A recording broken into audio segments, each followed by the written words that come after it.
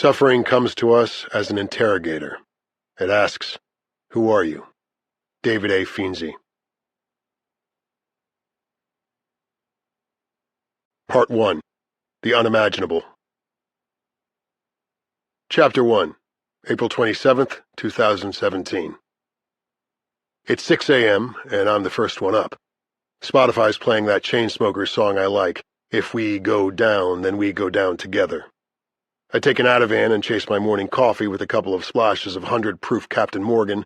I return the bottle to its hiding place inside the 20-quart lobster pot we never use, put the lid on, and put it back in the cabinet above the fridge that Emily can't reach without the step stool.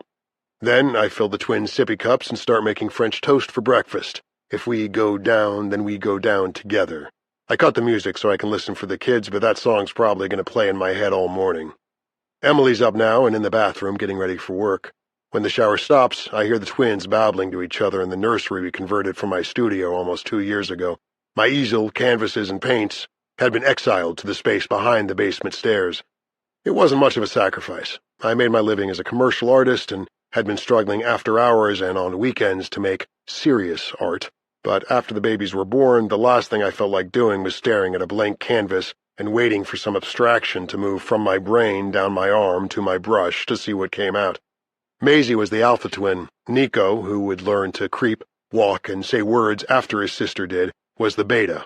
In the developmental race, Nico always came in second, but as their personalities began to emerge, his sister became our more serious, more driven twin, and he was our mischievous little laughing boy.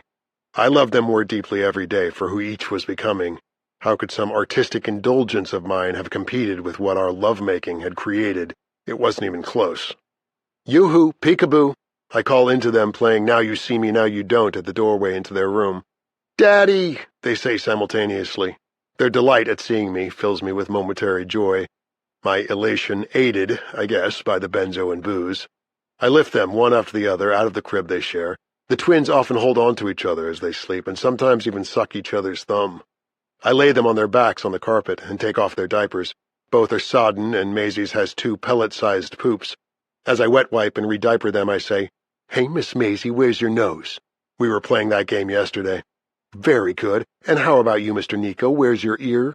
He puts his finger to his nose. No! I groan in mock horror. You can't hear with your nose. Both kids giggle.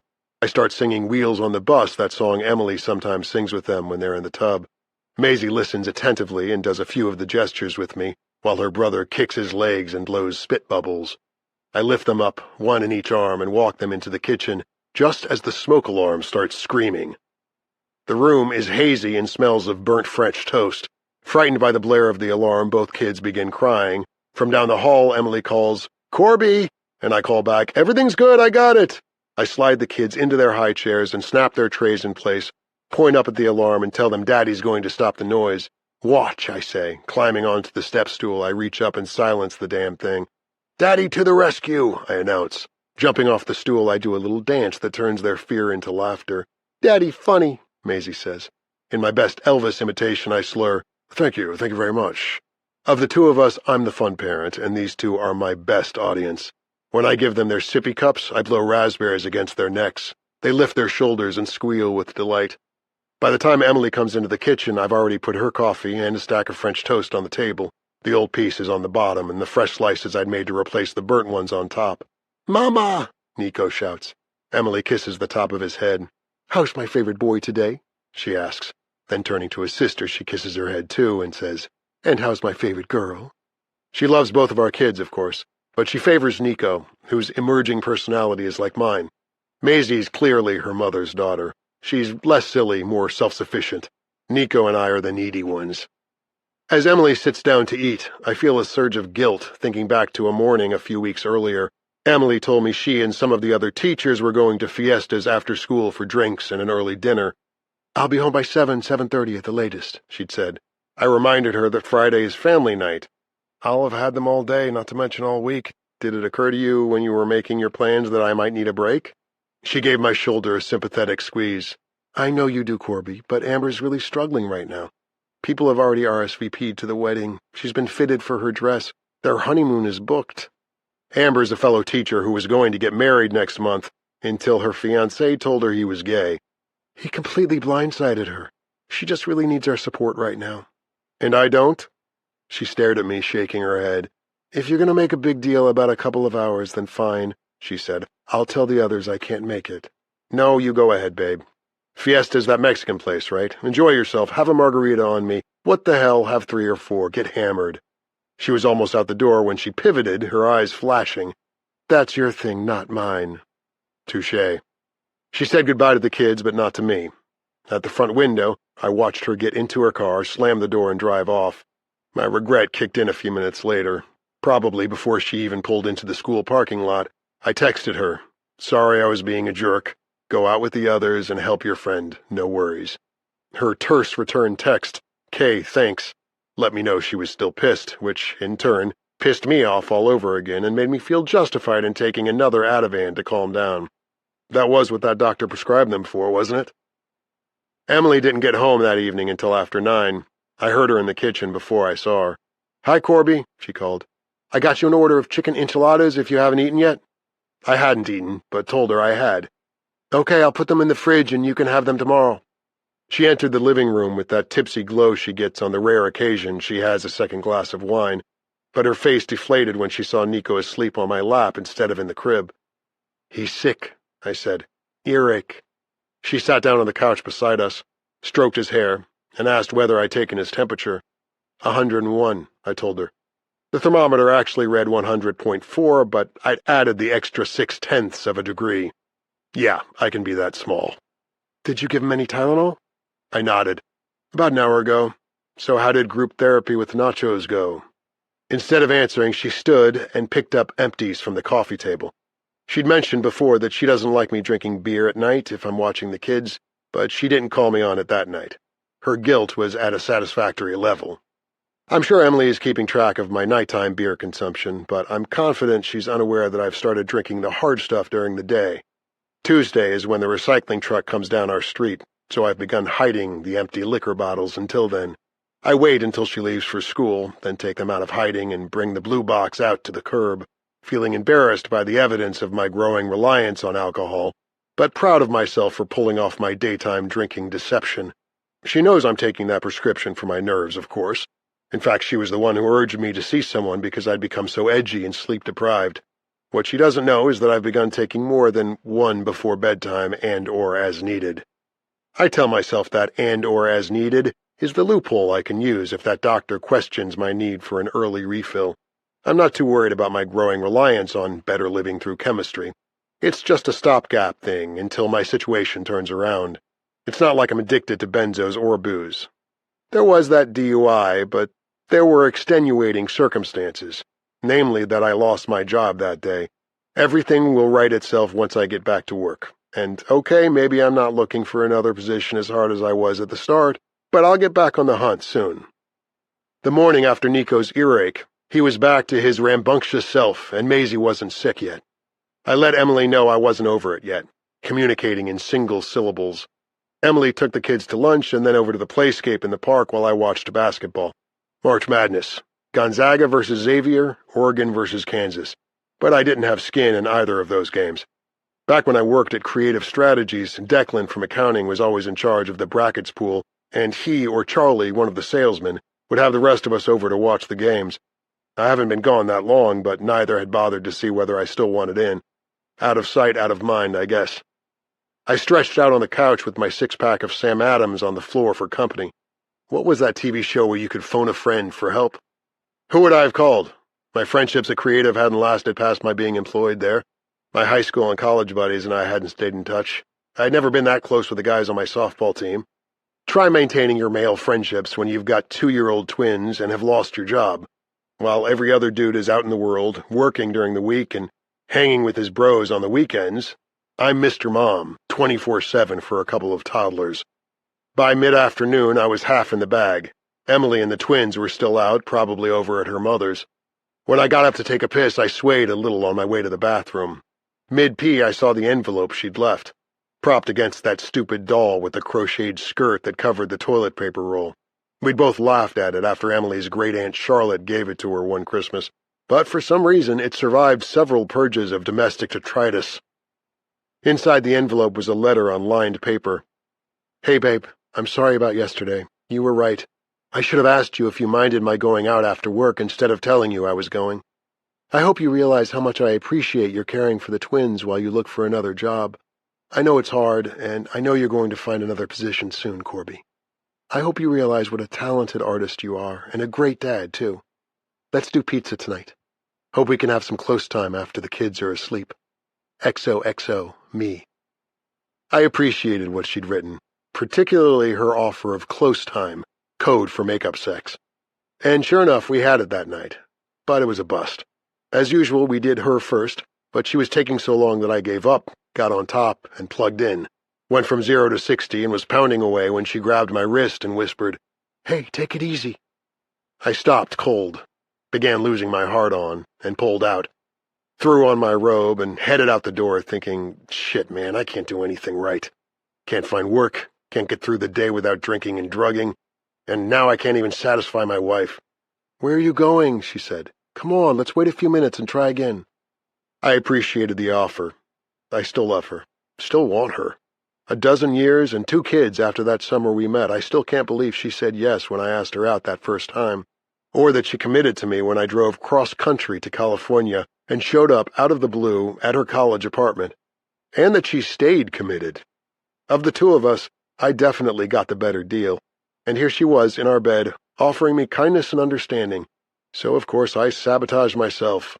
"Not feeling it," I told her. "I'll take a rain check." I went downstairs, walked around in the kitchen, opened the fridge. I microwaved those enchiladas she had gotten me, but kept them in so long they were dry and tough. After a few bites, I scraped the rest into the garbage, reached up for the lobster pot and made myself a stiff drink instead. By the time I got back to bed, Emily was asleep. In all the years we'd been together, I don't think we'd ever been this much out of sync. But the next day, things got better. We sat on the floor and played with the kids, danced with them to that silly Baby Shark song. When they went down for their afternoon naps, we went back to bed and tried again, successfully this time for both of us. We cooked supper together, the twins watching us as they wandered around underfoot. Things have been better since then. The usual minor ups and downs, but nothing more. Marriage is all about that seesaw ride, isn't it? We're okay. Now Emily cuts 2 slices of French toast into bite-sized squares, dotting each piece with syrup. "Yum, yum, yum," she says, divvying up the finger food between the kids. I love watching her with them, more so when I'm feeling relaxed like this.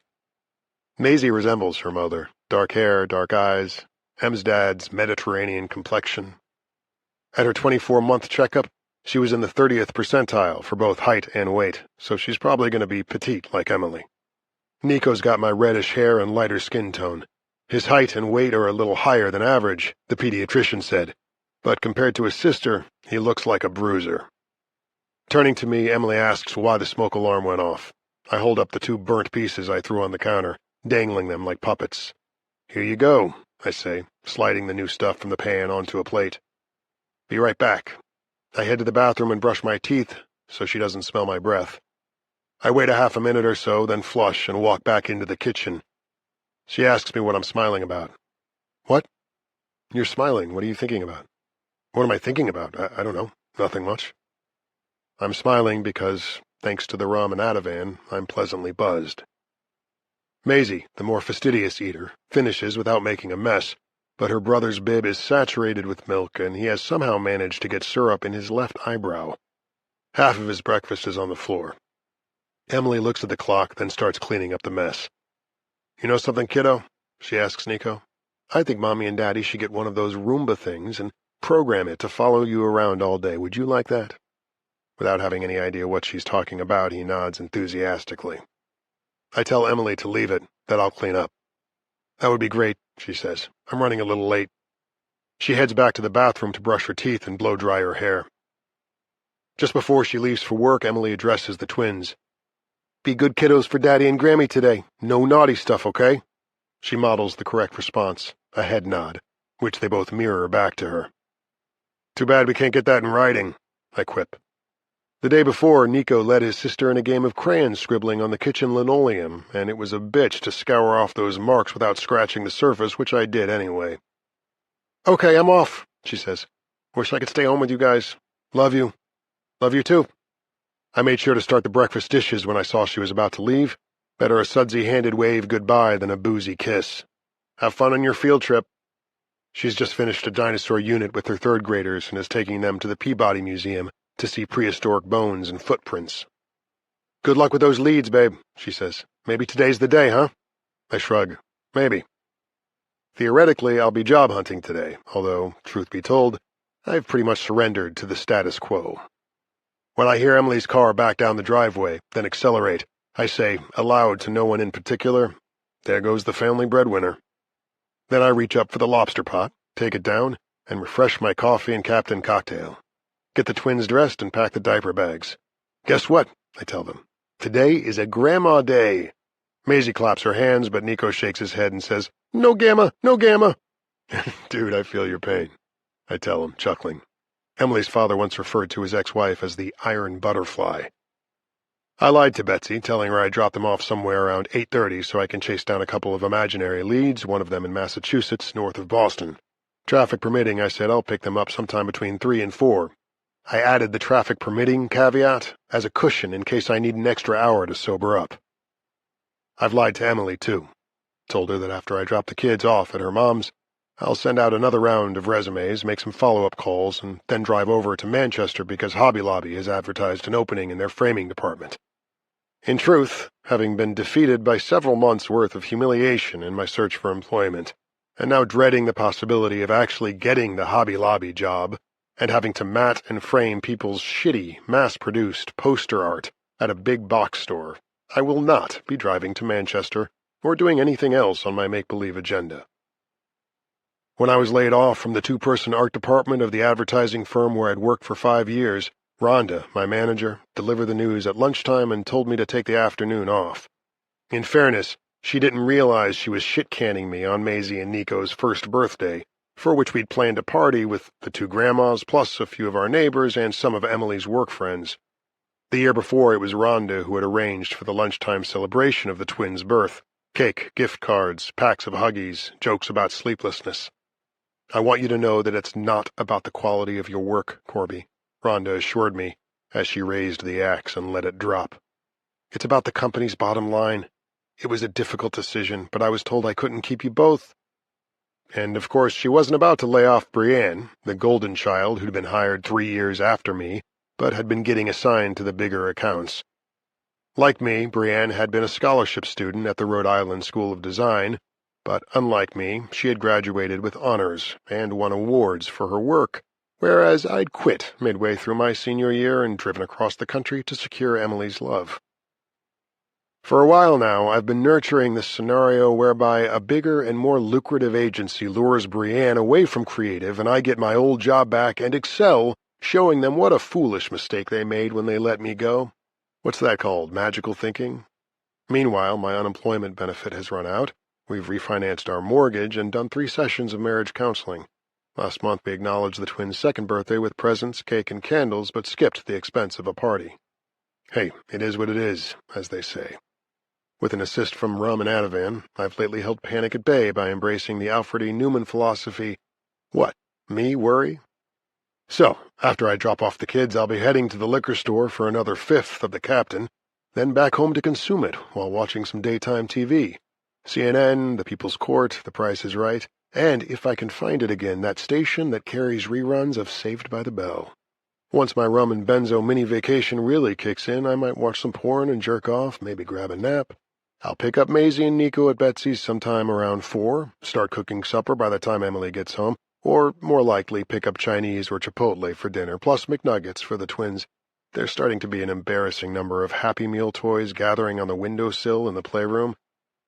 That's my plan. But none of this will happen. I put the bag I packed for the twins' day at their grandmother's on the bottom porch step, then go back inside, brush my teeth and gargle twice so that Betsy won't smell anything when I drop them off. It's a chilly morning, so I put the kids' hats and spring jackets on, lock the front door, and walk them out to the driveway. The usual order of buckling the twins into their car seats is Nico first because he's the more restless of the two, but the order gets turned around this morning when I see Nico on his belly, watching a swarm of ants in the driveway crawl over and around a piece of cookie that got dropped the day before. I buckle Maisie in. Then I remember the bag on the porch step and hustle back to get it. I place the bag on the passenger seat up front, wave to our across-the-street neighbors, Sean and Linda McNally, as they pull into their driveway. Linda gets out of the car shaking a paper bag. "Mr. Big Spender just took me out for breakfast," she calls over to me. "Egg McMuffin to go, woohoo!" I laugh. Promise Sean I'll return the maul I'd borrowed from him. The weekend before, I finally finished splitting and stacking that half-cord of wood that had been delivered a few months ago. "Yeah, good," he says, instead of "no rush" or "not a problem." Some guys are so possessive of their tools. Linda's outgoing, but Sean always seems standoffish, suspicious, almost, toward me anyway. He's a recently retired state cop. That probably explains it. I have the feeling that Make America Great Again sign on their lawn last year was his idea, not hers. "How are my two little sweetie pies?" Linda asks. "You mean Double Trouble? They got a hold of some crayons yesterday and scrawled all over the kitchen floor. When I busted them and asked, 'Did you two do this?' Maisie looked at her brother and he shook his head, so she did too. The little monsters were still holding on to their Crayolas. Gonna be artists like their daddy," she says, laughing. "Or politicians," I say. "They've already got the fibbing thing down." Linda concurs. "When he was 3, our Russell took a magic marker to our brand new duvet, swore up and down that he didn't do it, that it must have been his sister Jill, who hadn't even started to creep yet.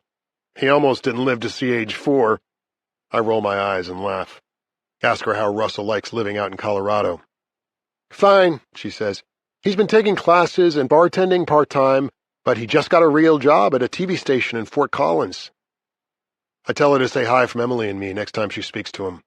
"Well, I better get going," I say. "Have a good one." I climb into our CRV, start it up, and put it in reverse. When I feel the slight resistance at the rear right wheel, I figure a piece of wood I stacked must have fallen off the pile. That's what the obstruction must be. What are they yelling about over there? I pull ahead a few feet, then back up again, depressing the gas pedal just enough to make it over the obstacle. In the rearview mirror, I see them running toward us, arms waving. What the fuck, man? Why is she screaming? And then I know. Chapter 2, Summer 2005. Emily and I met the year before my desperate cross-country drive to save our relationship. We'd both gotten summer jobs at Old Mystic Village, a self-consciously quaint New England colonial-era tourist trap with a town green, a duck pond, and small shops selling the kind of high-end stuff and souvenirs that nobody really needs. I was on the two-man landscaping crew, and Emily was working the front counter at a bakery where they sold these oversized molasses cookies I liked, Joe Froggers, cellophane wrapped in a basket on the counter. That was what I bought the first time I went in there, a coffee and a Joe Frogger. "Nope," she said, looking at the cookie I'd selected. She put it back in the basket and replaced it with another. "This one's bigger." "Hey, do you think there's a Mrs. Coffee?" What?" She was wicked cute, but a little weird. She tapped her painted fingernail against the carafe she was holding, the place where it said Mr. Coffee. "I mean, you hear a lot about Mrs. Santa Claus and Mrs. Doubtfire, but never anything about Mrs. Coffee. Do you think he has a wife?" I shrugged, gave her a half-smile. "By the way, I'm Emily." "Hey," I said, catching up. "I'm Corby. I think Mr. Coffee's a bachelor, but he's got a thing for Mrs. Butterworth." "That slut," she said. "I hope he's using protection because she's also got something going on with Mr. Peanut. $3.75. I handed her a $5 and told her to keep the change. "You know who you kind of look like? Except he's not a redhead. Heath Ledger. Wasn't he Billy Bob's son in that prison film? Shoots himself in the head after his father humiliates him. What was the name of that movie?" She shrugs, says she's thinking about 10 things I hate about you, Heath Ledger. "You're not as hot, though, so don't get a swelled head about it." "Okay," I promised. For the rest of my shift that day, I thought about her, as I picked up litter with my trash stabber and hosed off the walkways around the duck pond. Stupid birds, why couldn't they just shit in the water? I figured she probably had a boyfriend. Every lunchtime after that, I bought another Joe Frogger, but mostly I went into the bakery to flirt with Emily. She had dark wavy hair, big brown eyes, olive complexion. She had a cute little heart-shaped butt below the bow tied at the back of the apron, too. And a low, sexy voice you wouldn't expect to come out of someone not much over 5 feet tall. If there was a line at the register, I'd look at her and calculate which pigments I'd use to capture her skin tone. Bronze, beige, maybe some flecks of Mediterranean green and Tuscany yellow. Not that it was likely she'd ever pose for me. How could I ask her to do that without sounding pervy? You eat many more of those, you're going to turn amphibian. She warned me one time about my cookie consumption. As a matter of fact, you're looking a little green around the gills. She had a great deadpan delivery. Actually, we only have gills when we're tadpoles, I said. As adults, we breathe through our skin. It was some random fact I remembered my father telling me out by the stream across from our house after I'd just caught a frog. Another time at the bakery, I was standing in line behind a woman and her little kid. You see that guy in back of you? Emily asked the kid. He's part human and part frog. The kid swiveled around and faced me with a skeptical smile. When I nodded and gave him a couple of ribbits, the smile dropped off his face. I think that was the day I finally got the balls to ask her out. Half the summer was over by then, and she hadn't once mentioned a boyfriend. You get off work at 6, right? I was wondering if you wanted to grab something to eat this Friday and maybe go down to the Andrea. There's an REM cover band playing there this weekend. I saw them in Providence last semester. They're pretty decent. I could feel my face getting hot while she kept me waiting. Sorry, I've got plans, she finally said. Oh, okay, no worries. Yeah, on Fridays my mother and I get into our PJs early and play Scrabble. Scrabble with Mom? Seriously? If she wasn't interested, she could at least have left me with a little bit of dignity. Sure, no problem, I said. Well, back to work. I couldn't get out of there fast enough. Hey, Red, she called. You planning to pay for that cookie? I looked down, and sure enough, I was holding a Joe Frogger. Oh, sorry, I said. Flustered, I pulled a 5 out of my wallet and handed it to her.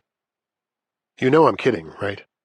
I'd be eternally grateful if you rescued me from another Friday night of board games and jammies. And did you say food? Do you know what I've been dying for all summer? I shrugged. Fried clams. I was thinking pizza, but yeah, that's cool. Strips or whole bellies? Whole bellies, she said. Eating clam strips is like stopping at kissing. Whoa. I was taken aback by her cheeky remark, and she noticed, laughed, and told me I looked shocked. Shocked? I said. Who's shocked? I spent that afternoon weeding and deadheading the flower beds, thinking about what kind of signal Emily might have been sending me with that crack about kissing. I was doing math in my head, too. A couple of whole-belly clam dinners were going to cost me 3 times as much as a pizza, I figured. But whatever. For a lot of guys my age, sex was all about hookups. The more the better. Not me. The summer I met Emily, I'd had sex with a grand total of 3 women. On that first date, we ate in the car at the clam shack she suggested. I didn't dare tell her, but I preferred strips to whole bellies. Are you done? She asked. I told her, yeah, I just wasn't that hungry for some reason. Those bellies in my mouth felt too squishy. She ate the rest of mine and all of hers, dipped her fries in tartar sauce rather than ketchup, and polished them off, too. On our way to the dance club, we talked about school. I told her I just finished my junior year at RISD with so-so grades except for advanced studio and topics in architectural drawing. She said she was going into her senior year at UCLA, majoring in educational studies, and that she'd wanted to be a teacher since she was a kid. Except for a brief time when I was 8 and thought I'd like to be a nun. She'd gone to grammar school in Connecticut and high school in Southern California, where her parents had relocated to save their marriage. When it failed, nevertheless, her mother returned to her family in Stonington, Connecticut. Emily had stayed in Cali with her dad so she could access the free tuition offered to state residents. She missed her mother, though, and was glad she got to stay with her during the summer. You closer to her than to your father? Now I am, I guess. When I was growing up, I was a daddy's girl. Mom is type A all the way, and my dad's more laid back. I was living at his place and commuting, but now his girlfriend, Anna, and her daughter have moved in with us. Anna's nice enough, it's not like we don't get along, but she and my dad kind of assumed I was their live-in nanny, so when I get back, I'm sharing an apartment with some other UCLA students. How about you? Which parent are you closer to? No contest, I said. My dad's a dick. I didn't want to go into the particulars with her, so I changed the subject. At the bakery the week before, she'd mentioned she was taking a night course at the UConn Extension campus, so I asked her about that. World religions, right? She nodded. I signed up for that class just to get my last Gen Ed requirement out of the way, but it's been really interesting. This past week we've been looking at Hinduism, karma, dharma, reincarnation. As she talked about the theory that we've all been here before in other forms, I pretended to be interested, but what I was really focused on was how good she smelled and how much I wanted to kiss those plump, talking lips of hers, and what it would be like to fuck her. "Don't you think?" she asked. Busted. I had no idea how to answer her. "Possibly," I said. At the Andrea, we danced a couple of times. She danced cooler than I did, and drank a few Heinekens, but the band was too loud for conversation. When they let rip with an eardrum-shattering cover of What's the Frequency, Kenneth, I pointed to the beach out back and she nodded. The just-past full moon illuminated the shore that night. We dropped our shoes and her purse in the sand, threw my hoodie over them so they'd be concealed, and started walking. "So," she said, "you're closer to your mother than your dad. What's she like?" "My mom? Well, she's got red hair, like me, except hers is starting to gray. Good sense of humor, likes to garden. I edited out the more exotic stuff, that Mom grew her own weed and was into tarot, that the summer between my high school graduation and my first year of college, she'd gotten a tattoo, turned Wiccan, and told me she might be bisexual. She's a bit of a free spirit," I added. "Does she work?" "Yeah, waitresses at Newport Creamery. She's been there for years, has a bunch of regulars she jokes with." "What's your mom like?" She said, "Well, she reads a lot and writes poetry that she never lets anyone see, vacuums her apartment twice a week and hates that I'm such a slob. She belongs to this women's church group where they get together and sew patchwork quilts. Girls gone wild, huh? So if you wanted to be a nun, you guys must be Catholic, right?" "Nope.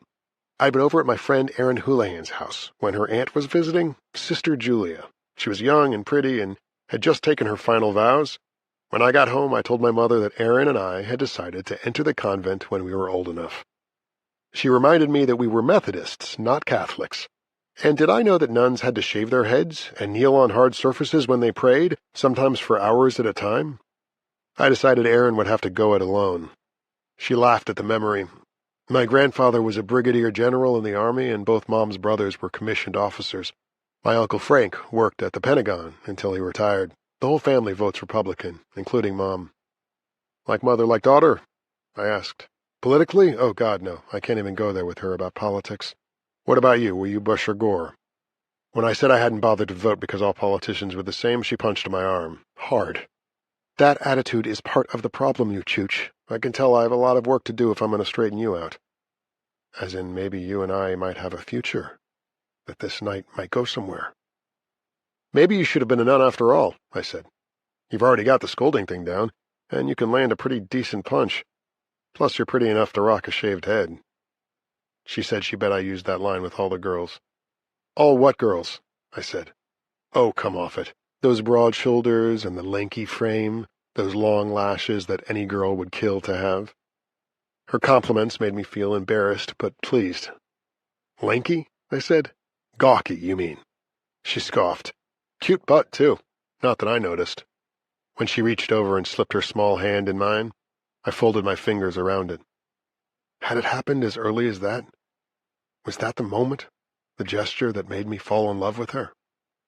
By the time we got back to the place where we'd left our stuff, the tide had crept further in and soaked everything. "No biggie," she said. "Most of my stuff's in my other purse, and folding money dries." Up at the Andrea, the band must have been taking a break. The jukebox was playing an old tune that I recognized. "You are here and warm, but I could look away and you'd be gone." We decided not to go back inside. Holding our wet shoes, we walked barefoot to the parking lot, made out in my car, touching each other until the windows fogged up and I was getting close to launching. She whispered that we'd better stop. "Is that what you want?" I whispered back. "No," she said, "but yes." When I dropped her back at her mom's, I asked her on a scale of 1 to 5 how good a time she'd had. 5, she said. "You?" I told her 10. The following morning I was still asleep when my phone rang. I squinted at the time, 7:15. Who the fuck? "Yeah." "Good morning," she said. "Thanks again for last night. Hey, would you like to go out for breakfast? I was thinking the Aero Diner on Route 2 in half an hour." I said yes, swung my legs out of bed, and headed for the shower. After toweling off, I looked at my naked self in the mirror. Long lashes? Check. Broad shoulders? Nah, average maybe. Nothing special. But because the work I was doing that summer was physical, my stomach looked cut, and my biceps were bigger. Still, I had a t-shirt tan, not cool. And an overbite, as the hygienist always reminded me when I got my teeth cleaned, and in my opinion my frame was still on the scrawny side. It was a draw, I figured, and slipped on some clean boxers. What counted was that Emily liked what she saw. I glanced again at the clock. I had 15 minutes to get to that diner on Route 2, and there'd probably be beach traffic. There was no time to shave, so I hoped she liked the scruffy look. Apparently she did. We got together almost every night for the rest of that dwindling summer, went to the beach half a dozen times, made love whenever the opportunity let us, given that we were both staying with our moms. Emily's mom was iffy about me from the beginning, and she wasn't exactly reassured when she found a couple of the nude sketches I'd done of Emily. "He could post these on the internet," she warned her daughter. "How many schools would hire you to teach if these went public?" Emily's theory was that Betsy would come around once she got to know me better, so I went over there for dinner one rainy Sunday in the middle of August. Emily made a lasagna, and Betsy contributed a green salad with nothing in it besides arugula, oil, and lemon juice. Hope she hasn't tired herself out making it, I thought. To impress her, I had splurged on a $30 bottle of red wine and purposely left the price tag on, but I could have saved the money. Betsy barely touched her lips to her glass. After I'd finished a second helping of lasagna, Emily said she'd made a blueberry pie for dessert. When she stood and started clearing the plates, I got up to help her. Betsy insisted I sit back down because I was their guest. With Em in the kitchen, that left the two of us. After an awkward several seconds, I said, "So your daughter says you write poetry?" "Oh, here and there," she said. "I'm much more of a reader than a writer." "Yeah? What's your favorite book?" "Oh, goodness, I have so many. I've been rereading Jane Eyre. That's one of my favorites. Masterpiece Theater has been running a marvelous series based on the book. I don't suppose you've seen it." "No, but my mother's been watching it," I told her, which was a lie. For Mom, must-see TV on Sunday nights was Desperate Housewives. "So tell me," she said, "is art something you're hoping to make your living doing?" "Maybe," I said. "I'm not really into planning my future at this point. I guess I'm more of a live-for-today kind of person." "Aha, then you're the grasshopper, not the ant." When I shrugged, she said, "Aesop's fables? You're very young, aren't you?" As in immature and stupid, I figured. I poured myself more wine. A $30 bottle of Cabernet? Someone had better drink it. I felt like letting her know that my high school girlfriend's parents had been crazy about me. Her dad had even taken me fishing. Where the hell was Emily? Reaching for my glass, I knocked it over, spilling wine on their white tablecloth. Ignoring my apology, Betsy jumped up, rushed to the kitchen, and came back armed with paper towels, a dishcloth, and a bottle of club soda. Blotting, pouring, and scrubbing, she let me know that the tablecloth, a gift from her favorite aunt, would be ruined if the stain was allowed to set. "Again, I'm very, very sorry," I said. Instead of acknowledging my apology, she continued to scrub aggressively.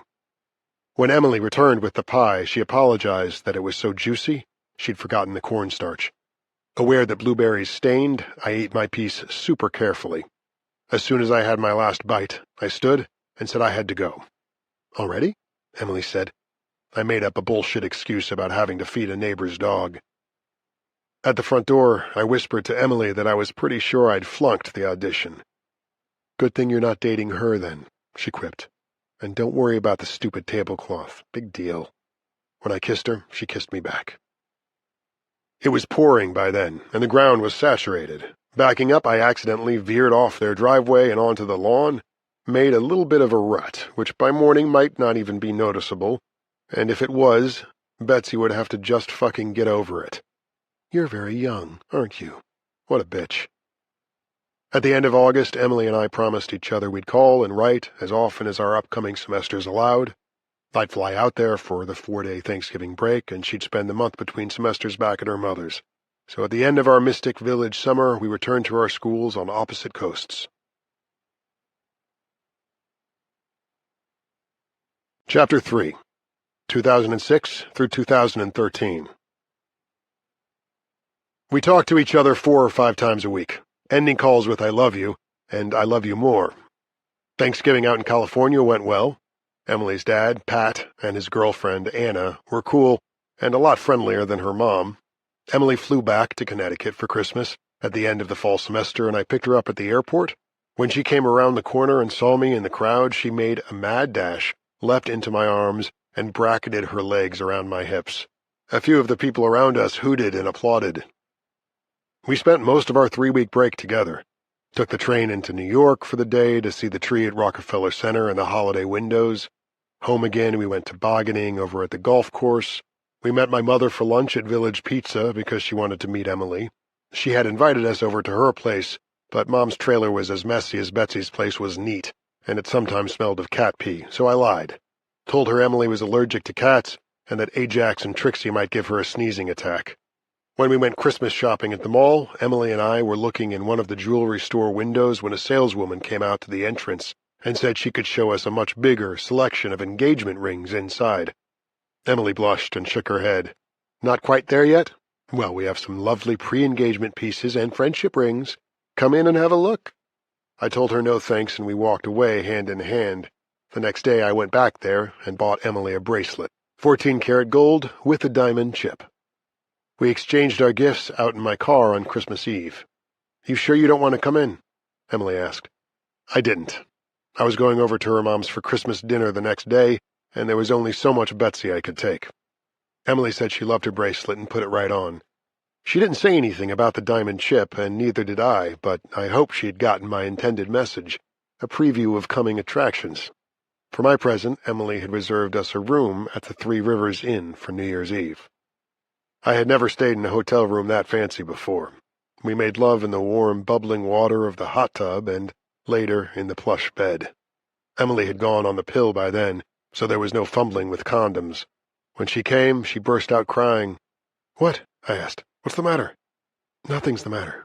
It's just, I don't know, I've never felt like this before. What do you mean, like this? Like feeling a little drunk when I haven't had anything to drink. I'm just so happy, Corby. It's a little overwhelming, in a good way.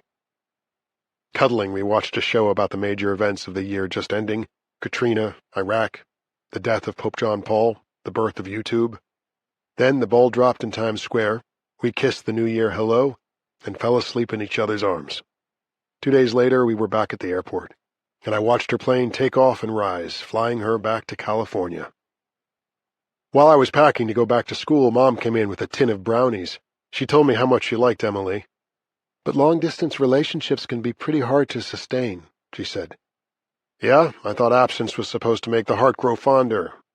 I was being a wise guy, which Mom sometimes liked and sometimes didn't, and sometimes ignored if she was trying to make a point. I'm not trying to be a wet blanket, Corby, she said. I just don't want you to get ahead of yourself with this girl. You're both very young and... You know something, Mom? You worry too much. Maybe long-distance relationships get tricky for some couples, but that won't happen with us. Okay, then, I just don't want to see you get hurt. And don't forget to share those brownies with some of the boys in your dorm. There's 1.5 dozen. Any wacky weed in there, Mrs. Feelgood? She gave me a look. Okay, thanks, Mom. And stop worrying about Emily and me. We're fine. And things were fine for the first several weeks of the semester. When Emily's letters and callbacks began to taper off, I chalked it up to her student teaching. She had a 40-minute commute to her school, taught all day, and then drove back, prepared lessons, and graded papers into the night. She and I were rock solid. She was just super busy. But then came the night when, over the phone, she said basically what my mother had said, that maybe we needed to tap the brakes on our relationship. I don't get where this is coming from, I said. I thought being with me made you feel intoxicated. Was that because you'd just gotten laid and were feeling the afterglow? Instead of taking the bait, she let her silence do the talking. But I couldn't stop. You breaking up with me? Is that what this is? No. I'm just wondering if maybe we should slow down a little, you know? Jesus Christ, how much more slowed down can we be with you out in California, me in Rhode Island, and 3,000 miles between us? Corby, why do you sound so angry? All I'm saying is that maybe we both should have the freedom to go out with other people from time to time. If there had been Skype or FaceTime back then, she would have seen my despair. I don't need that kind of freedom because I know for sure that I want to share the rest of my life with you. Okay, but Corby, I'm not sure we're in the same place about that. I don't even know what the rules are for us as a couple. It's confusing. So who is he? Okay, if you must know, it's Brad Pitt. I couldn't resist. No, seriously, who is he? And have you slept with him yet? There's nobody, Corby. You're jumping to conclusions. Am I? There was a long pause on her end. One of my housemates. Mason, he and I were eating breakfast yesterday, and he said, out of the blue, that he has feelings for me, which was awkward because the only thing I feel toward him is annoyance. I mean, he clips his toenails in the living room, and when he's studying, he clears his throat so many times that I find myself counting instead of concentrating on what I'm supposed to be studying. Okay, who else? No one else. The guy who runs the coffee shop I go to asked me if I wanted to go to some art show opening with him, and I told him no, that I was seeing someone, but it's gotten me thinking that if someone better comes along, you want to keep your options open. Okay, forget I even said anything, and stop being so fucking insecure, because this is already a really stressful time for me with student teaching, okay? The kids in one of my classes keep testing me, and their regular teacher's this hard-nosed disciplinarian who won't even let the kids breathe. Yesterday she told me that if my classroom management doesn't improve, she can't see how she'll be able to give me a good grade. But the thing is, she never leaves the room. She just sits on the sidelines and scowls.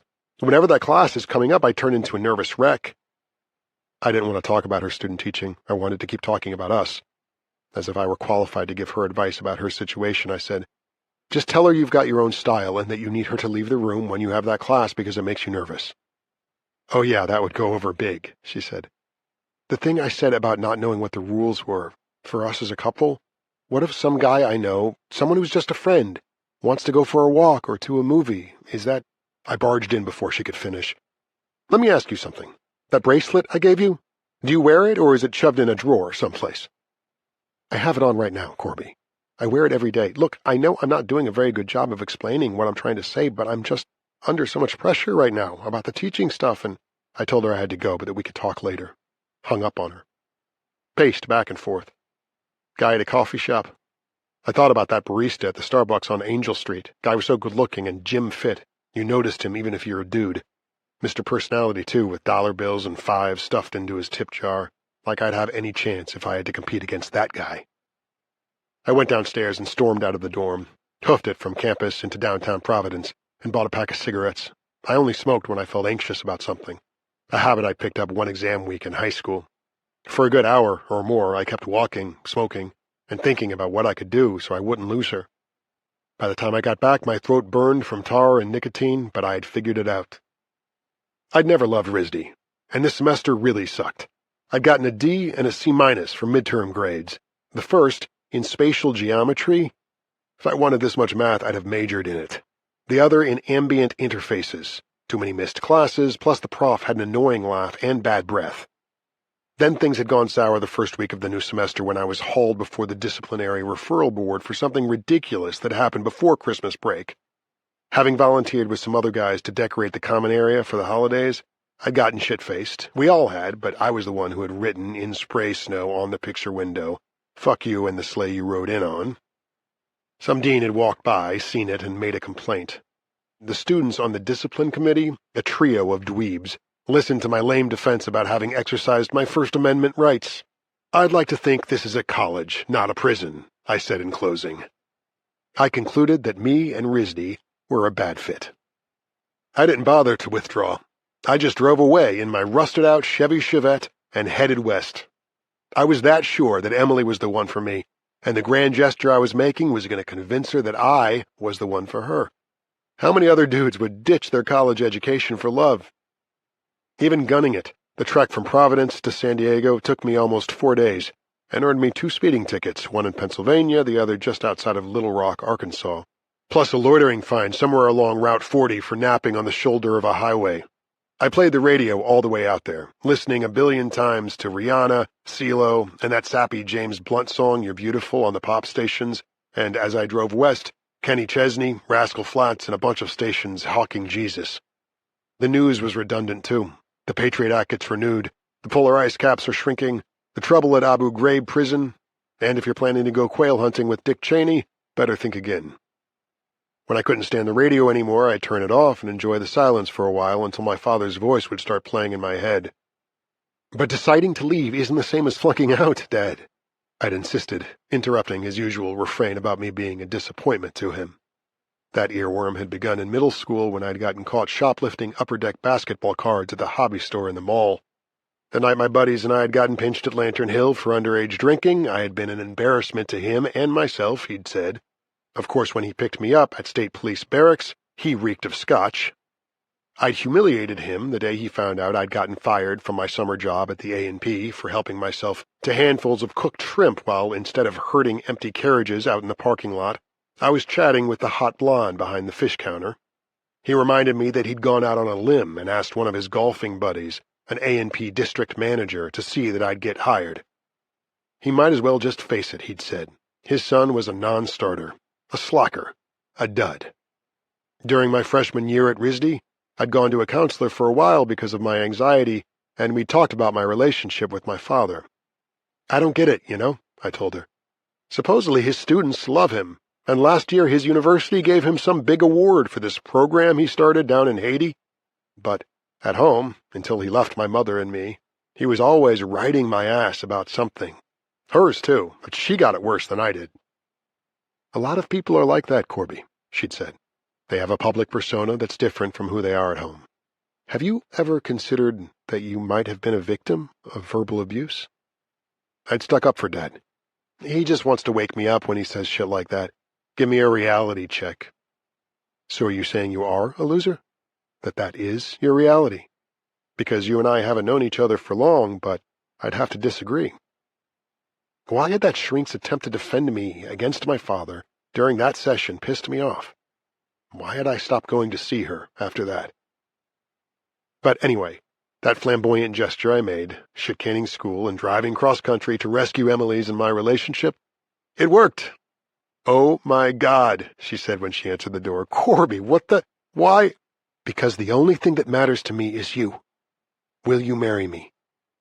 When I began to cry, she reached up, put her hands on my shoulders, and pulled me close, rested her head against my chest, and said she didn't care that my showing up made no sense, that the only thing she knew was that she fucking loved me.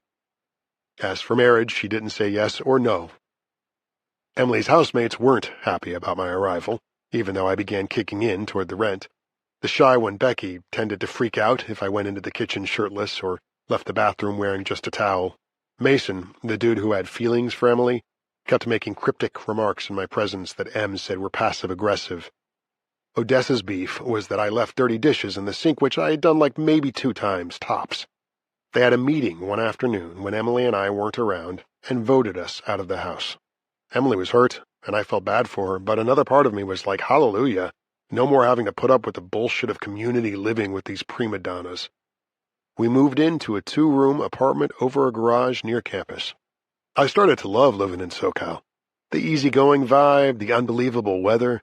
Emily's student teaching went so well during her last month that she got an A, and the principal at her school offered her a job for the following year. I'd gotten a job, too, selling suits at a men's warehouse in Redlands. Every other weekend when I was off, I tried selling my paintings at the street fairs around the Embarcadero Pier. Most of the Saturday and Sunday tourists were buying seascapes, and no one was interested in the abstract expressionist stuff I was doing at the time. I wasn't about to lower my standards and start churning out that kind of cheesy shit just because it sold. Instead, I lowered my standards and started sketching rock icons in charcoal. The usual suspects: Hendrix, Janis, Prince, Cobain. I got $50 a pop for them, sold 3 or 4 a day on average, and put most of that money toward buying Emily an engagement ring, making it official. Emily didn't go back east to her mom's that summer. She stayed in Cali with me. I think it was mid-July when she developed something called deep vein thrombosis. Fearing a blood clot down the road, her doctor took her off the pill and prescribed a diaphragm instead. It wasn't until she got pregnant that we read the fine print that said diaphragms had a 4% failure rate if you'd use them correctly every time, and a 12 to 18% failure rate if you hadn't. A few times in the heat of the moment, we might have gotten careless, I don't really remember. But whatever the reason, the home test kit said Emily was pregnant. When I took a knee and showed her the diamond, she cried, said yes. But when Emily called to tell her mom we were engaged, Betsy had news of her own. She had breast cancer and needed a mastectomy. Between wanting to be there for her mom during her recuperation and wanting her mom closer during her pregnancy, Emily lobbied for us to go back east. You can fly back when she has her surgery, help out for a couple of weeks while she recuperates if you want, but you and I have a life out here now, babe, I said. Maybe after the baby's born, your mother can come out here, and she shook her head, told me her mom needed her, and she needed her mom. Yeah, but what about the teaching job you just got? What are you going to do, resign before you've even started? And that's just what she did. I gave in. We rented and packed up a U-Haul trailer, typed Betsy's address into MapQuest, and hit the road. There went our California life. The trip back east was hell. I had bought the cheapest trailer hitch kit that U-Haul sold and hadn't installed it right. We were just over the state line into Arizona when the trailer broke free, just missed the car behind us, and then went flying off the side of the highway and into a gully. That sent us back a whole day, plus the cost of a better hitch and a nondescript motel room that had bed bugs. Emily's nausea came and went as we traveled all those miles. We fought. She had a couple of crying jags. We were driving through Missouri when she began spotting.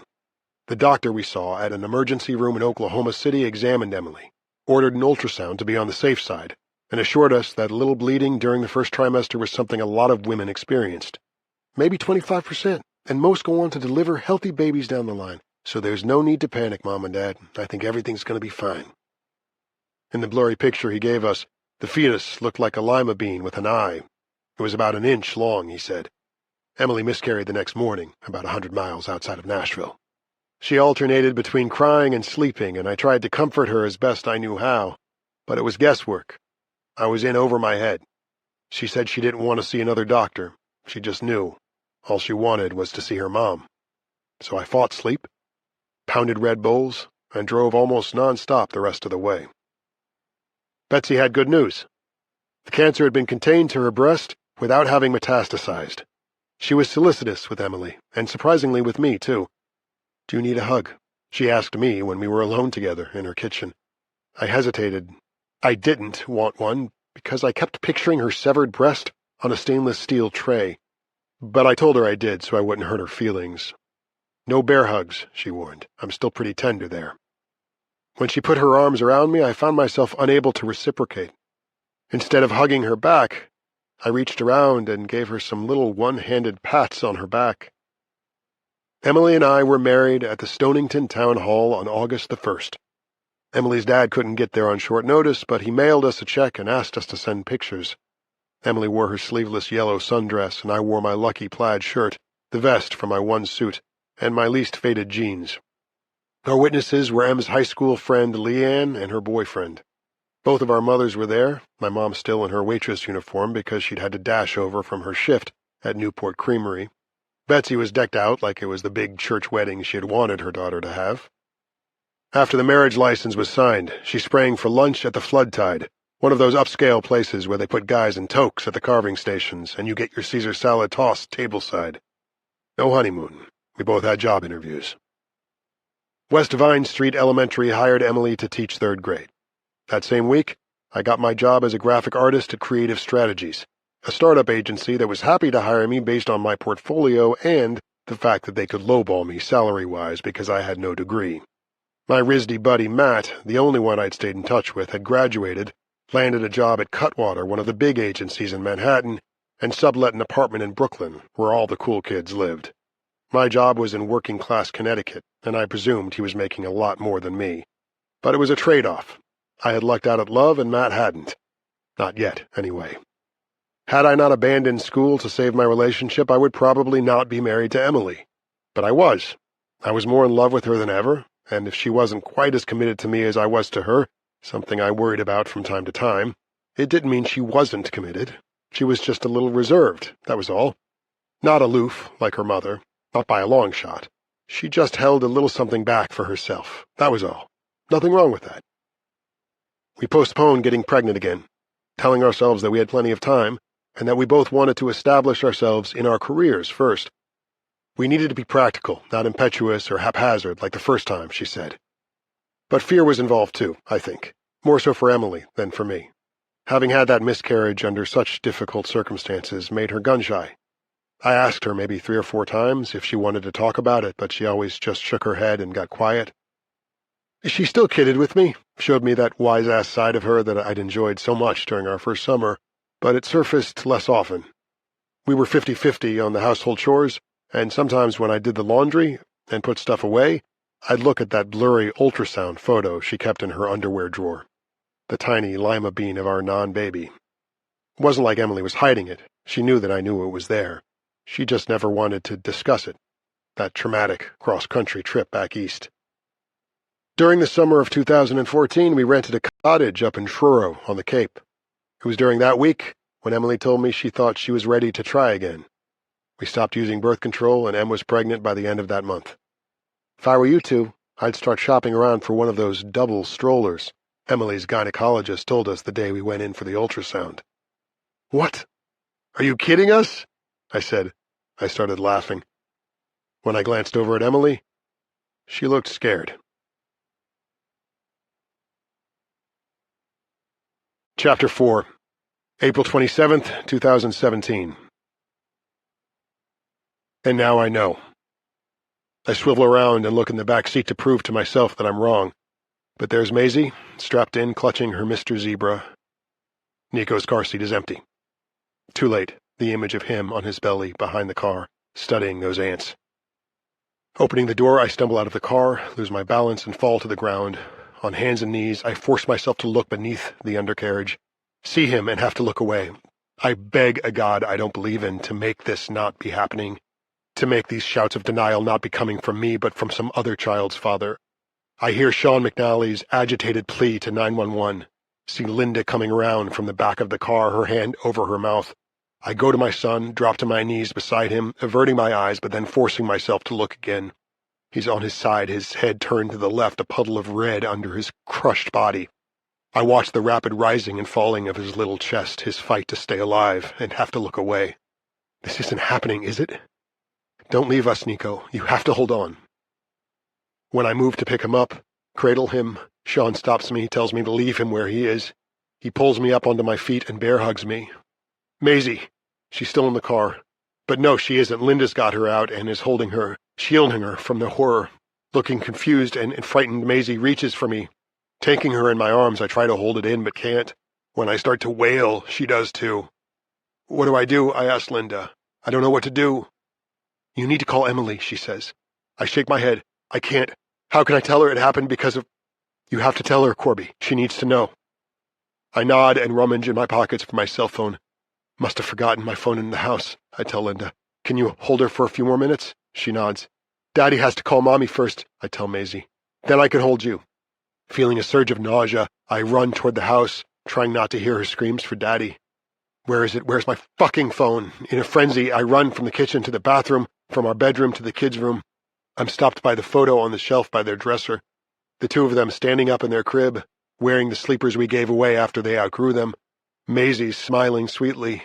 Nico, the comedian, is making a goofy face. Oh God, what if...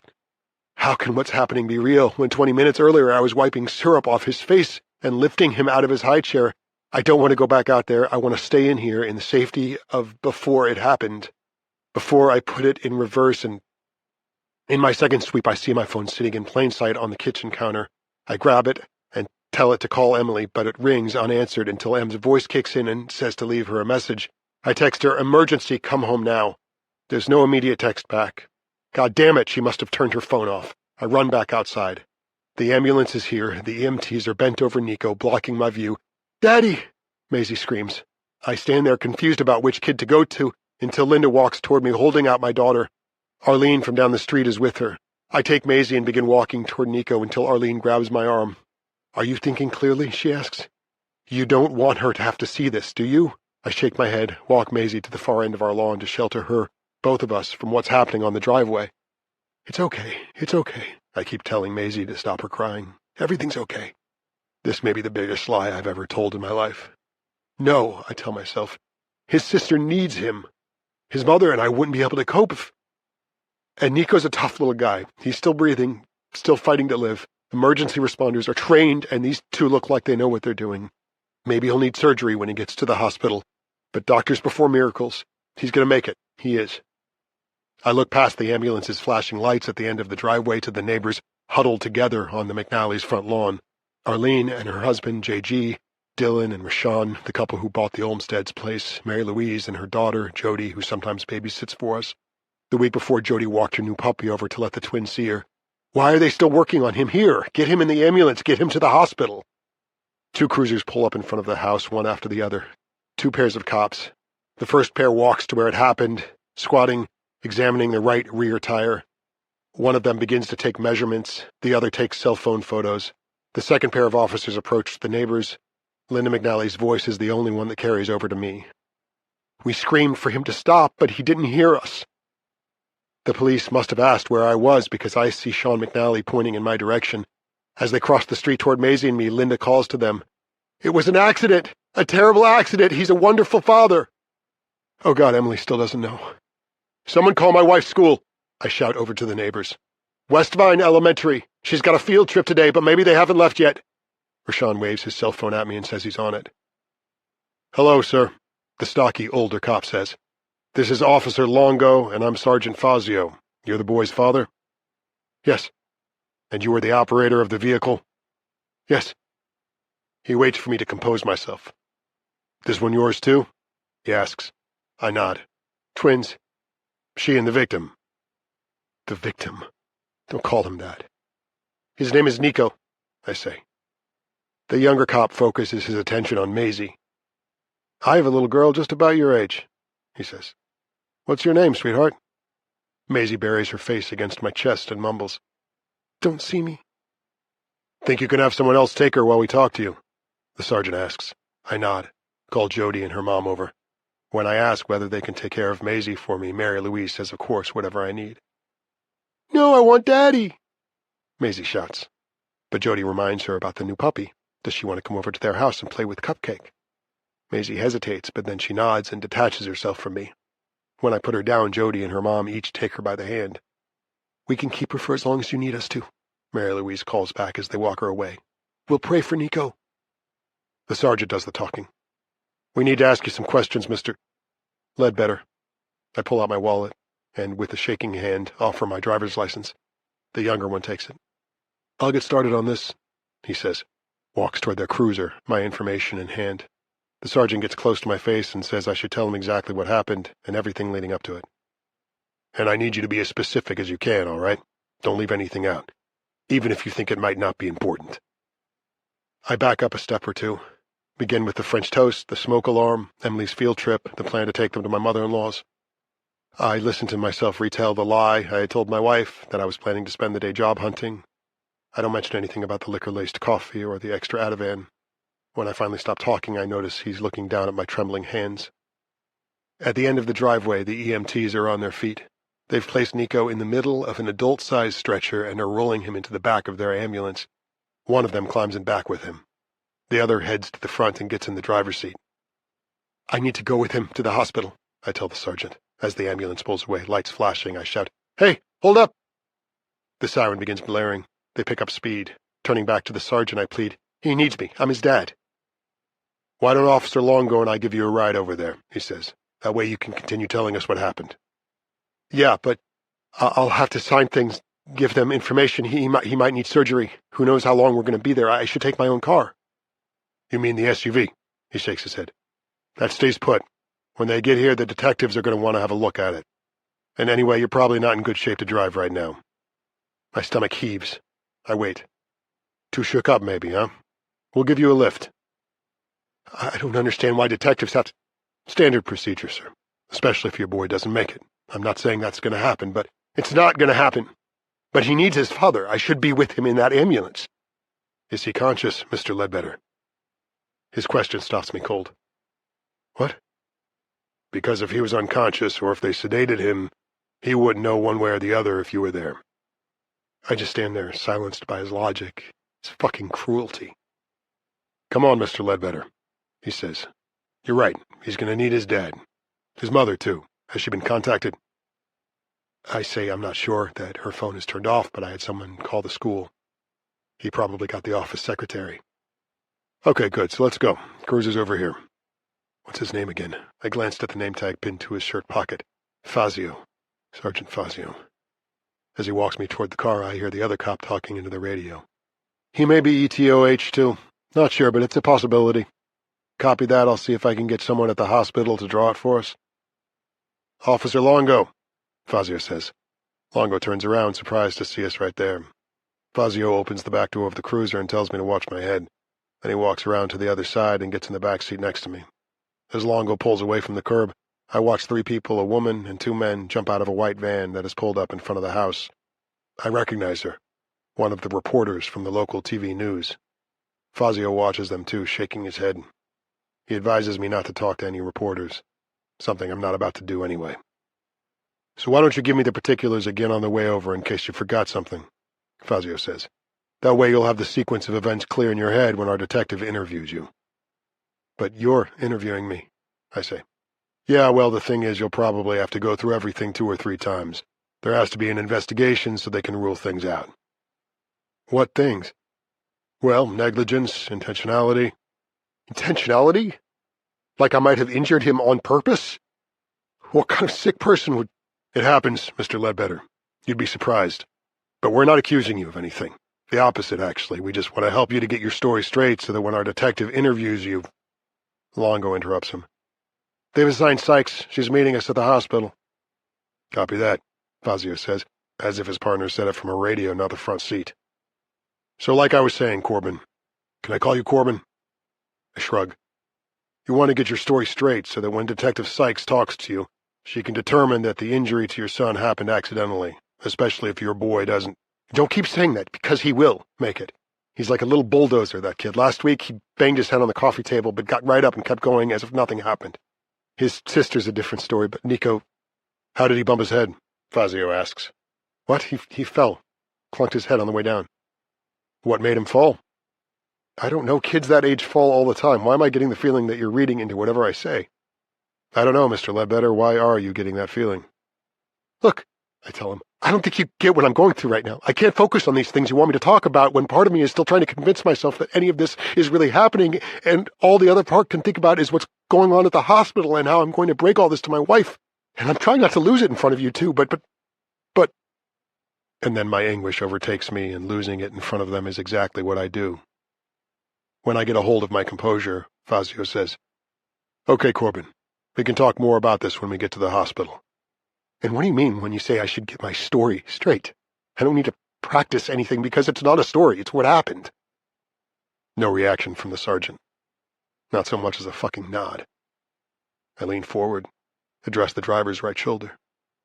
Officer, when you were talking on the radio before, what were those initials you said?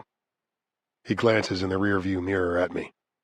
E.T. something? You said you'd bet that he was an E.T. something? He keeps me waiting, then finally answers. E.T.O.H.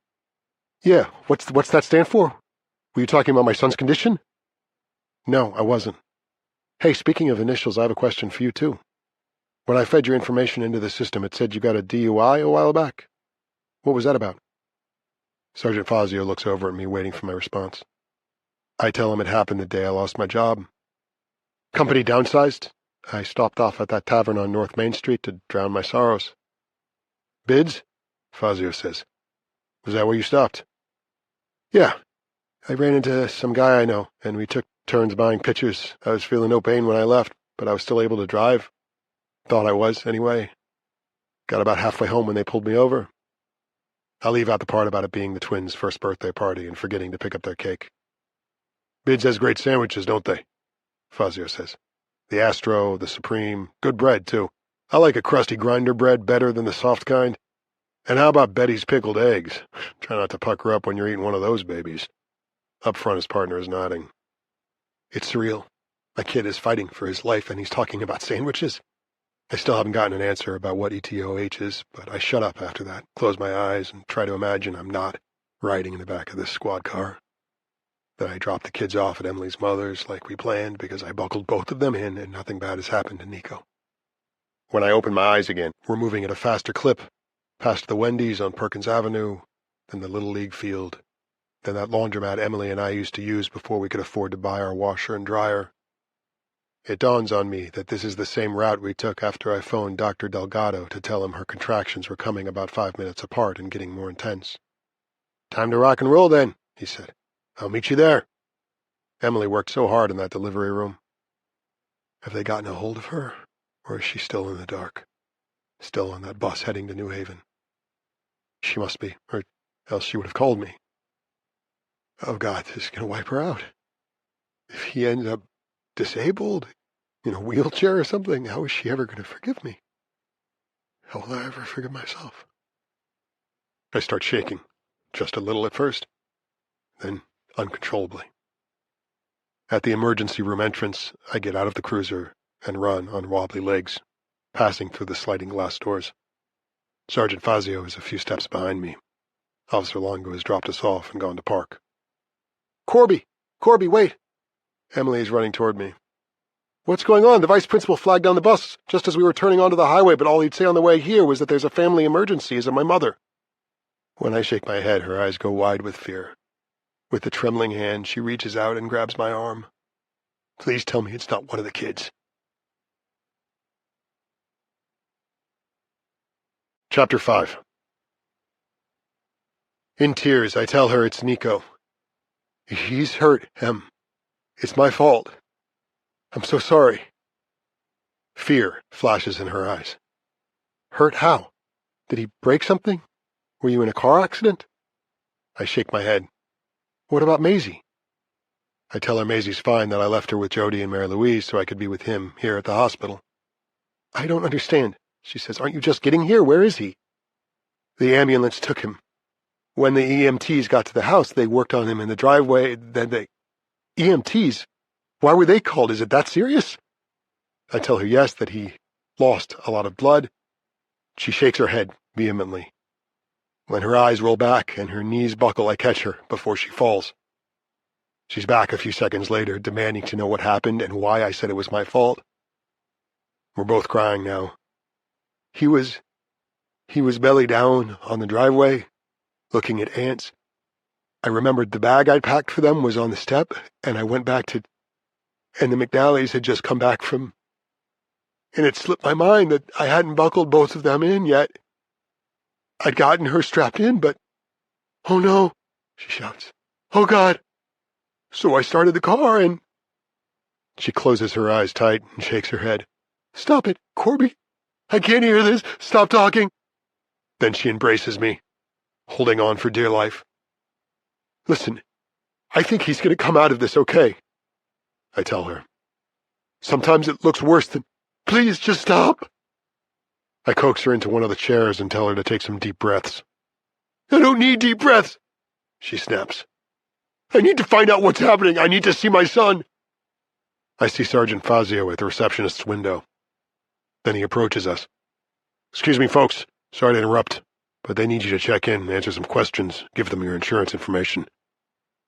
Message delivered, he joins Longo, who's standing halfway across the room. With a shaky hand, Emily takes the card out of her wallet and hands it to me. I approach the window, answer the receptionist's questions, and ask her some, too. Is our little boy in surgery? Who's the doctor? When can we see him? She says she's sorry, but she doesn't have that information. She imagines the doctor who's seeing him will be out to talk to us soon. When I sit back down again, Emily asks if I got any answers from the receptionist. I shake my head. Why are they here? She asks, nodding toward the two cops. I tell her they gave me a ride here after the ambulance left. But beyond that, I'm not sure. I guess there may be an investigation. Emily says she can't believe this is happening. I'm so scared, Corby, she says. What if he ends up crippled or brain damaged? You said there was blood. Where was he bleeding from? Don't go there, Em. She rests her elbows on her knees, covers her face with her hands, and sobs softly. I knead her shoulder for a minute or so, then stop. She sits up and leans against me.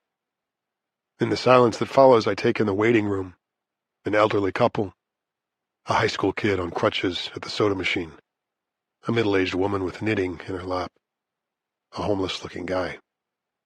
Like peeping toms, they've been watching us, but when I look back at them, they avert their eyes. Fazio and Longo do not look away. Emily and I are being watched. A young woman in scrubs and a lab coat calls my name from the doorway.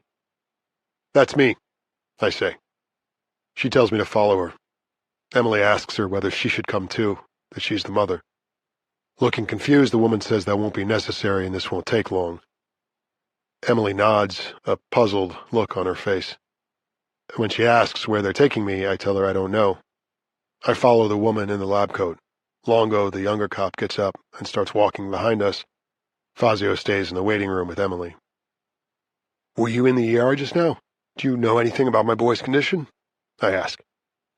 The woman shakes her head, says she's a phlebotomist, and has been told to draw a couple of vials of my blood.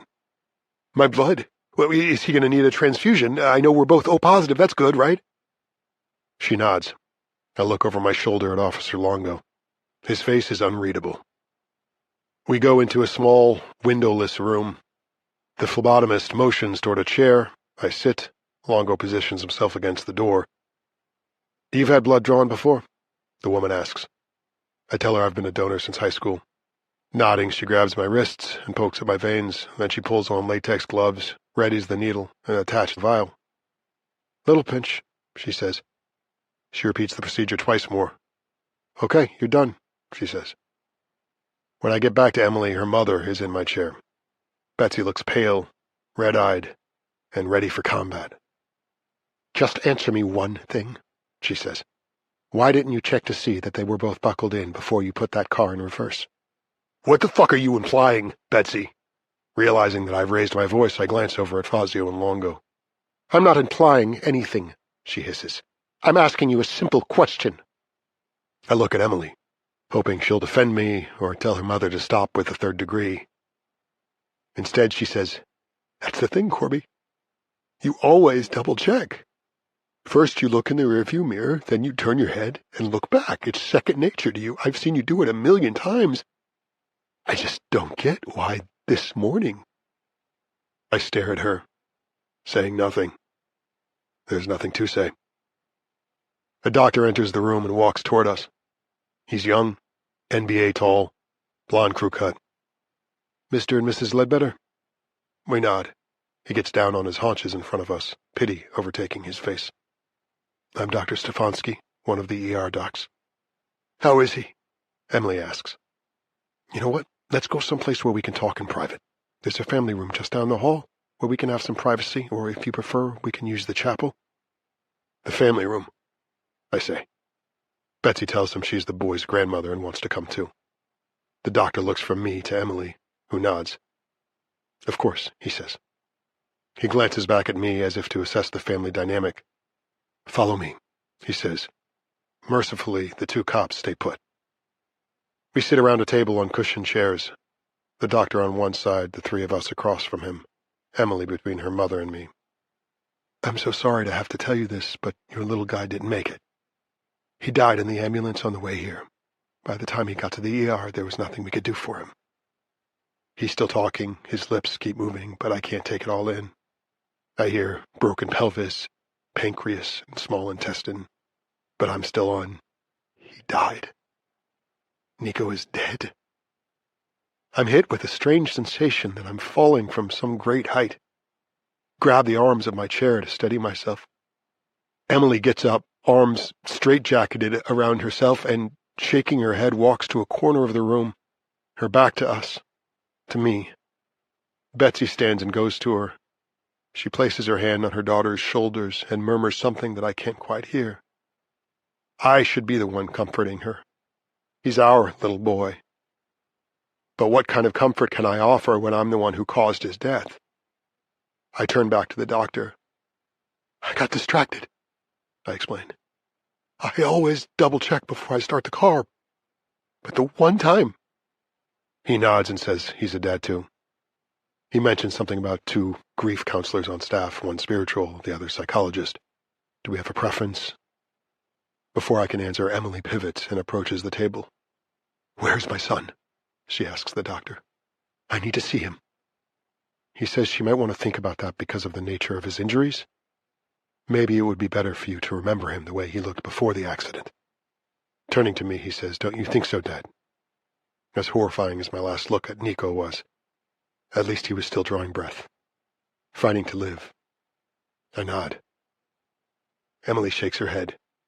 No, I have to see him. I'm his mother. I need to comfort him no matter what he looks like. He must be so scared. What she's saying makes no sense. I'll go with her, Betsy says. The doctor hesitates, then says, Come with me then. The 3 of them start toward the door. When I stand to follow them, Betsy swivels around and says, No, Not you. Ignoring her, I turn to Emily. She shakes her head. That falling sensation hits me again. After it passes, I go to the doorway and watch them head down the corridor. The doctor, walking between them, towers over both women.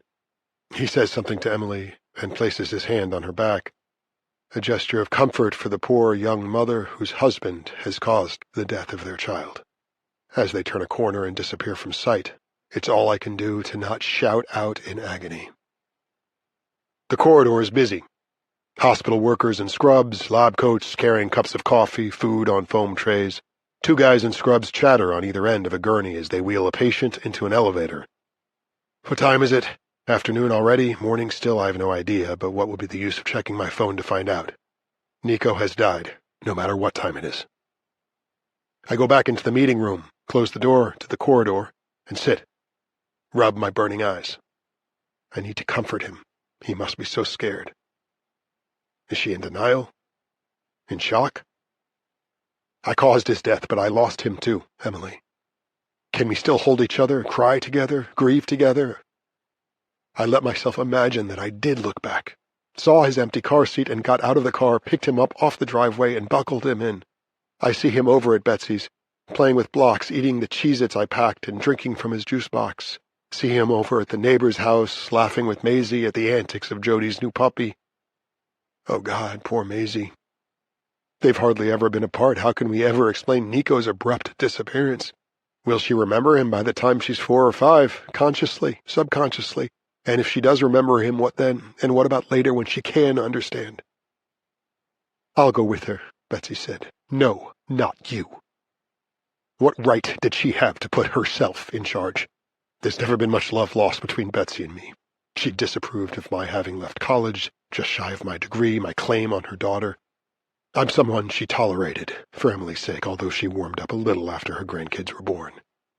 At least I was good for something. But ever since that day, I got laid off and came home drunk to the kid's birthday party. I want you to know that it's not about the quality of your work, Corby. The layoff will begin in 2 weeks, but why don't you take the rest of the afternoon off? Not wanting to give Emily the news that in another 2 weeks I'd be unemployed, I stopped off at bids for a few, then a few more. Then a guy from our summer softball team strolled in. How are things going, Ledbetter? No complaints, how about you? He bought the first pitcher, I got the second. Yeah, I guess I'd better take off too. Keep in touch, bro. Good seeing you too. I ended up getting that DUI and a ride home in a taxi. Right here's good, I told the driver. Handed him a 10, got out 6 or 7 houses down from our blue raised ranch. When I walked into the house, still 3/4 in the bag, I was momentarily confused. Had Rhonda called my wife with the news that she was shit-canning me? Why in the world did Emily think balloons were appropriate? Where have you been? She asked. Everyone's going to be here in another 20 minutes. Don't tell me you forgot to pick up the kid's cake. Where's your car? Jesus Christ, Corby. Behind me, I heard a car door slam, and when I looked around, there was Betsy, struggling a wooden rocking horse out of her back seat. Need a hand? I called, more to dodge the 3rd degree from Emily than from any burning desire to come to the aid of my mother-in-law. When she handed over the rocking horse, she told me I smelled like a brewery. You're soused, aren't you? At your children's birthday party. Honestly. My father chimed in from somewhere. Non-starter. You're pathetic. Mr. Ledbetter. I opened my eyes to a blur of black skin, close-cropped hair, huge hoop earrings. As she comes into focus, I take in the business suit, an ID hanging from the lanyard around her neck. Are you the grief counselor? I ask.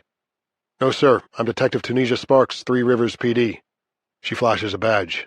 That's when I notice Sergeant Fazio and Officer Longo standing behind her, their hands behind their backs. Chapter 6. I understand your little one didn't make it, Detective Sparks says. I'm very sorry for your loss, sir. It sounds rote, but I manage a thank you. My officers tell me your wife wasn't at home when the accident occurred, but she's here in the hospital now, is that correct? I nod, tell her the doctor we talked to has taken Emily and her mother to see our son. I think she's having trouble accepting that he's... I squint hard, but the tears come anyway. She waits, watching me. When I regain my composure, I apologize. She shakes her head. I can appreciate what a difficult time this must be for you, Mr. Ledbetter, but we need to go over some details about what happened, okay? I can't respond. Your first name is Corbin, right? Can I call you Corbin? I don't give a shit what she calls me. That's fine, but look, I've already told these officers everything. She pulls up a chair and sits, facing me, close enough that our knees almost touch. And I'll go through the report, of course, but I always like to hear things firsthand from the people who were involved, for their own protection, so why don't you tell me in your own words how it happened, okay? Yeah, okay. She slides a small notepad from her large black bag, pulls out the pen stuck in the metal spiral, says, Go ahead, whatever you can remember. Well, like I told these guys, I got the kids ready because they were going to their mother-in-law's.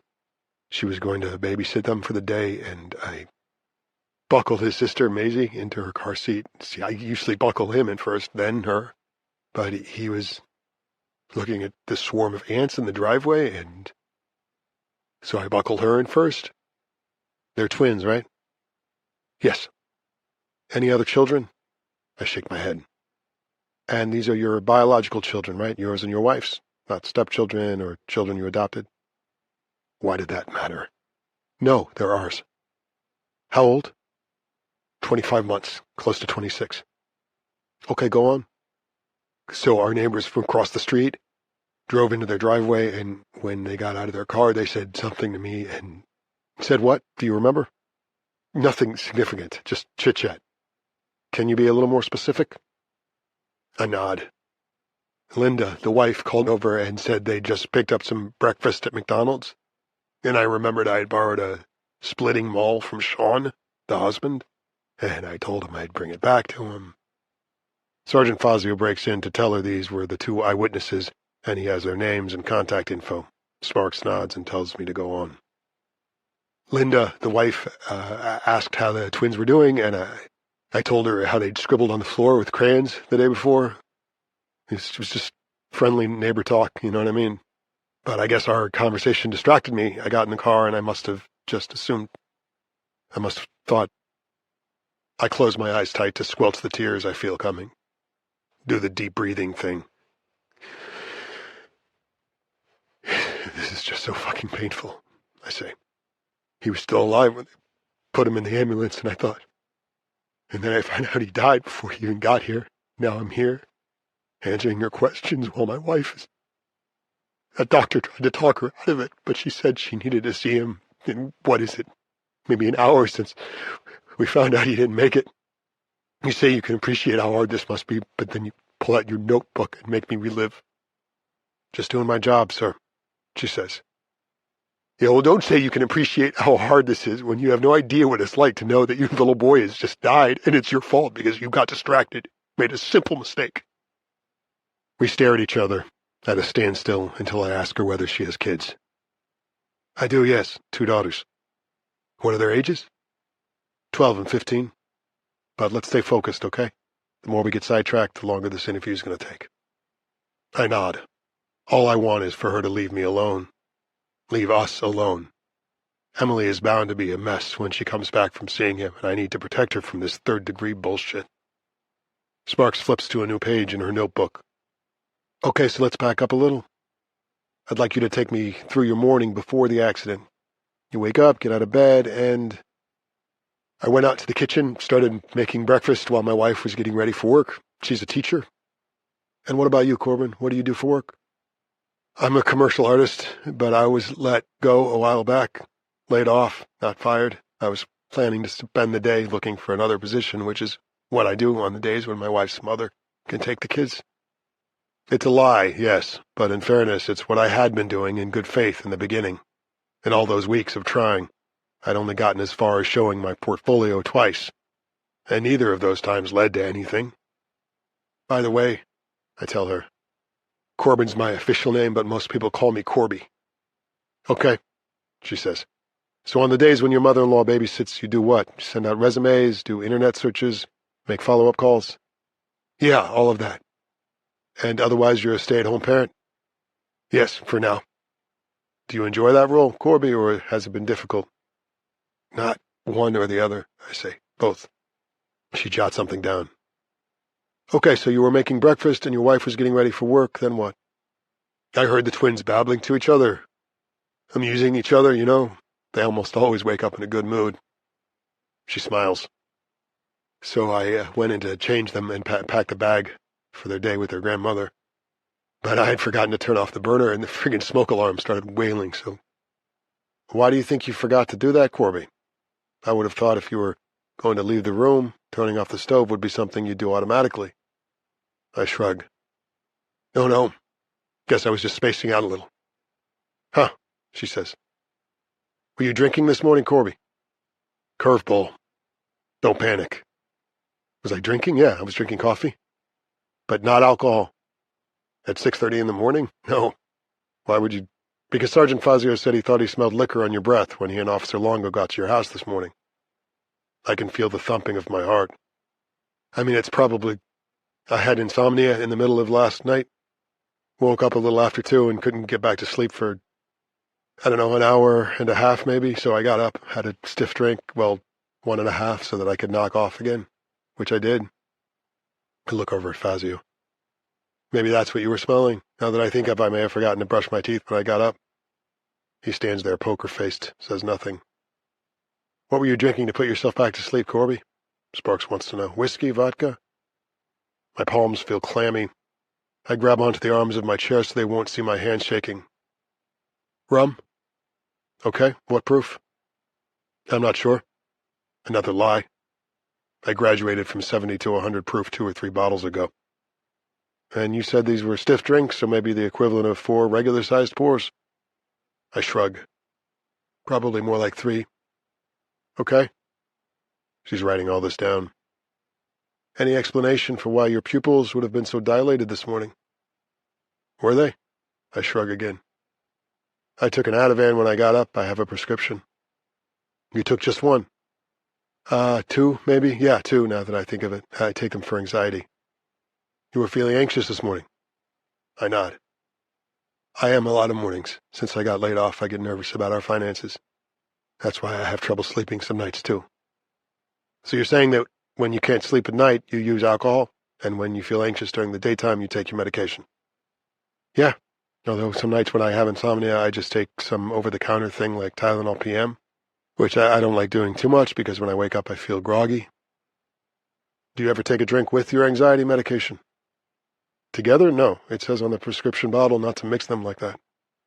It does say that, although I've never paid that warning much attention.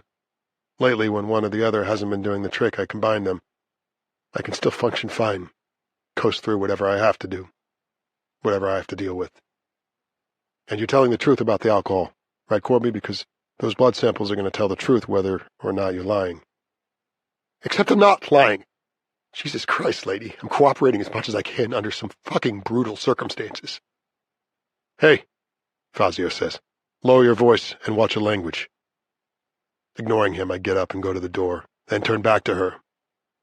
What are you trying to get me to say? That my son is dead because I was drunk? Strung out on benzos because that's bullshit. And I mean it, too. I was fully functional, despite whatever those blood tests are going to say. It was an accident. And if they're getting ready to accuse me of something that isn't true, I'll get myself a lawyer before I say anything else. I open the door and look down the corridor to see whether Emily and Betsy are coming back. Don't see them, but mercifully, there's a commotion coming from the other direction.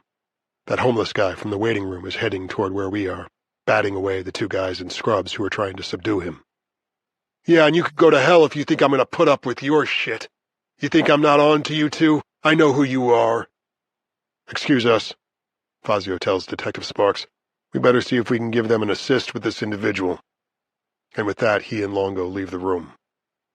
All right, Corby, Sparks says. I guess that's enough for now, provided you're willing to come down to the station for some follow-up questions. How about tomorrow afternoon at 3? Do you think you'll be able to do that? Yeah, I tell her, if I have to. Oh, and your vehicle's been impounded so that the forensics team can examine it. Like I said, dot the I's and cross the T's. They'll probably have it for a couple of days. Would you like me to arrange for a cruiser to pick you up? I say no, that I can take my wife's car. What are they looking for in my van? Empty booze bottles? Heroin in the glove compartment? Hey, maybe they can lift some DNA off the steering wheel so you can solve 2 or 3 outstanding crimes while you're at it. She doesn't react. other than to say, "Okay then, tomorrow at 3. She closes her notebook and drops it back in her bag, stands, thanks me for talking with her, and asks me to extend her sympathy to my wife. Then, in the doorway, she turns back and says, "You know what I think, Corby? I think you were most likely drinking and maybe drugging, too, this morning. I hope those blood test results will prove me wrong. But if I'm not, and your impairment is a contributing factor to—" She stops when she realizes Emily and her mother have come up behind her, steps aside and lets them come in. My head is spinning. Em has just come back from seeing our son's mangled, lifeless body. Did she just hear Sparks' accusation? Is the blood they drew going to prove what she suspects? I'm nauseous, lightheaded. My heart is pounding. I order myself to refocus, to forget about Sparks and take care of my wife. "How are you doing?" I ask her. "How do you think I'm doing, Corby?" She rushes me and begins shoving me, cursing me, punching me. When Betsy tries to pull her away from me, she resists, then collapses against me, taking short, ragged breaths between her sobs. I put my arms around her. "How can he be dead?" she cries out. "How could you have—" When I look over Emily's shoulder, Detective Sparks is standing in the corridor, watching me. Chapter 7. We're at the hospital until mid-afternoon, signing paperwork, listening to both grief counselors' spiels, making decisions about what we will or won't let the hospital do with Nico's body. Some social worker whose office we've been sent to asks which funeral home should be notified once the body is ready for release. We have no idea. Nico isn't Nico anymore. He's just Nico's body. Along with having to put up with all the hospital's procedures and permissions, there's a lot of sitting and waiting in uncomfortable silence, just Emily and me. We make Betsy a list of tasks neither Em nor I feel strong enough to handle. Finding a funeral home, calling my mom to let her know what happened, picking up Maisie from Mary Louise's. She's going to wonder where her brother is. What should I tell her? Betsy wants to know. Emily and I look blankly at each other. One of the grief counselors addressed this, but neither of us could focus on what she said. "Well, I read Dr. Roseman's column in the paper faithfully," Betsy says. "He always has common-sense advice. I'll Google him and send you a link if I find something." Emily reads that column too, usually taking exception to the doctor's advice about spanking and toilet training. Now she just nods and says, "Thanks, Mom."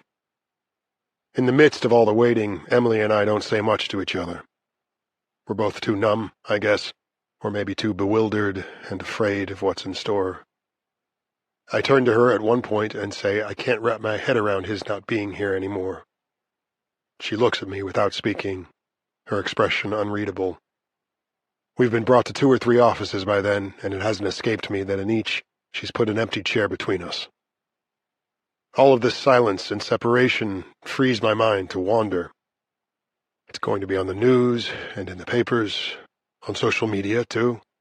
Everyone giving their anonymous bullshit opinions. The circumstances around Nico's death are going to define who we are now. We'll be that family. I imagine wheeling my cart past shoppers in the grocery store. "That's the guy.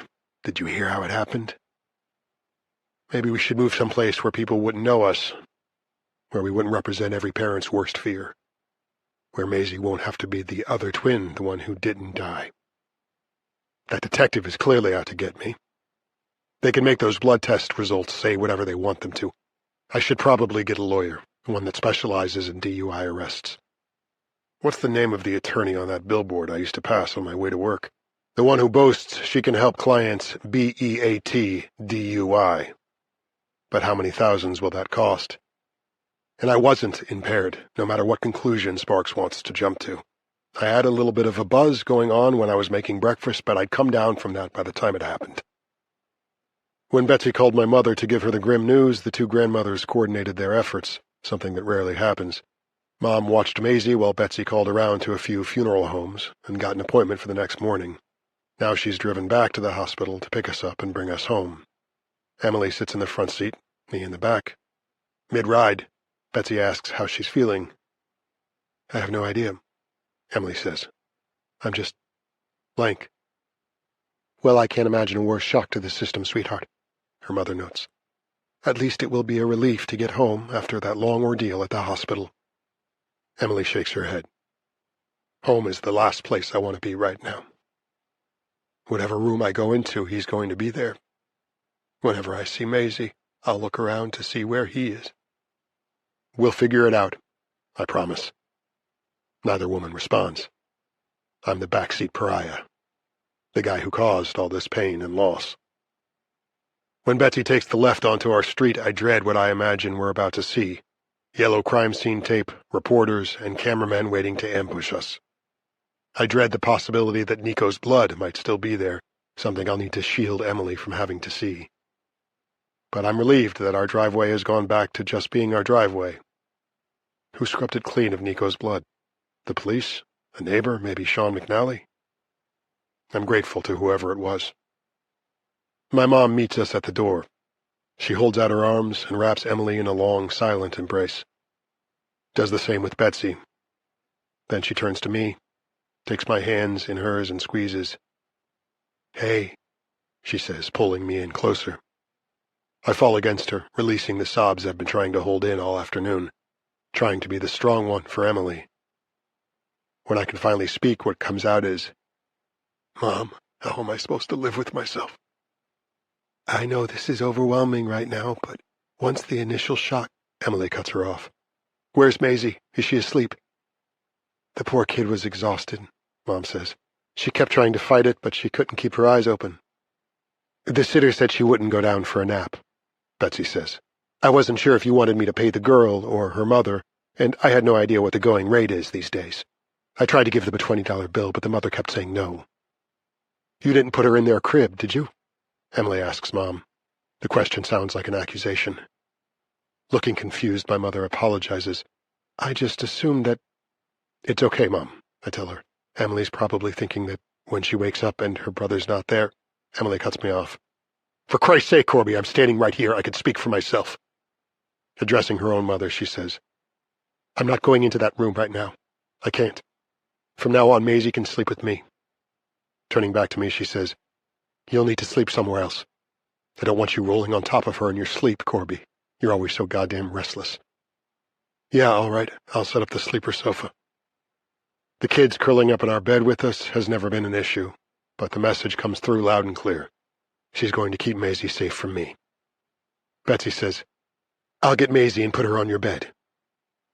Mom must sense the tension, because she changes the subject to the food neighbors have dropped off. A green salad, a fruit salad, a roast chicken, meatballs, brownies. I took down all the names, she says. Someone brought a lasagna, and I've got that warming in the oven. Is anyone hungry? Emily shakes her head. I just want to go lie down. I need to be there with Maisie when she wakes up. Betsy thinks she'll just go home. That leaves Mom and me. She suggests I pull out the sofa and grab some sheets so she can make up my bed for me. I tell her I'll get it later. Okay, she says. Come on then, you need to eat. I tell her what I need is a drink. How about you? You want a beer? No thanks, she says. I can feel her watching me as I go over to the fridge, but instead of opening it and grabbing a beer, I take the soup pot out of the cabinet above, pull out the bottle, grab my mug, and pour myself a couple of inches. Drink half in one gulp, and sit down to eat. Mom says nothing. I eat a few bites of the lasagna and move the salad around on my plate. Then I ask her the question I'm not sure I want her to answer. Did you call Dad? She shakes her head. Says she meant to, but the day got away from her. I'll let him know tonight, unless you'd rather it came from you. So he can congratulate himself about having called it a long time ago? That his son's a loser? No thanks. I don't think I'm up for that right now. Oh, honey, she says. I can't defend the way he treated you back then, but... Why should you defend him? It's not like he treated you any better. I let all that go a long time ago, Corby. I just wish you could, too. You know how many times he's seen the twins? A grand total of once. He showed up unannounced with some presents that Natalie, wife number 3, had bought, newborn outfits that the kids had already outgrown.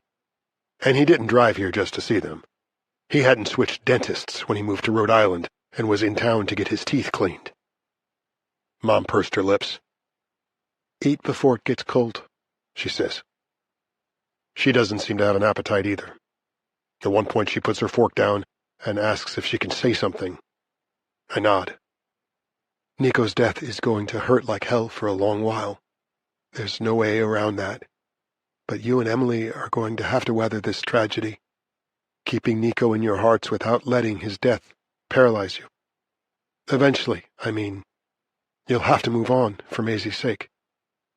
Yeah, you know what, Mom? I know you mean well, but the last thing I need right now is a pep talk.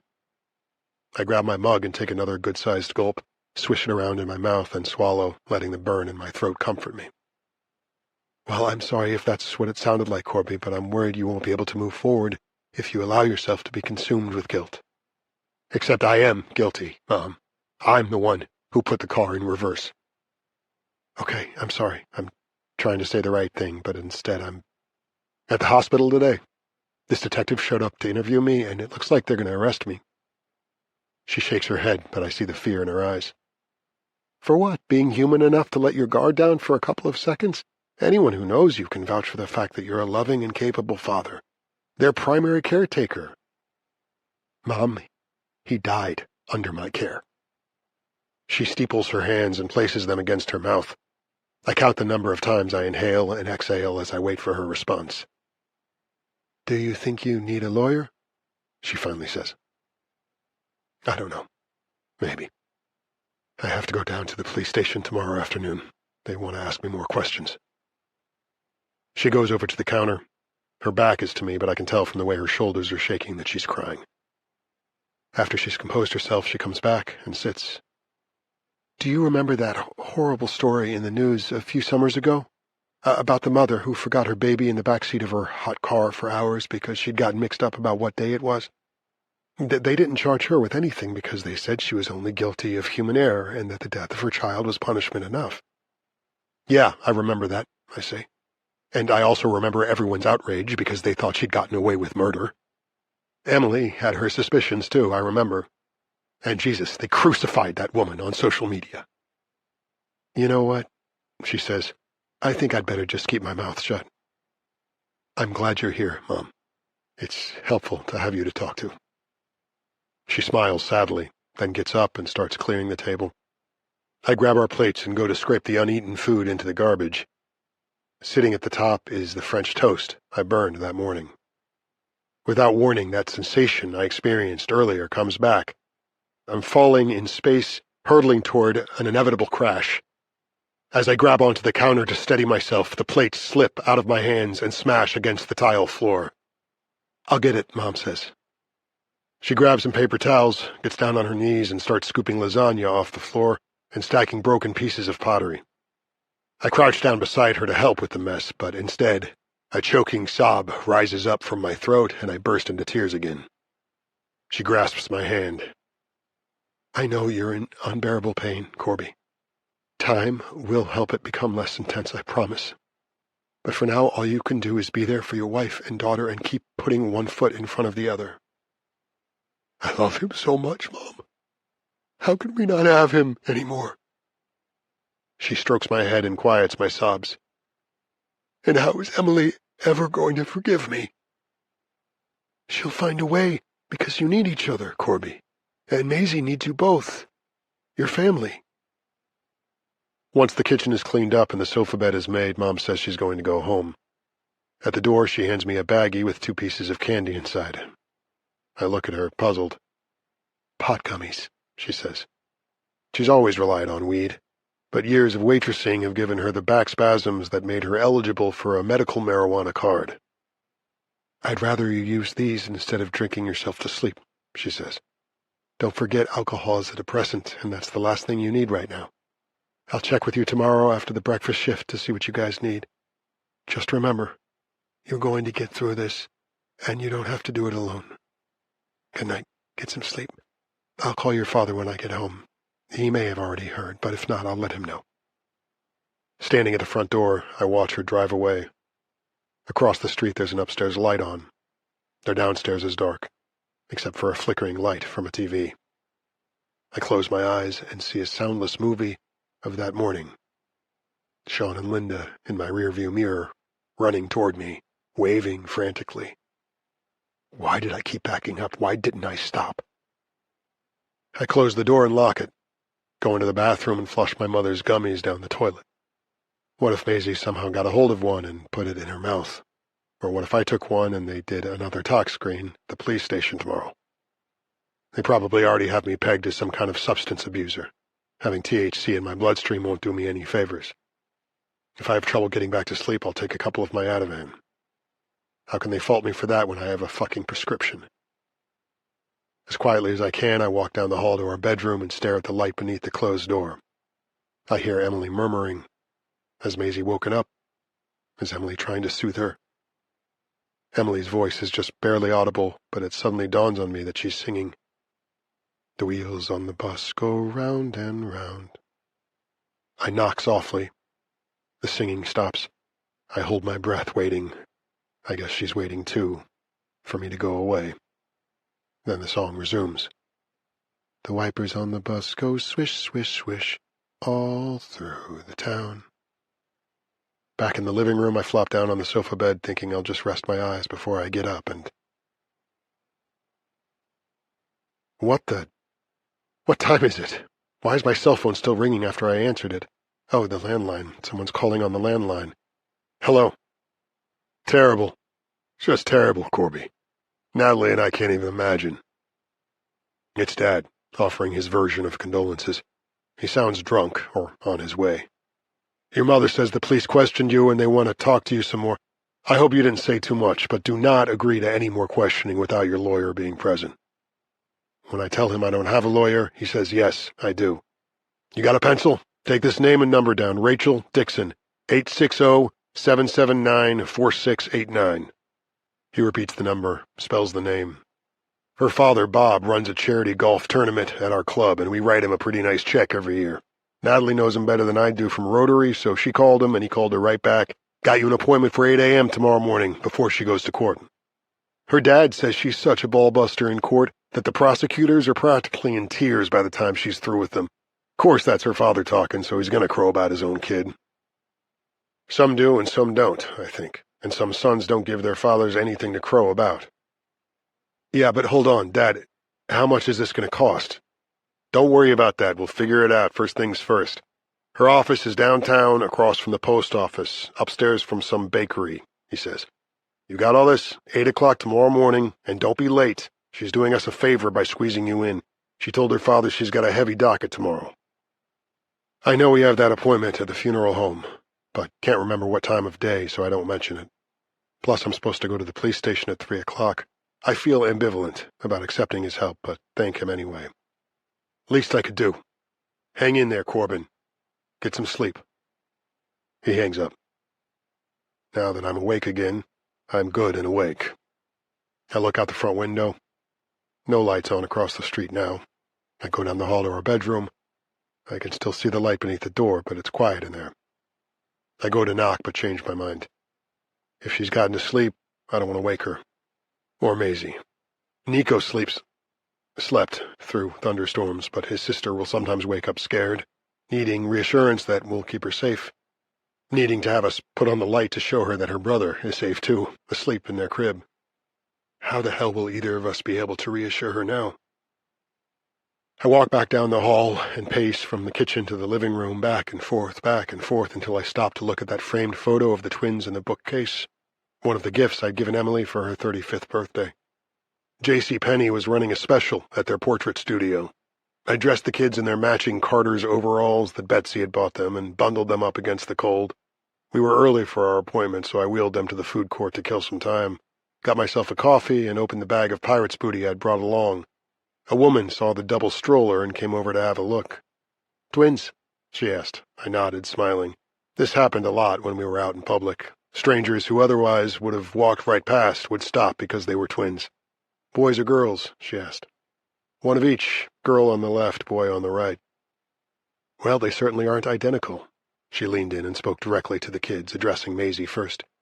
Sweetie, you must take after your mommy with that dark hair and those big brown eyes. Maisie watched her warily as she continued eating her pirate's booty. Turning to Nico, the woman said, And you, young man, look just like your daddy. And I bet when you grow up, you're going to be just as handsome. I scoffed and said I wouldn't wish that on the poor kid. Aha, handsome and modest, she said. You tell your wife she's a lucky gal. Silvery gray hair, mid-50s maybe. Compliments always fluster me, so I was grateful when Nico started shouting, "Ba, ba, ba," and grabbed the pirate's booty bag, upending it. As I squatted down to scoop the mess off the floor, the woman said, "Daddy's got a nice behind, too." I didn't look up until I could feel my blush subsiding.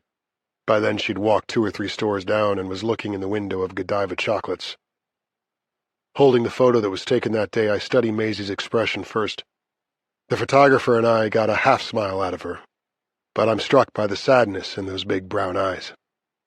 It's almost as if, at that instant, she foresaw her future as the surviving sibling, the solitary twin. It takes me another couple of seconds before I can look directly at Nico. Other than our chestnut-colored hair, I've never been able to see that my son looks much like me. But now, the resemblance is obvious. Despite the fact that I have no belief in an afterlife, I indulge myself with a little magical thinking. Imagine that when he died, his spirit rose from his broken body and escaped into the ether. "Hey, buddy," I whisper to his image, choking back sobs. I tell him it's Daddy. "Where are you, silly head? Where did you go?" Holding on to that framed photograph, I pace some more. Later, face down on the sofa bed, I twist, turn, and try to fall back to sleep. It's no use. As exhausted as my body feels, my mind is still wide awake, replaying the events of the day just past, and imagining all the shit that will be happening in the days to come. The appointment with that ballbuster lawyer, the continuing investigation, the dreaded decision about whether to bury or cremate his body, and how much everything is going to cost. I meant to avoid taking something to get to sleep, but I have to get free of the spinning hamster wheel in my head. A couple of those Ativan will knock me out for several hours. I can set the alarm on my phone so that I wake up in time to get to that lawyer's office. The SUV isn't here, so I'll have to take Emily's car. She left her purse on the kitchen counter, so I get up, grab it, and fish around until I feel her keys. The problem is that my prescription bottle is in the nightstand on my side of the bed. When I go back down the hall, there's no light seeping out from under the door. Good. I'll tiptoe in, grab my prescription, and tiptoe out again. But the knob won't turn. She's locked me out. I go back to the kitchen. I hadn't put the rum back yet. I fill my mug half full, take a couple of long gulps, pour some more and drink that. I pull out my phone and set the alarm for 6:45. That'll give me enough time to get cleaned up and dressed and drive to the lawyer's office. I'm already beginning to feel the booze's soothing embrace, the opening of the escape hatch that sleep will give me. As I begin to doze, I wonder what Mom thought when she saw that I'm hiding my liquor. She's in on my secret now, I figure. But I'm glad she didn't say anything. Chapter 8. April 28th, 2017. I don't remember going into the twins' room, but that's where I wake up.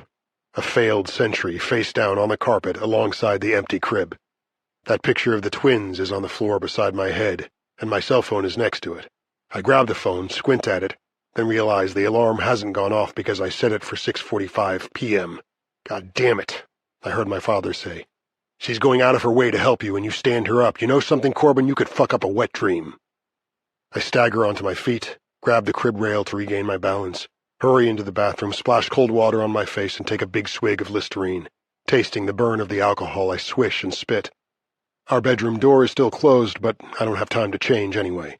No time to make myself a cup of badly needed coffee either. Out in the kitchen, the first thing I see is the empty rum bottle and the mug beside it. I retrieve Emily's car keys, scrawl her a note that I've got an early appointment with a lawyer. I rinse the mug and grab the bottle. Take it with me. I know I'll be late, but she's allotted me 15 minutes, so I might make it for the last 6 or 7. My hands on the steering wheel won't stop shaking, and my headache is banging away like a jackhammer. When I'm about halfway there, the houses and stores give way to a wooded area. There's no one in back of me and no cars coming the opposite way. I pull over, grab the bottle, and fling it as far as I can into the woods. Hear the smash, then get back in the car. I've lost maybe a minute, but figure it's time well spent. I find her building, park down the street, and take the stairs 2 at a time. When I get to her office, I barge right in on her. Overweight, oversized glasses, 40-ish. Her spiky hair is pink on top, shaved close on the sides. "Mr. Ledbetter," she says. She looks down at her watch. "You're late." In the middle of my rambling apology, I become aware that she's checking out what a mess I am. Slept-in clothes, crazy hair, shaky hands. And then when I finally did get to sleep, it was like I fell into a coma or something. I don't mention that I got plastered and woke up on the floor in the twins' room. I'm so sorry for your loss, Mr. Ledbetter, especially under such tough circumstances. You must be going through hell right now. She's slipping manila folders into her attaché case as she speaks. Unfortunately, I can't talk with you now. If you want me to represent you, we'll have to carve out a good hour minimum for an initial consultation. But I did hear that the police are questioning you about the circumstances of your son's death. I nod, tell her I spoke with them yesterday and agreed to meet with them at their headquarters later today. Tell her, too, about how they had my blood drawn while I was at the hospital. Oh, shit, she says. She glances again at her oversized watch. Is that Wonder Woman on the dial? So what are those test results going to show, Mr. Ledbetter? Not that much. I had poured a couple of shots of rum into my morning coffee just to take the edge off, and I'd taken an Ativan, which I have a prescription for anxiety. I'd taken 2, actually, and just lied automatically. Why is it that you had to take the edge off first thing in the morning? Why? Well, I've been out of work for about a year now, so we've been getting by on one salary, and Any DUIs in your history? 1. On the day I found out I was getting laid off, I stopped on the way home to... Was your drinking why you lost your job? No, not at all. The company was downsizing.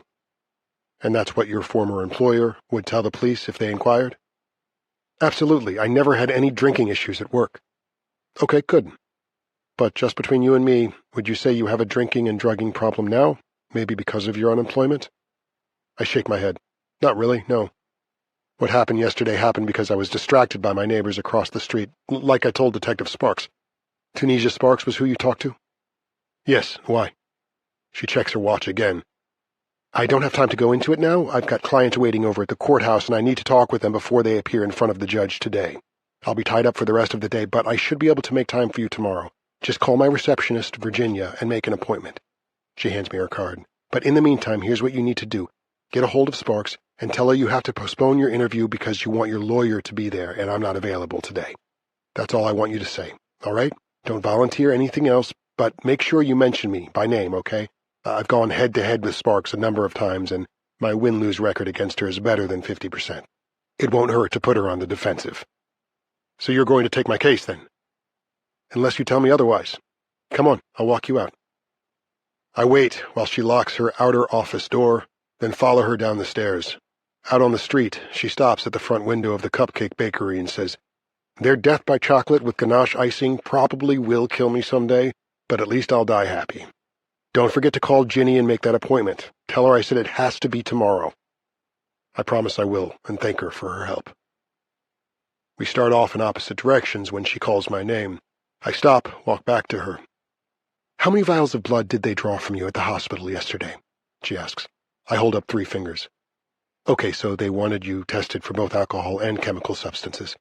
Oh, and one more thing. After the accident happened, did you go back inside your house for any reason? I shrug. Not that I can remember. Why? Because, let's say, theoretically, that you were so shook up by what had just happened that you went inside and took a drink or another benzo to steady yourself, or maybe you took one of each because you were so distraught. I was distraught, I tell her. I am. Yeah, but think again. Did you go back in the house after you realized what had happened? Wait. Come to think of it, yeah, I did, to get my cell phone so that I could get a hold of my wife. She nods approvingly. Anyone see you do that? Yeah. Some of the neighbors had come out when they heard the ambulance, saw the police cars. I was holding my little girl and had a woman from the neighborhood take her so that I could get my cell and call my wife. Did you reach her? I shake my head. She had turned off her phone. Well, that must have made you crazy, huh? Your little boy is lying there fighting for his life at that point, right? I nod. You need to let his mother know, but you can't reach her. It's understandable that at that point your anxiety is so acute, so off the charts, that you might need to pop a pill or take a drink to try to hold yourself together. I shake my head. I might have, but She puts her hand up to stop me. Like I said, I'm just talking theoretically. Because if that's what happened, it would be helpful, something we could use. What are you getting at? I ask. Well, you told me you'd done a little drinking and drugging before your son got hurt. But if you did a little more after he was injured, then whatever those blood test results are going to say, a judge might rule that they're inadmissible. You know, theoretically speaking. I'm confused about what she's saying. Her expression is unreadable. Okay, gotta go. Talk to you tomorrow. As I watch her hurry off, I figure it out. If I lie about what happened when I went back in the house, tell Sparks I couldn't face the fact that I just critically injured my son without fortifying myself, then there's a decent chance they'd have to invalidate the blood tests. Whatever they're planning to charge me with would be that much harder to prove. They might even decide it wouldn't be worth it to charge me at all. And with no arrest hanging over my head, I'll be motivated to drink less, cool it on the Ativan, get serious again about the job hunt. None of that will bring Nico back, but it would be a way forward for Emily Maisie and me. Tempted by Attorney Dixon's theoreticals, and still feeling the effects of my 2 a.m. alcohol binge, I walk the street for several minutes looking for my car before it hits me that I've taken Emily's. I didn't notice before that I parked across from a diner. I need coffee badly, and I ate almost nothing the day before. Large coffee, cream, no sugar, and a corn muffin to go, I tell the woman at the register. Back in the car, I stuff half of the muffin in my mouth and wash it down with a big gulp of coffee. Take a second swig, a third. Caffeine. Glancing at the dashboard clock, I realize that at this time yesterday, Nico was still fighting for his life. What right do I have to be sitting here, enjoying the taste of coffee? I start the car. The mirrors are still positioned for Emily, so as I pull out into traffic, I get a blast from someone's horn. Look again to make sure it's clear, then hit the gas and drive off in the opposite direction from home. If I don't turn around, I might miss the meeting at the funeral home. It isn't right. I'm his father. But Emily will probably prefer to go with her mother. I'm not sure I could handle it anyway. Bringing them his clothes, choosing a casket, deciding about calling hours, a service, cremation, or burial. I drive south without any destination in mind. Maisie will be up by now, missing her brother. She'll be confused, in need of reassurance. And where am I? Her daddy is missing too. Driving away from her because I'm a coward. They'll probably be better off without me. Maybe I should put the pedal to the metal and aim for some tree, but I'm too weak to do that too. I'm 8 or 9 miles past Three Rivers when the traffic begins to slow down near the exit for the Waconic Moon Casino. Spur of the moment, I put on my blinker and follow the line of cars to the entrance, then to the massive parking lot. I have no idea why I'm doing this. But the answer comes to me once I'm inside and have joined the stream of morning gamblers. As I walk past the craps tables, the clamoring slot machine halls, and off-track betting parlors, I'm not the father who backed over his kid. I'm just some anonymous guy hoping, like everyone else, to score with Lady Luck.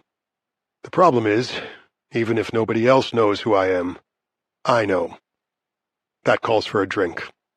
I go into one of the bars and sit down at a table for 2. The cocktail waitress who comes toward me is wearing a fringed buckskin top and matching short shorts.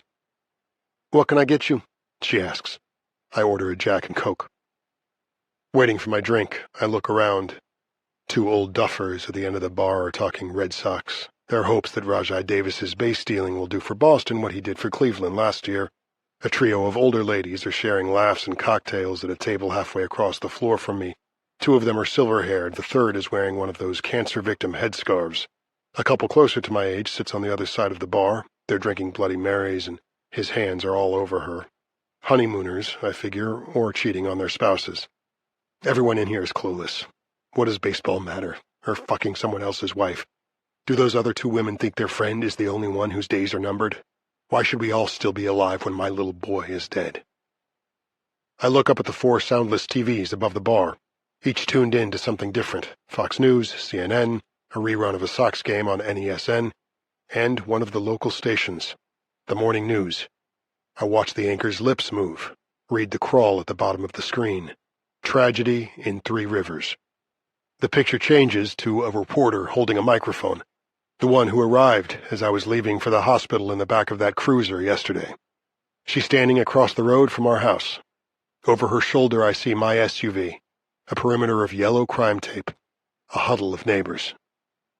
"Run a tab, sir?" the waitress asks. She's already placed my drink on the table. Looking at it, not at her, I say, "Sure, why not?" Taking a sip, I glance back at the TV screen. There's Emily's Facebook profile picture of the 4 of us. When the camera zooms in on me, I'm confronted with the smiling face of the son of a bitch who killed his son. I look away, gulp down my drink, slap a 20 on the table, and get the fuck out of there. Out in the parking lot, I break into a run. Back in Emily's car, I check my phone. She's texted. You still at the lawyer's? Sorry I shut you out last night. Couldn't deal. Funeral home appointment is at 1 o'clock. Please be back in time. I can't do this by myself. I shake my head no. Pull out of the lot and turn right, heading farther south. It's like that thing they say before the plane takes off. Put on your own mask before you help anyone else. She'll have to call her mother, have Betsy take her to the funeral parlor. Ignoring the highway entrance toward New London, I take the back road that runs parallel with the Waconic River. I think again about what that lawyer, my lawyer, implied. If I lie about why I went back in the house, those test results might get tossed. Can I out-and-out lie like that? Why the hell not? Everyone lies to cover their asses. The cops who claimed self-defense when they shot that black guy in the back, the politicians. We have credible intelligence that Saddam has stockpiled weapons of mass destruction. I did not have sex with that woman, Miss Lewinsky. Trump lies every time he opens his mouth, and we all just shake our heads and let him get away with it. But can I pull it off? Lie to Detective Sparks or some prosecutor, some judge? Maybe.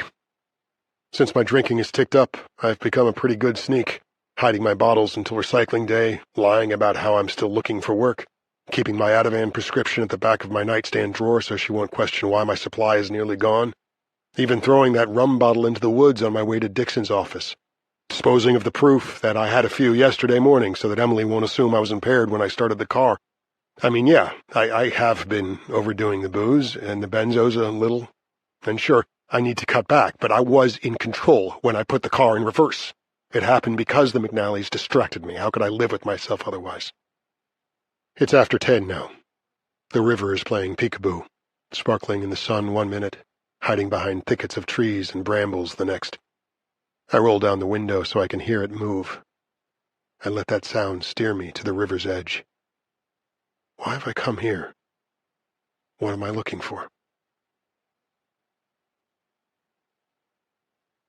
Chapter 9. At the river's edge, I watch and listen to the moving water for a while. Am I absolutely sure I wasn't under the influence when it happened? Would it dishonor Nico if I lied to Sparks? I close my eyes and take myself back to that afternoon when I got my first glimpse of him, on screen in Dr. Delgado's office. We knew by then that we were having twins, each of them in their own amniotic sac. During a previous visit, I'd asked the doctor if he thought they had any awareness of each other. He turned the question over to Emily. What do you think, Mama? You're the expert on these two. She smiled at me and said she was sure they did. As we watched the blurry ultrasound movie, I was moved by the miracle of her rapidly beating heart. Is that the boy or the girl in front? I asked Delgado's nurse. The boy, she says, pointing at something. There's his little penis. The night Emily's water broke, I drove her to the hospital, held her hand as they wheeled her to the delivery room, then suited up in the paper gown they handed me, stretched the gloves over my hands. She worked so hard, so bravely, all night long to push our two children into the world. She'd read all the baby books and was determined that both would have vaginal births. She didn't want to take an anesthetic because she wanted to be alert and ready to see them and hold them as soon as they appeared. At last, in the first light of morning, I saw between Emily's legs the crowning of a small head with its dark, matted hair. The firstborn twin. Who would it be? Breathe, Emily. Now push. Deep breath. Smaller push. Out came more of the head, then the neck, the top of a shoulder. It amazed me that some version of what I was witnessing was how everyone, past and present, entered the world. It was profound. One last push now, Emily. And the rest of our daughter slid out in a whoosh of blood and fluid. Her body was bluish, and I was afraid something was wrong. Then she squawked, and as her lungs took in air, she turned pink. Her head first, then little by little the rest of her, down to her toes. The baby nurse, her name was Maureen, placed her on Emily's chest and, turning to me, asked whether Maisie was a keeper. Hell yes, I told her, laughing as my tears fell. Emily was laughing and crying too. I open my eyes now and start hiking along the riverbank, following the direction of the rushing water.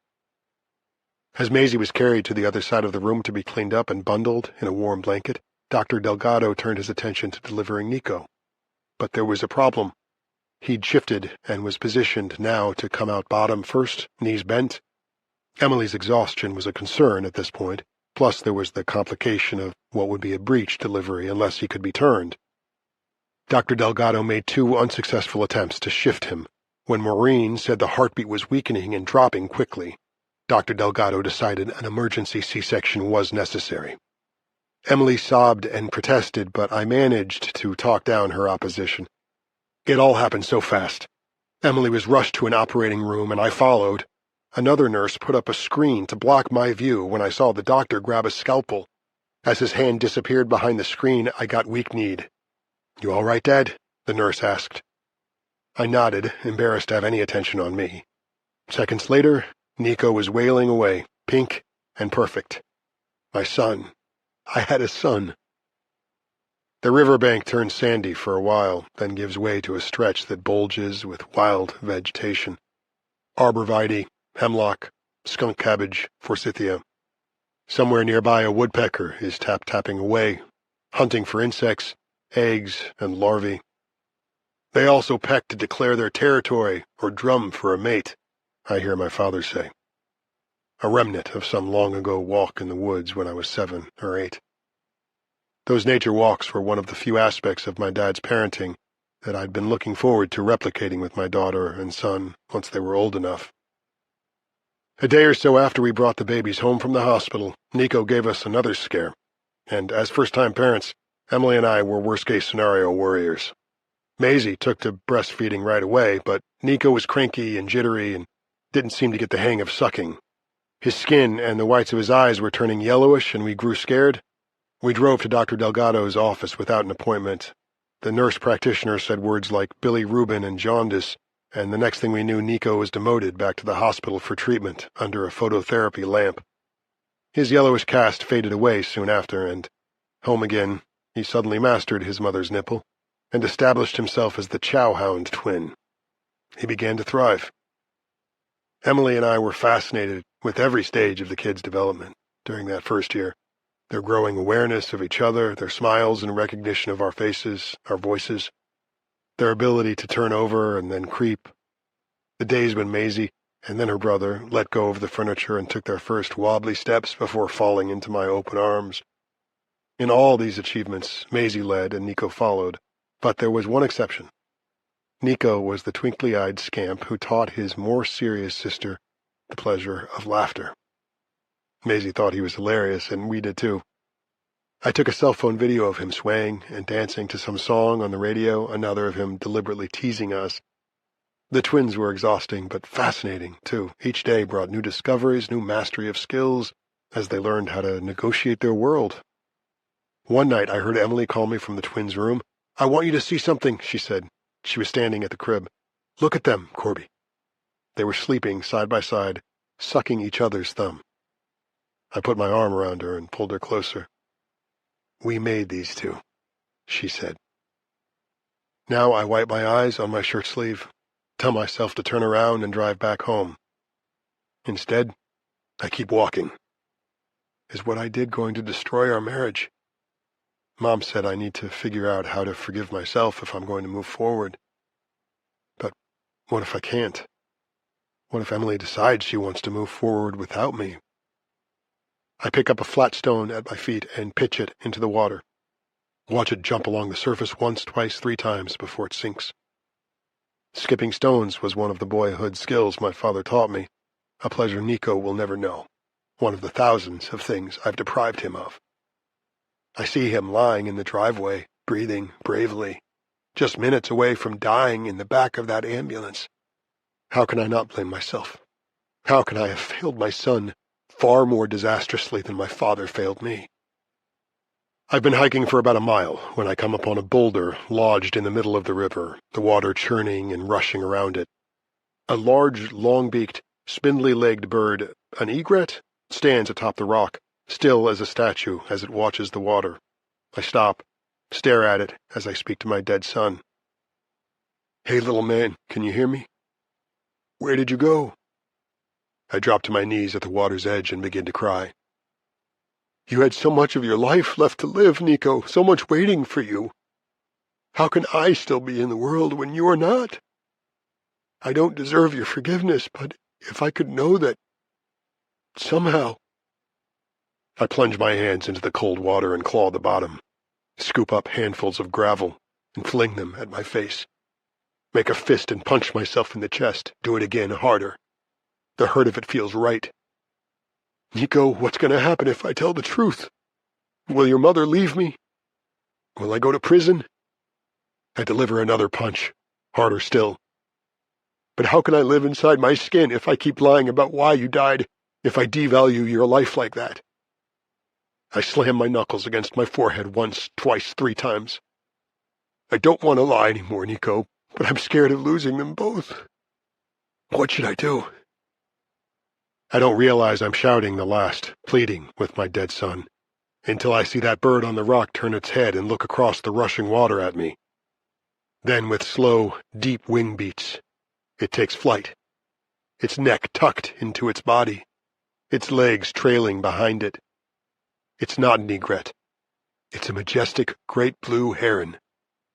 I watch it soar, flying farther and farther away from me, until all I can see are the indifferent clouds and the hard blue sky. I hike back to where I parked Emily's car, get in, grab my phone, and text her. Coming home now. Should be back in time. At the funeral home, we're met by solicitous husband and wife morticians who make no reference to the circumstances of our son's death, but mostly address Emily. I just sit there, one hand cupped around my wife's shoulder, the other fisting the tissue they've offered me. I nod in agreement with whatever Emily decides. A private, secular service, no calling hours, no to embalming, no to cremation. He is to be buried in the 42-inch Precious Moments casket. 20-inch gauge, steel construction, blue crepe interior, embroidery on the inner lid, ours for $1,999. On the way back to the house, I ask how Maisie's been that morning. "She kept saying his name," Emily says. "Looking for him. It's been brutal." She drops open the glove compartment and grabs some napkins, wipes her tears, blows her nose. "Did she ask where I was?" "Once," she says. "It was mostly about him." "Who's with her?" I ask. "My mother." I pull in behind Betsy's car and keep the motor running. Emily gets out and comes around to the driver's side. "Are you coming in?" she asks. I tell her I have to do something first. She nods and starts toward the house. I roll down the window and call her name. When she comes back, I say there's something I need to tell her. She waits. I take a deep breath and say, "I started drinking during the day, a while back. Liquor, not just beer. In the afternoon and the morning both. Hiding the bottles from you. And I've been lying about looking for a job. I kind of gave up on that a while ago. Surrendered, I guess you'd say. And that prescription I got for my anxiety, I've been overdoing that too. I think I may be addicted. I'm sorry." She just stands there wide-eyed, trying to take it in. "Yesterday, when it happened, I was already kind of wasted. I started drinking when I was making breakfast. My lawyer has an idea about how I might beat getting charged, but I can't lie anymore. Not to you. Not to the police." She doesn't cry or yell or call me a son of a bitch. Her face betrays no emotion whatsoever when she says, "I can't have you living here anymore." "You mean temporarily, right? Can we discuss it?" "No. I'll pack some of your things and you can pick them up." She turns away and walks toward the house. After the front door closes, I back up, put the car in drive, and head to the police station. In the parking lot, I pull into one of the visitor spaces and head toward the building. Halfway there, that falling sensation comes over me again, and I have to stop and put my hand on someone's truck fender to steady myself. It passes quickly, and I keep going. I see Detective Sparks walking in ahead of me. She's holding a coffee in one hand, her cell phone in the other. No means no, Chanel, I hear her say. I don't care what your boyfriend wants. I follow her into the lobby. Call her name. When she turns around, she says, Oh, hi, you're early. We agreed that you'd come in later this afternoon. We're still waiting for those results to come back from the lab. I tell her there's no need. You were right. I'd been drinking and drugging yesterday morning when I got in the car. That was why I didn't check the back seat before I started backing up. Why he died. I guess you better arrest me. Chapter 10. May 5th, 2017. 8 days after Nico's death, I'm brought before the court on the charge of second-degree involuntary manslaughter due to operating a motor vehicle while under the influence of alcohol and a controlled substance. Because I plead guilty, there will be no trial. A probation officer will be assigned to research and write a pre-sentence investigation report, partly based on his or her assessment of my degree of remorse and the sincerity of my resolve to rehabilitate myself. I will be sentenced at a future date. Could be several weeks from now, Attorney Dixon explains. Where I will spend those weeks, in or out of jail, is the judge's decision to be made on the day I'm arraigned. Rachel Dixon makes the case before Superior Court Judge Vincent Pelto that prior to sentencing I should remain out of jail on a bond-free promise to appear. He's a low-flight risk, Your Honor, and has no long list of priors. He attended his first Alcoholics Anonymous meeting yesterday and plans to continue going daily. He and the boy's mother have an appointment with the bereavement counselor in hopes that they can work on things together. For the time being, Mr. Ledbetter is living at his mother's residence, but he sees his daughter every day, and his stabilizing presence is helping the child cope with the loss of her twin brother. In addition, Mr. Ledbetter has filled out applications for stopgap employment and is hoping to find work soon. The efforts my client already has made to rehabilitate himself are impressive, and we are confident that during the next weeks these efforts can continue if he is not detained in a pre-sentence lockup facility. All of what my lawyer is saying is true, but the judge's face is unreadable. Not so the prosecutor's. Bettina Reitland is smirking. Dixon and Reitland are probably both in their mid-40s, but physically they're a study in opposites. Attorney Dixon is short, squat, and pink-haired. Attorney Reitland is tall and fit. Her sleek black hair falls to her shoulders, and her sleeveless black dress shows off some powerful-looking biceps and calves. As she stands to counter Dixon's argument, her smirk falls away, replaced by a look of earnest intent. That's an impressive number of mitigating factors, Your Honor, she begins. But as you know, it's highly unusual for someone who's been charged with a violent crime to be granted a no-cost bail and released on his own recognizance. And although the defendant has no long list of priors, there is a previous DUI on his record. Despite the suspension of his license, who's to say he won't drink and drive again, and harm or kill someone else? I cringe at the gut shot she's just landed, but she isn't done yet. Attorney Dixon makes the point that if prior to his sentencing he has daily contact with the Ledbetter's surviving child, this will help her cope with the sudden absence of her twin brother. That may or may not be so. Neither Attorney Dixon nor I have expertise in child psychology, but let's keep in mind that little Nico Ledbetter's absence is the result of his father's negligence while he was drugged and intoxicated. I look over at Emily. Her face is turned away from me, but Betsy is nodding in agreement with Reitland. I would also remind the court that applying for jobs is not the same as being hired and working responsibly at them over time. And I can't help but wonder why, if Mr. Ledbetter is so motivated to find stopgap employment now, he didn't look for temporary work in the 9 months between the time he was laid off and the day he committed the crime for which he's been charged. Turning to me, Judge Pelto asks whether I want to respond. Dixon attempts to intervene on my behalf, but I say I'd like to answer him. I was looking for work, I tell the judge, but there was nothing in my field. What field is that? He asks. Commercial art. I sent out resumes and went to interviews pretty steadily, but I couldn't find anything. Plus, I was the stay-at-home parent for our kids. When my wife and I were both working, we had daycare for the twins. Once we were down to one income, we couldn't afford it anymore, so I took care of the kids, and when I was out looking for work, my mother-in-law babysat for us. The judge asks what kind of jobs I filled out applications for since my arrest. You name it, Your Honor. Third-shift convenience store clerk, A warehouse worker at Lowe's, Home Depot, and Target, packer at the Amazon warehouse, nighttime group home supervisor. I've gotten a couple of callbacks, but I've been waiting to follow up because I didn't know what was going to happen here today, in terms of, my availability. Judge Pelto looks back and forth between me and Reitland. So let's say you do get hired for one of these jobs, Mr. Ledbetter, he says. With your driver's license revoked, have you thought about how you'll get back and forth to work, and for that matter, what about transportation to and from your AA and NA meetings? Well, if I get a second or a third shift job, my mother says she can drive me. She works the morning shift at Newport Creamery and gets home by 1:30 or 2. I can also check out the bus route, ride a bike if I have to, and in a pinch there's Lyft or Uber. And the AA meeting I went to yesterday is at a church a couple of miles away from where I'm staying. I can walk there if I can't get a ride. I wipe the sweat off my top lip and wait. The judge shuffles the papers on his desk. He seems satisfied with what I just said. I'm optimistic.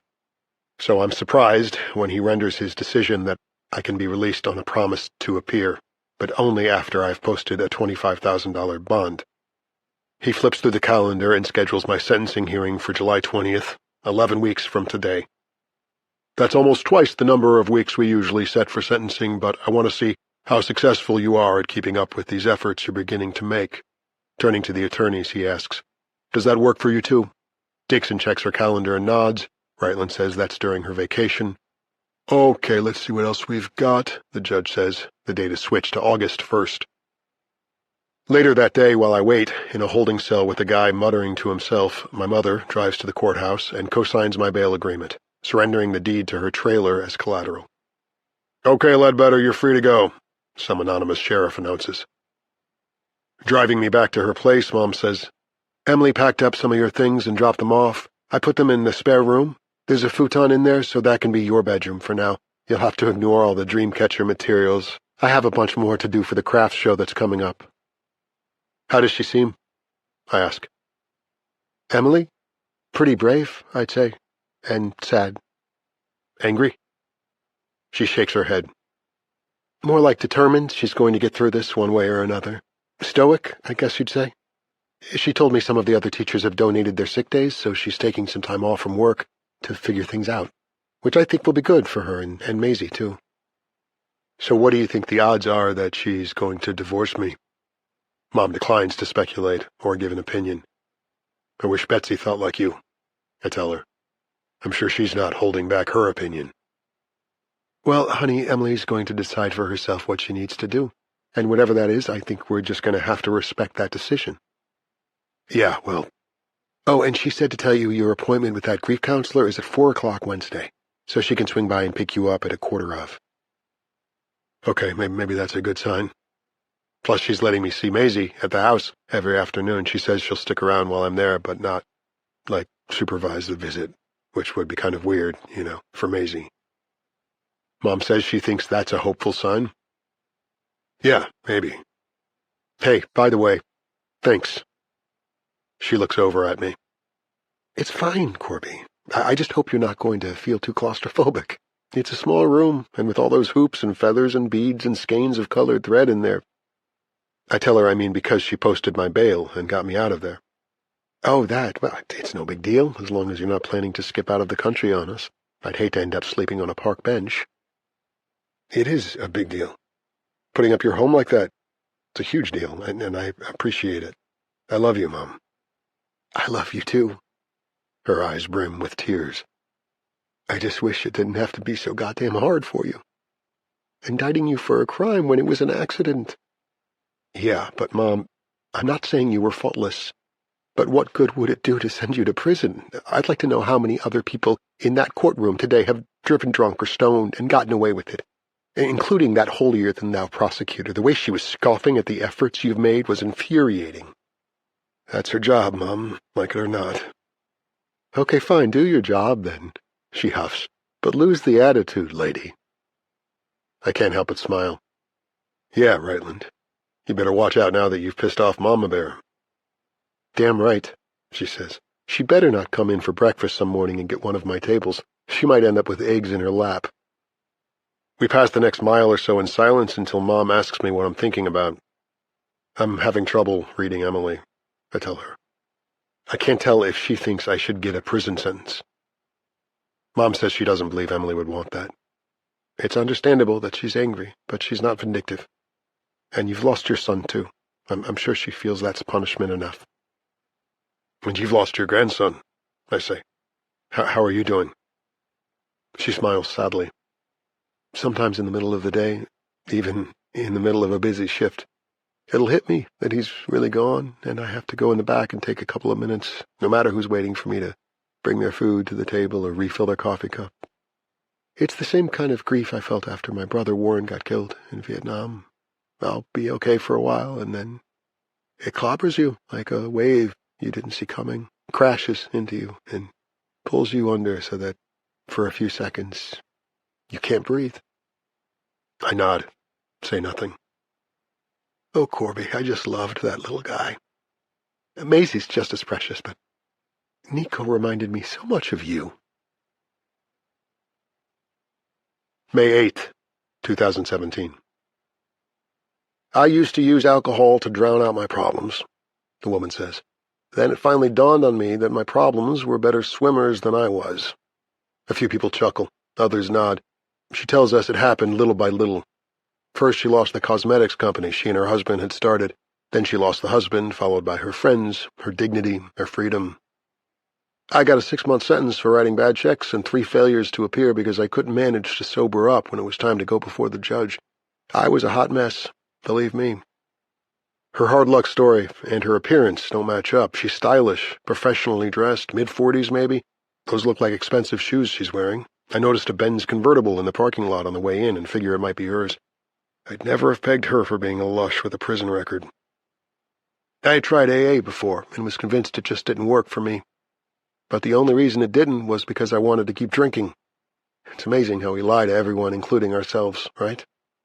But I hadn't hit bottom yet. That happened while I was in prison when I got this letter notifying me that my parental rights were being revoked. I lean forward, jolted by what she's just said. Can they do that? And who is they? Her ex? The court? DCF?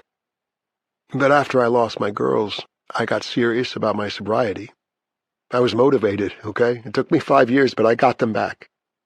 One's a high school sophomore now, and the other one's in her first year of college. I've got a good job in real estate, own my own condo, and lease a car that's fun to drive. I had lost all these things because of my obsession with booze.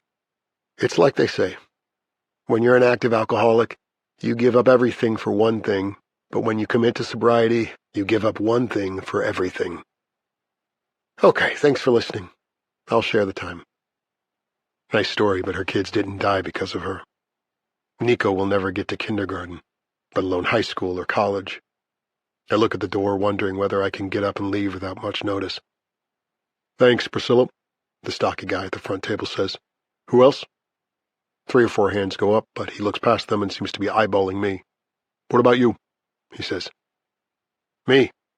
I can feel my face flush. My arrest was front-page news the week before, and I don't want anyone connecting the dots. No, thanks. I'll just listen. All right. You want to tell us your name, at least? I shake my head. Fair enough. Troy, you had your hand up. Why don't you go? Troy tells a grim story about witnessing a lot of grisly shit while fighting in the war in Afghanistan. I started shooting heroin while I was there, he says, and I was addicted to alcohol, too.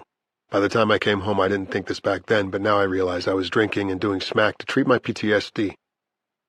What he's saying makes me think of Luc LeBeau, this kid in high school who sat in front of me in homeroom. He joined the army right after graduation, fought in Iraq and lost his shit, walked around town all day talking to himself. Me and a buddy bought a bar together, but we were both using and ignoring the bills that kept piling up. It failed after about a year, and then my girlfriend kicked me to the curb. My grandmother paid for my 90-day rehab in New Mexico and let me live with her after I got discharged. The deal was I'd be a caregiver for her husband, my step-grandpa, who had this disease called Lewy body dementia. I liked the guy and took pretty good care of him, but Graham fired my ass when she realized I was stealing her jewelry and pawning it to pay for my bad habits. She didn't press charges like my dad wanted her to, but my whole family cut me off. I went down fast after that. Slept in a tent by the river when the weather was decent. Sometimes by myself, and sometimes with women I'd pick up in dive bars or at the soup kitchen. When it rained, I'd find an unlocked car and sleep in that. In winter, I'd make the rounds at the shelters. The best ones would let you take a shower, give you breakfast in the morning, but those places fill up fast, so I'd usually end up at the ones where all you got was heat and a mat on the floor. Anyway, one day, while I was waiting in line for the soup kitchen to open, I started puking up blood, collapsed and woke up in the ER. When they found out I'd been in the Army, they shipped me downstate to the VA hospital. One of the docs there gave it to me straight. Said if I didn't stop pouring poison down my throat and sticking it in my arm, I was going to die from an OD, or cirrhosis, or maybe a gastric hemorrhage, or maybe I'd end up with a wet brain, drooling and babbling in some locked ward somewhere. So what do I do as soon as I get out of there? Hitchhiked back home and panhandled until I had scrounged enough money to buy myself a speedball and a quart of bottom-shelf bourbon. The next day, sick as a dog, I wandered into a meeting in some church basement, not to get saved, but because I knew they'd have coffee and cookies, maybe even donuts. Anyway, that was the day, 6 years ago now, when the miracle happened. I haven't had a drink since. I'm not patting myself on the back, though. It wasn't me who got me sober. It was my higher power coming to me through all of you. Well, good for him that he stayed sober. And if he wants to believe in miracles, why not? But if I keep coming to these meetings, which I promised Emily, my mom, and my attorney I'll do, they better not try to shove religion down my throat. I want to get sober, not saved by some imaginary god that's supposedly pulling the puppet strings. He sure as hell hasn't handed me any miracles. This is my second meeting, and just like the first, when time is up, everyone stands, gets in a circle, and takes hold of one another's hands. Someone says, "Who keeps us sober?" And everyone starts reciting the Lord's Prayer. I do the hand-holding thing, but for the second day in a row, I keep my mouth shut. I can't pray to something I don't believe in. Outside again, while I wait for my mother to pick me up, I watch a bunch of the others, laughing and lighting up like it's a cocktail party without the cocktails. I'm right about who's driving the Mercedes. She taps the brake as she sidles up beside me. "Keep coming," she says. "It gets easier." I smile at that small, simple act of kindness. A guy from the meeting walks toward me. Scraggly beard and bushy eyebrows, early 60s maybe, plaid flannel shirt, Mets ball cap. "I recognize who you are from the TV," he says. I tense up, thinking I'm about to be called a baby killer or something. "Here," he says, "in case you want to talk." He hands me a Taco Bell napkin with his name, Dale Tebbins, and his number written diagonally across it. I say thanks, fold it, and shove it into a back pocket of my jeans. He starts to walk away, then turns around and comes back. "Something similar happened to me, more or less, so I might get the hell you're probably going through more than most," he says. "I was driving drunk with my niece in the back seat, ran a red light, and got T-boned by a Hummer. I walked away without a scratch, but the accident brain-damaged Kayla. She was 8 then, died 5 years later." I stand there, unable to think of anything to say. "Day at a time, my friend. You can always drink tomorrow if you need to. Just don't drink today. Well, I better get going. Give me a call if you need to." I watch him walk down a row of cars and climb into a blue pickup truck. He waves as he drives out of the parking lot. I wave back. During my scheduled visit with Maisie, Emily is true to her word. She doesn't leave the house, but she doesn't hover over us either. Maisie is subdued but seems okay. I make her half of a grilled cheese for lunch, her favorite, and cut up some carrot sticks. Get her to grin a little when I balance one of the sticks above my top lip and say it's my orange mustache. After lunch we cuddle up on the sofa and watch TV. Peppa Pig, Daniel Tiger's Neighborhood. When it's nap time, I tell her to pick out a story. She chooses not one but two, her own favorite, The Very Hungry Caterpillar, and her brother's, Where's Spot? The door to the twins' room is still closed, so at nap time I figured the crib is still off limits. I put Maisie in the middle of Emily's in my bed, kiss her, and tell her I love her. As I'm leaving the room, she says, "Nico?" I turn back and face her, at a loss for words. There's no way to explain death to a little girl who's 2. Instead, I hurry into the living room, grab that framed picture of the two of them, then go back and show her.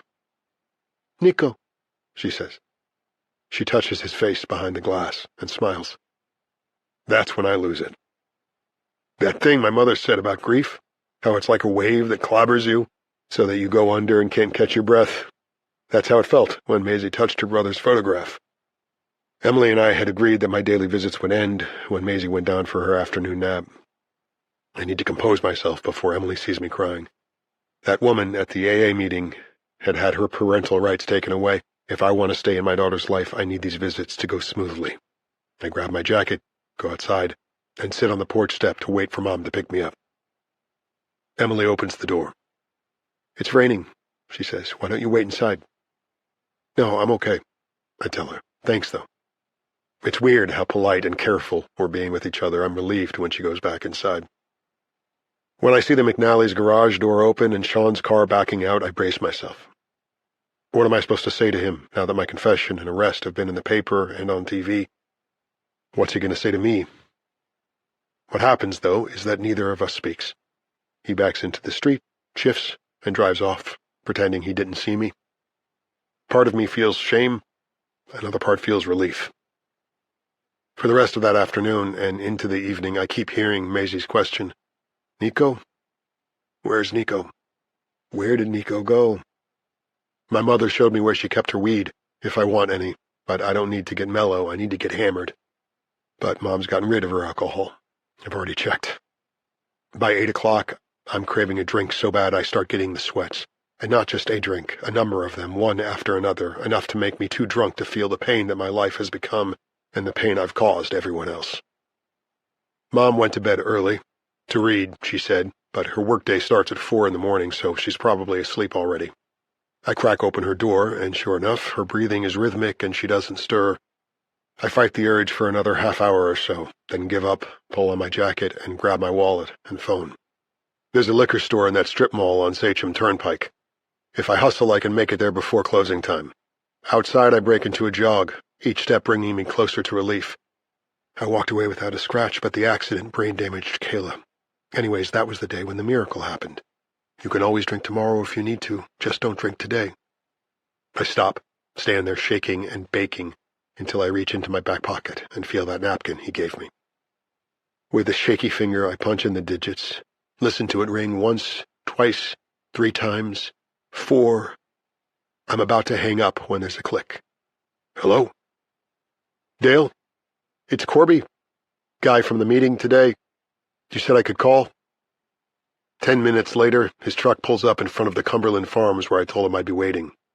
When he asks whether I've been drinking, I'm able to say no. He asks whether I'm telling him the truth, and I say yes. I don't take offense. Drunks know what good liars other drunks can be. But I'm not bullshitting him.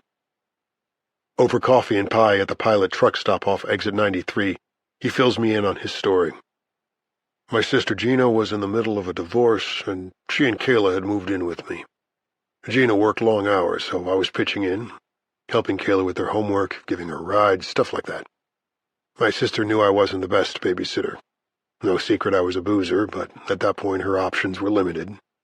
I was on disability from work, so I was around, and I promised her I wouldn't let Kayla get in the car if I'd been drinking.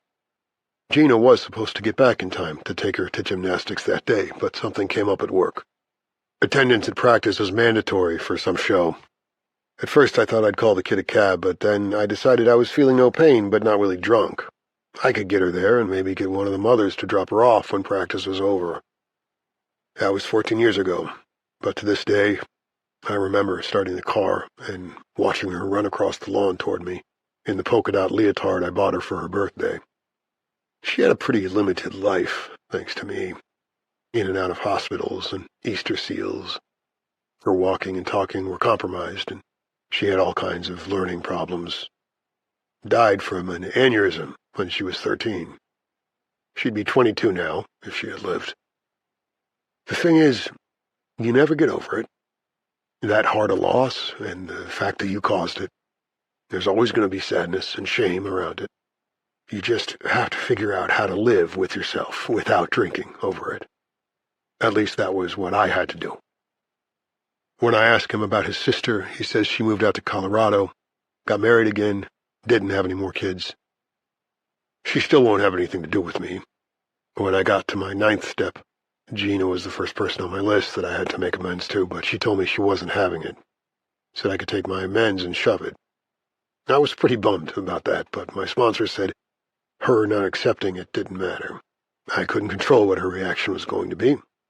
What mattered was that I had offered her my amends. Dale and I talk for about an hour, then he drives me back to my mother's. As he pulls into the trailer park, he says, "Oh, one more thing. Today, at the end of the meeting, I noticed you weren't saying the Lord's Prayer." "Yeah, I'm not really big on the higher power thing," I say. "I hear you. I love AA, but I tune out a lot of the God stuff. The closest I get to believing in a higher power is when I look out at the ocean while I'm surf casting. See something that's much bigger than I am, something that's been here a lot longer than me and is going to be here long after I'm gone.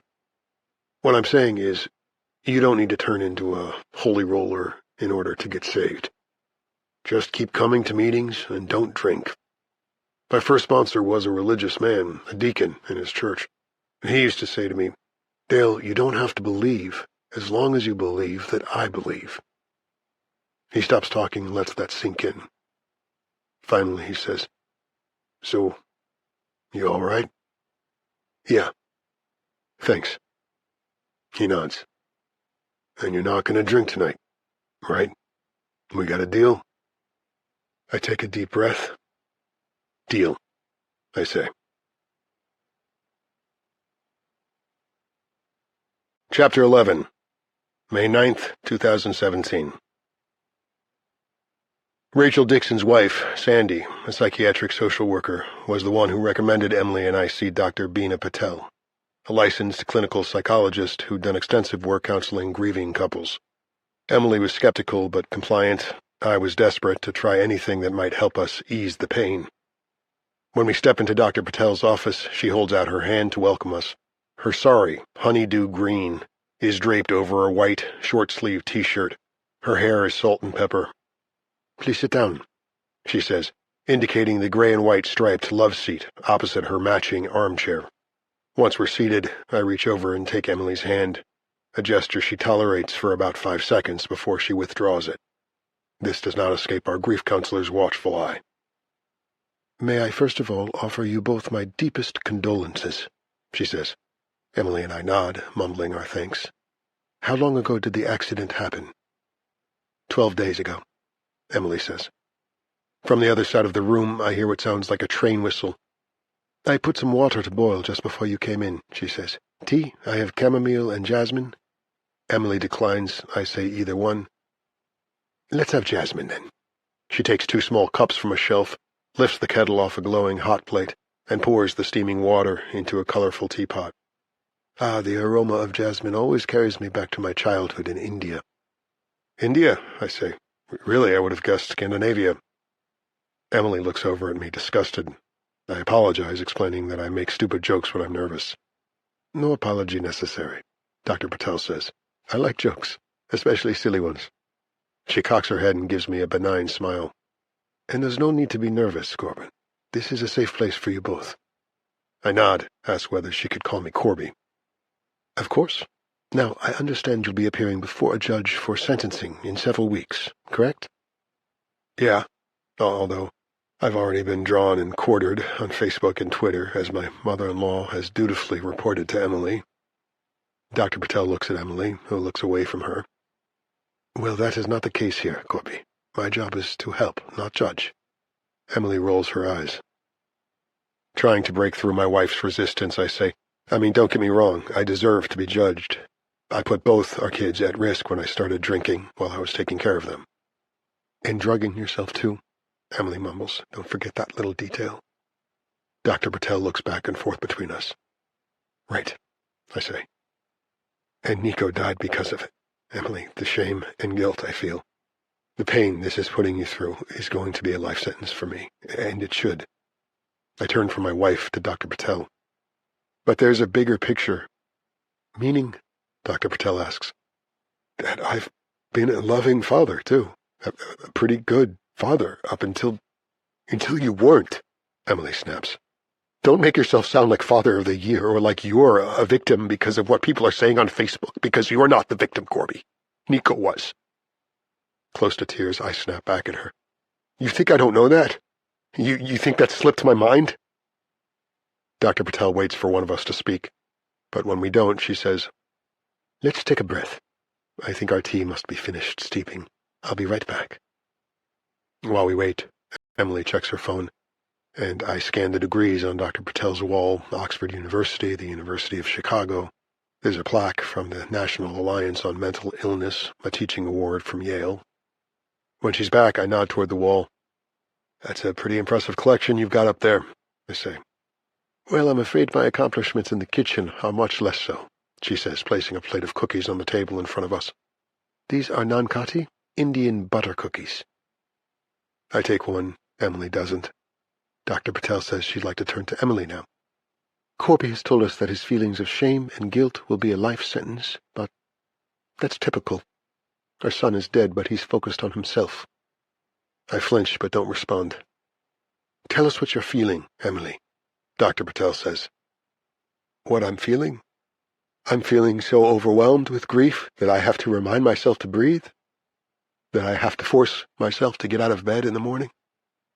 That's understandable, and good for you that you're making that effort," Patel says. "What other feelings are you experiencing?" "Anger, confusion, guilt. That's just for starters. It's understandable that this close to so profound a tragedy, your emotions would be all over the place," Patel says. "Please don't call him a tragedy. He has a name. Nico." She looks over at me. "Had a name," she says. "So noted," Patel says. "Now I'd like us to examine your anger a little more closely. Would that be all right?" Emily sighs impatiently, but finally nods. "Good. Thank you, Emily. Let me first tell you that I have done grief work with other mothers who have lost a child. If the death was unexpected rather than anticipated because of the child's terminal illness, these mothers understandably feel angry about a situation that has been thrust upon them out of the blue. Some of these grieving mothers direct their outrage at fate, or, if they are women of faith, at God, because they feel He has betrayed their devotion to Him. Depending on the circumstances surrounding the death, others feel angry with themselves or with their child's father. Can you tell us what or whom?" "Corby." "Because? Isn't it obvious?" Dr. Patel suggests it might be useful if Emily says what she needs to say directly to me. When she turns to me, I brace myself, determined to face her. She keeps me waiting, but I can tell from her rapid breathing that her anger is rising. "You betrayed my trust," she finally says. "I assumed our kids would be safe in their father's care. But Nico's not here anymore because of your stupid self-pity. Oh, poor me. I lost my job and can't find another one, and now I have to take care of our kids because we can't afford daycare. Boo-hoo, I might as well just get wasted." My hands clench up and my stomach tightens, but I'll be damned if I'm going to lose it. When I ask Patel whether I can respond, she nods. "I started drinking because I was depressed, Emily, not because I resented taking care of the kids. Was it easy being the stay-at-home parent? Not always, but there were parts about it that I really loved. It was amazing to watch their development from day to day. I bonded with Nico and Maisie in a way I never would have otherwise. Too bad they weren't your priority then." "Emily, they were." "No. Your priority was numbing your self-pity with alcohol and drugs, or as you like to put it, checking out, which sounds a lot nicer than getting behind the wheel while you were incapacitated and backing over our son." She begins to sob. "And because of that, I'm never going to see him again. Cuddle with him, tickle his tummy while I'm changing his diaper, and hear his giggle.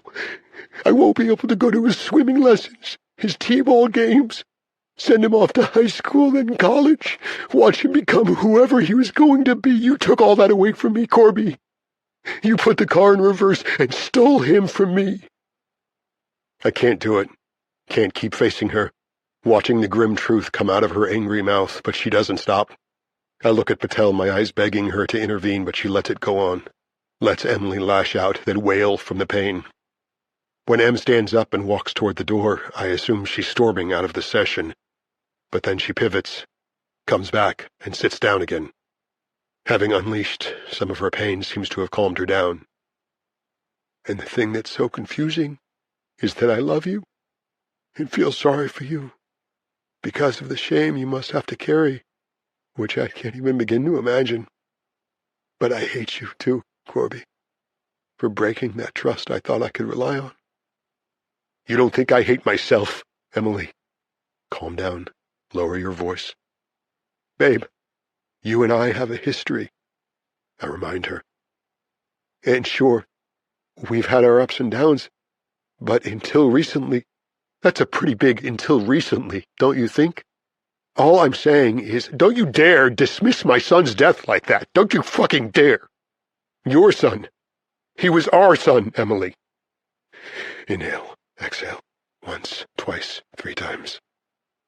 She sits there fuming, glances over at Patel, then turns back to me.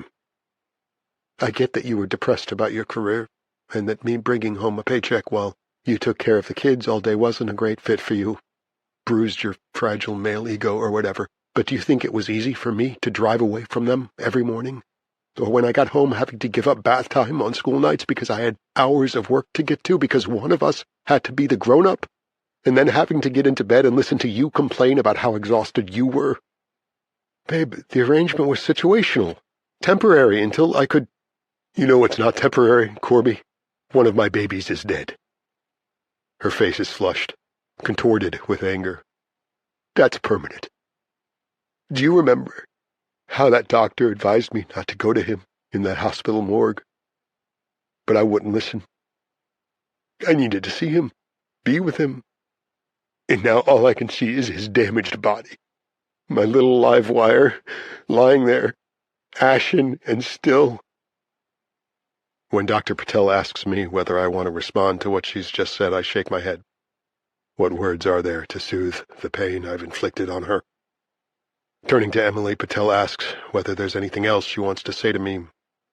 She nods, turns, and looks me in the eye. Her words are more measured now, more sad than angry. People lose jobs all the time without falling apart and causing everything else to fall apart around them, she says. Without causing the death of one of their children. I just can't imagine how I'm ever going to be able to forgive you so that we can salvage what's left. And I'll be honest with you, Corby. I'm not sure I want to. We're both crying now, and when I look over at Patel, I see that her eyes are wet too. This comforts me somehow. For a minute or more, the 3 of us sit in silence with what's just been said. Dr. Patel is the first to speak. When a child dies, no matter the circumstances, it puts a terrible strain on the parents' relationship. How could it not? But the fact that you are here together is, in my opinion, a hopeful sign. Let's visualize that hope as a flickering candle flame. It may stabilize and keep burning, or be snuffed out. It depends on your willingness to do the hard work of sustaining your relationship under extremely difficult circumstances, or your decision to end it and move on. I also would like to point out that, although you have lost the same child, your relationship with him will have been different.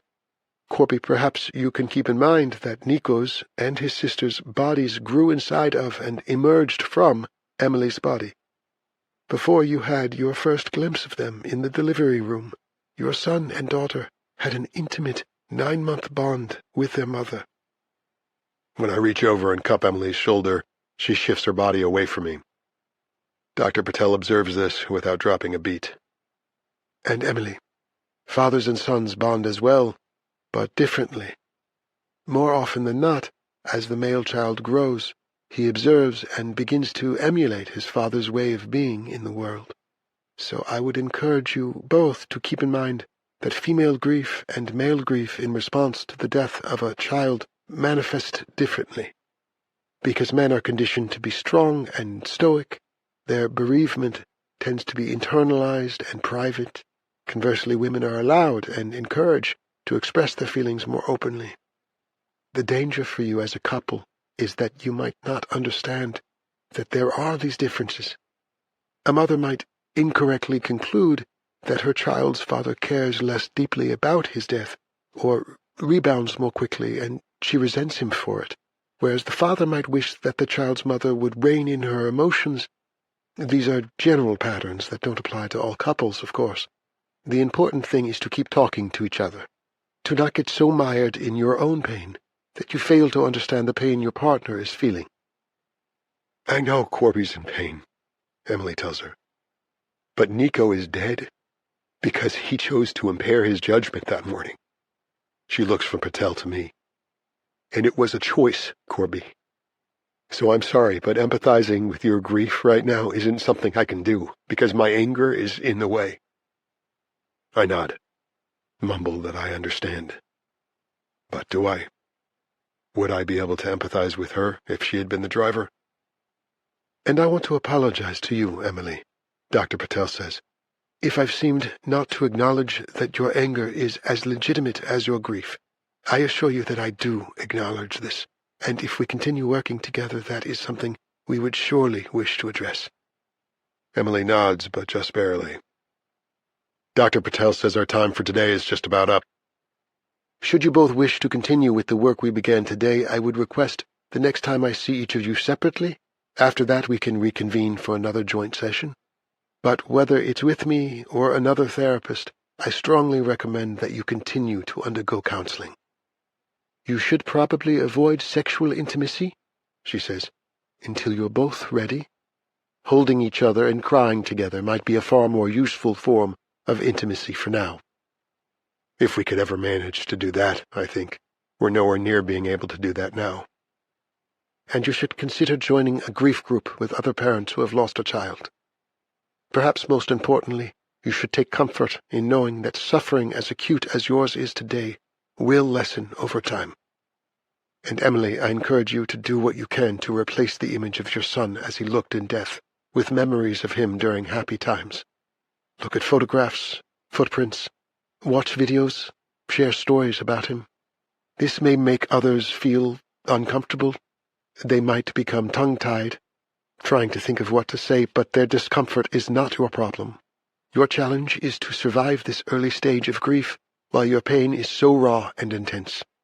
And by all means, talk about Nico with your daughter, if you can. Emily nods compliantly. Dr. Patel flips through her notes. I knew I wanted to return to something before you go. Emily, when you were speaking before about the many emotions you've been feeling, you identified one of them as guilt. Can you say what it is that's making you feel guilty? Emily looks over at me and seems to be deliberating about whether or not to say it. She opens her mouth, closes it again, and then speaks.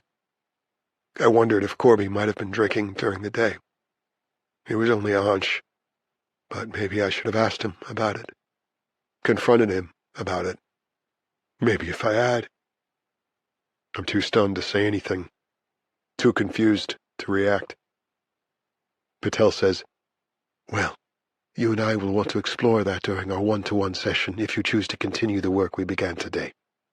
I do have one last question I'd like each of you to answer. If we move forward with this process, what would you hope to gain from it? I go first. I want to save our marriage. And you, Emily? I'm looking for clarity. When Patel asks her whether she can be more specific, she says she doesn't know whether she can stay married to me. Turning to me, she says, I guess it depends on whether or not I can ever forgive you. At her office door, Dr. Patel takes each of us by the hand.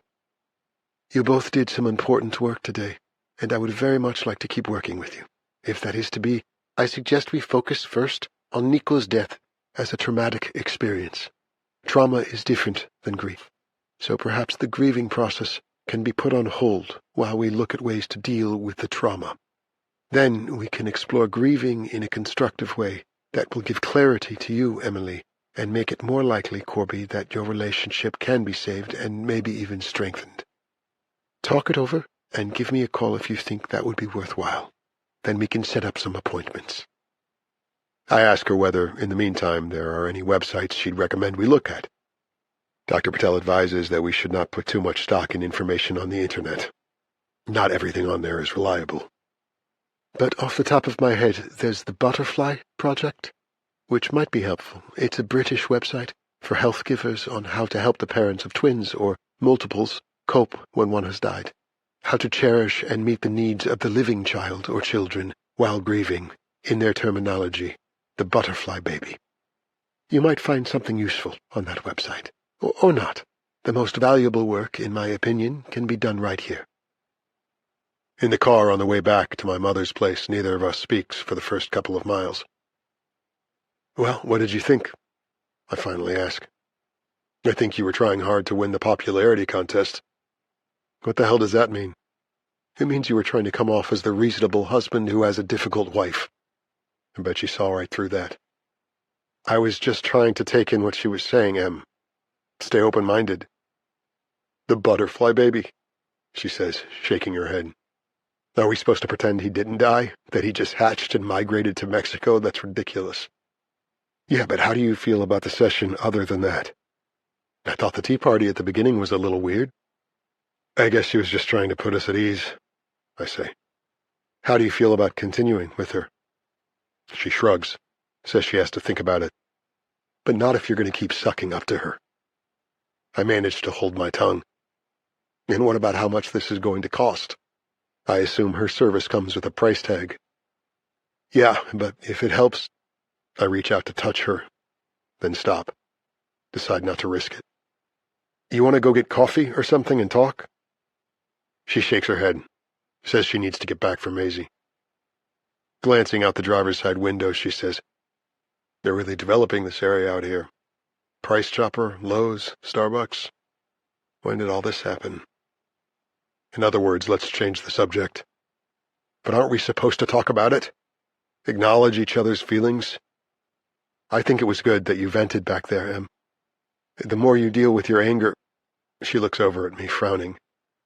Don't fucking patronize me. What do you mean? How am I patronizing you? By sounding like you're the therapist. It's good you vented, Emily. You need to deal with your anger. You're not the shrink, Corby. You're the problem. I know I am. Believe me, if I could exchange my life for his, I'd do it in a second. She offers no reaction other than hitting the gas a little harder. Another couple of miles and 2 red light stops pass by in silence before I say that I'd like to continue with Dr. Patel. At least for the time before my sentencing hearing. And if I get lucky and don't have to go to prison, maybe after that too. She seems to know what she's doing. And those 1-to-1 sessions are a good idea. Can't hurt, right? Her only response is an impatient sigh. I was surprised, though, when you said you suspected I might be day drinking. I thought I'd been so good at keeping it from you. Shut up, Corby. That hour was hard enough without having to listen to your fucking analysis of it. She was driving about 10 miles over the speed limit, but now it's more like 15 or 16. Yeah, okay. But you don't need to feel guilty about not saying anything. If you had, I would have just denied it. Please, just stop, she says. She's white-knuckling the steering wheel. You might want to slow down a little, I tell her. I've seen cops in unmarked cars along this stretch. Shut up! Shut up! Shut up! Her hand flies at me, bats me on the side of my head. With her hand off the wheel, her car veers into the lane of oncoming traffic. Jesus, watch where you're going! I shout. She corrects her course and drives on for a couple of minutes. Then she pulls onto the shoulder, stops the car, puts her head against the steering wheel, and sobs. Again, I resist the impulse to touch her. It's okay, I say. Nothing happened. It's okay. She mumbles an apology and drives back onto the road. We're going to get through this, Emily. I love you. She just keeps driving. Chapter 12, July 26th, 2017. At Attorney Dixon's suggestion, I arrive at her office building to read and discuss the report that Probation Officer Jonathan Gonzalez filed after having completed my pre-sentence investigation. Before climbing the stairs, I stop first at that bakery on the ground floor and buy her one of those death-by-chocolate cupcakes I remember she loves. I'm touched, but goddamn you, Ledbetter, she says when I hand her the treat. I just started doing keto. Oh well, my wife will enjoy it. She eats like a lumberjack without gaining an ounce. She hands me the PSI report. "Tell me what you think," she says. "My sentencing hearing is in a week." Officer Gonzalez has done a thorough job. He's included the police reports filed by Sergeant Fazio and Officer Longo, Detective Sparks, and the officer who arrested me for my earlier DUI. The toxicology reports based on the blood draw they'd taken from me at the hospital are in there, too. Gonzalez notes that I had not sought treatment for my substance abuse before the event, for which I have been charged, but he's attached photocopies of the scrawled signatures of chairs from the various AA and NA meetings I've been attending since then. Gonzalez has also accessed and included my lackluster school records, not only from RISD but also from Three Rivers High School, which includes the information that I was suspended during my sophomore year for streaking during an outdoor assembly. There's no mention that I did this on a dare from Ethan Martineau, the police chief's grandson.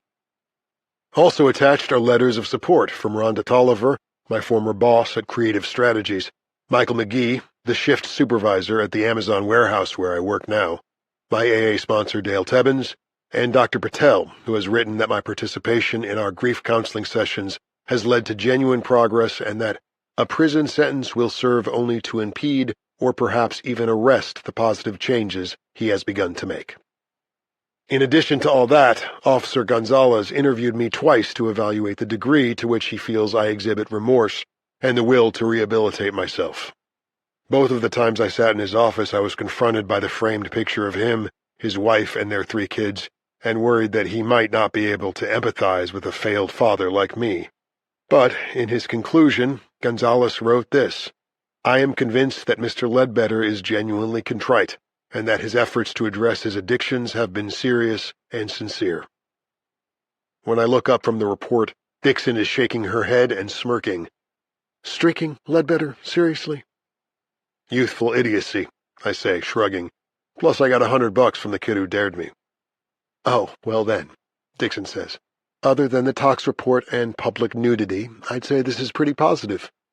She tells me it is fairly unusual for the person writing the PSI to avoid making a sentencing recommendation.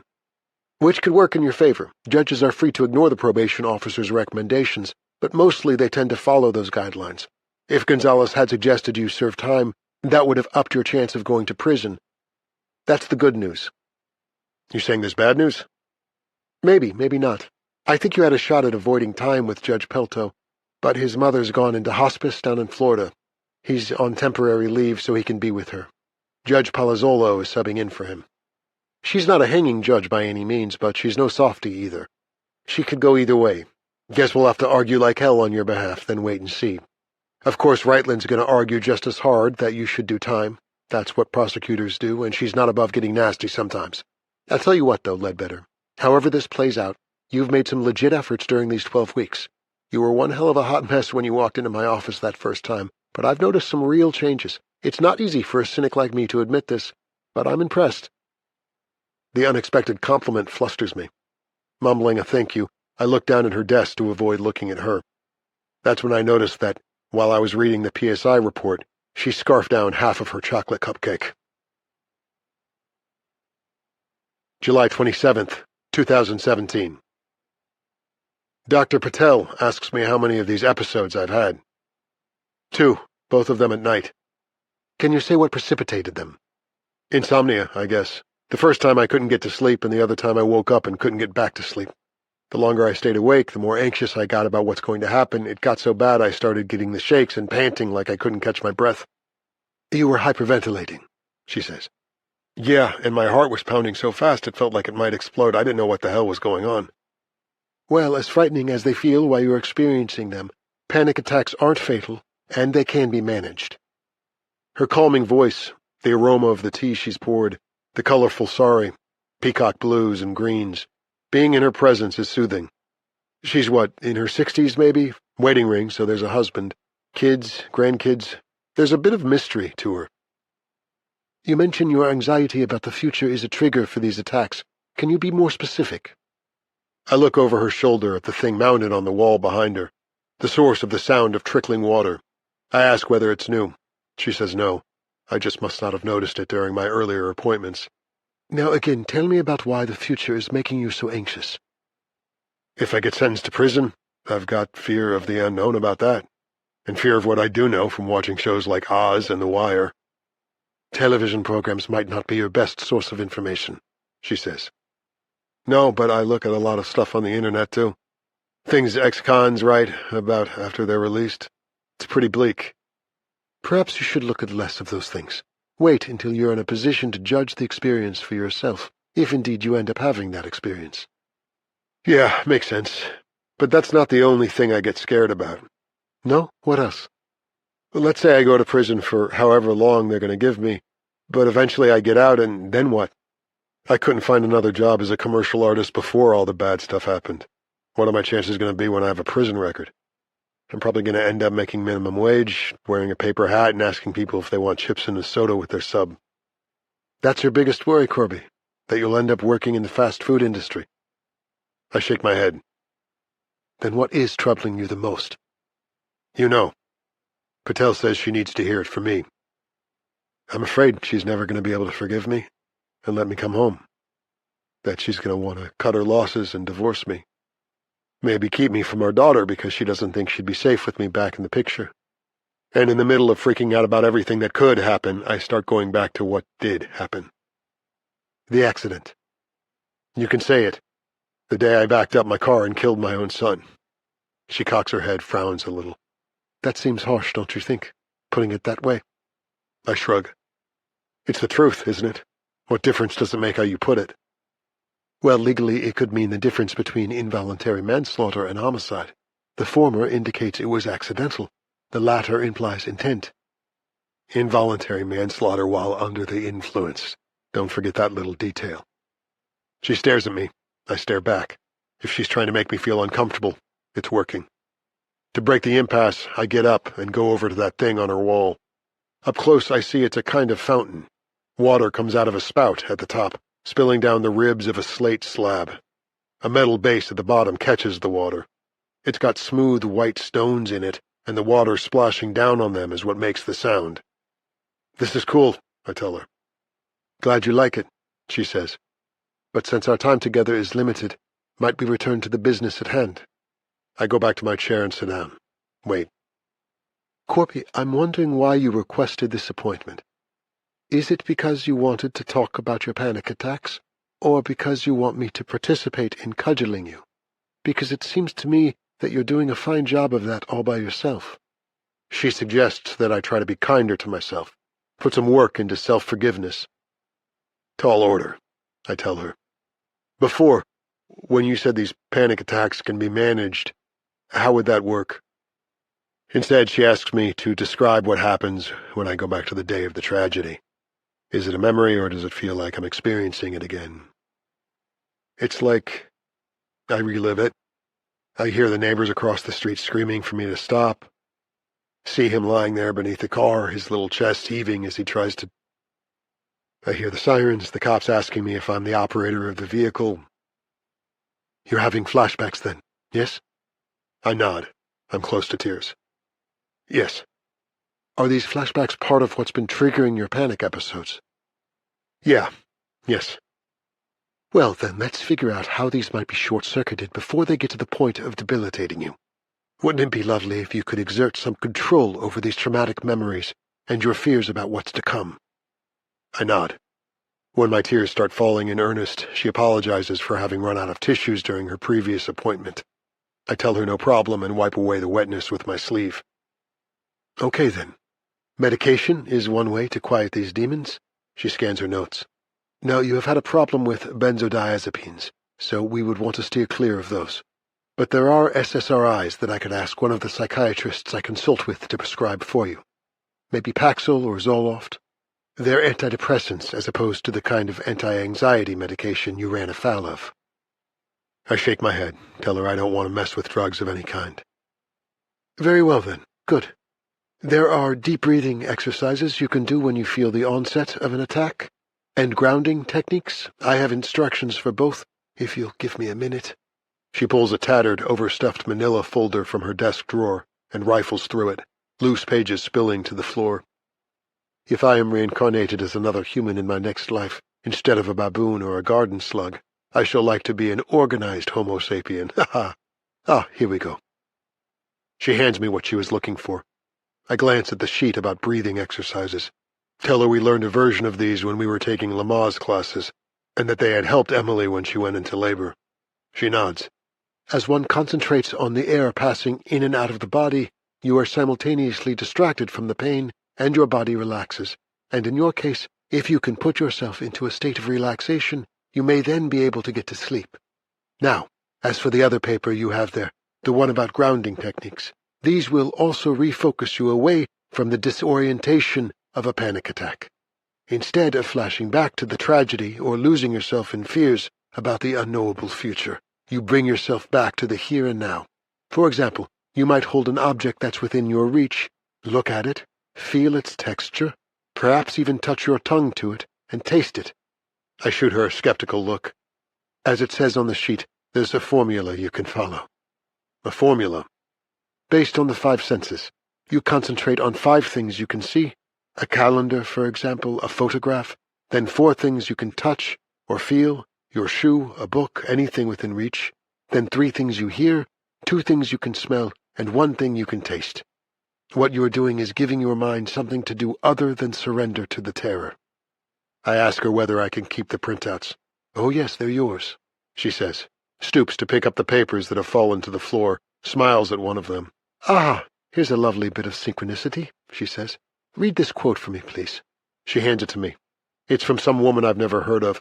I'm reading it silently when she says, No, aloud, please. Worrying is carrying tomorrow's load with today's strength, carrying 2 days at once. It is moving into tomorrow ahead of time. Worry does not empty tomorrow of its sorrow. It empties today of its strength. Corey ten Boom. Well? Well, what? Do you see the wisdom in what she is saying? I guess, but... Yes? No disrespect, but I assume this is the wisdom of someone who's never had to be facing the probability of being warehoused in prison, then coming out to find that he's lost. Warehoused? She says, frowning. Corby, you are not an inanimate object. You're a living, evolving person, and if prison is to be in your future, one way to face it is to embrace the possibility that you can learn from the experience. Right, okay, good point. Better to agree with her than to argue against the educational value of life in the slammer. I just wish we could go back to the way it used to be so that... So that what? I shake my head and shrug. What's the point of even saying it? She reaches across the table, takes my hands in hers, and gives them a gentle squeeze. Well, nothing can go back to the way it once was, if by that you mean before the accident. The death of your son is a terrible reality that cannot be denied. But you can certainly have a life worth living, whether or not your marriage survives, for your daughter's sake as well as your own. Do you see Emily as a vindictive person? I shake my head. She's kind, good-hearted. She's a wonderful teacher, a great mom, too, although she'd probably give me an argument about that. She always used to say that I was the better parent. But I dealt her such a terrible blow, you know, and it's changed her, made her bitter, which I understand. But I still love her so much. Having her and Maisie back is all I want. Well, I have no crystal ball, so I cannot promise you your marriage will remain intact. And to be blunt, in situations like yours and Emily's, the odds may be against it. The death of a child often results in a couple divorcing, especially if one of them backed over him, crushed the life out of him. She shakes her head and smiles sadly. I was going to say, especially since mourning a lost child is such a complicated and personal thing. As I've mentioned before, 2 parents will often grieve quite differently from one another and grow apart. But you just told me that Emily is not a vengeful person, which is good news, I think. I doubt she would want to mount some custody battle to deprive you of your daughter, because it would also deprive your daughter of her father. She glances at her watch. I'm afraid it's time for us to end our session, Corby, but I hope we can speak again before your sentencing hearing. I used to be one of the psychologists in rotation at Yates. If you do have to go to prison, I know you'll be in good hands with Dr. Clegg or Dr. Candro, and whoever the new hire is, I'm sure that person will be able to help you too. And in the meantime, I wish you the best of luck in ridding yourself of your panic episodes. She smiles and crosses her fingers. I get up, thank her, and start to leave. Then I stop and turn back. You know the woman who wrote that quote you gave me? I ask. Corrie ten Boom, yes. What kind of name is that? Native American? She shakes her head. She was from the Netherlands. She and her family were part of the Dutch resistance and hid many Jews from the Gestapo during Hitler's reign. When they were caught, she, her sister, and their father were arrested and sent to a concentration camp. Of the three, Corrie was the only one who survived. So you see, she did know a thing or two about life in captivity after all. No shit, I say, forgetting my promise to myself not to swear in front of her. No shit, she says. I wave the folded handouts at her and thank her again. That same night, during another battle against sleeplessness, I feel an attack coming on. I do the breathing exercises, grab the big book off my nightstand, and do the 5 senses thing. Then I turn on the light, grab that quote Dr. Patel gave me, and read it over and over like a mantra. Worrying does not empty tomorrow of its sorrow. It empties today of its strength. After a while, I start to feel calmer. In the morning, I wake up to the sun winking through the slats of the Venetian blinds and realize it worked. It fucking worked. Chapter 13. August 1st, 2017. All rise, the bailiff commands. This court is now in session. Judge Rosemary Palazzolo presiding. She's tiny and very tan. Big black-rimmed glasses. She looks back at me and scowls. Bettina Reitland goes first. There's a name for it, she says. Back over. It happens more than you think. On average, about 50 children a week, according to the statistics. 48 of them survive, 2 don't. The age of the victim is most often between 1 year and 2, and the person most often responsible is the victim's mother or father. Usually the grief that comes from losing a child, coupled with the horror of being the parent who caused the death, is punishment enough. The police will often conclude that it was accidental and decline to press charges. Get ready, I tell myself. Here it comes. But in this case, that didn't happen. Why, Your Honor? Because Mr. Ledbetter, having consumed excesses of alcohol and an anti-anxiety medication before 9 o'clock in the morning, got into his vehicle, started the engine, put the car in reverse, and backed over his 26-month-old son, Nico, who was playing in the driveway. The defendant has stated that he misremembered having buckled both Nico and his twin sister in their car seats before operating his vehicle. Misremembered. Well, that happens to all of us.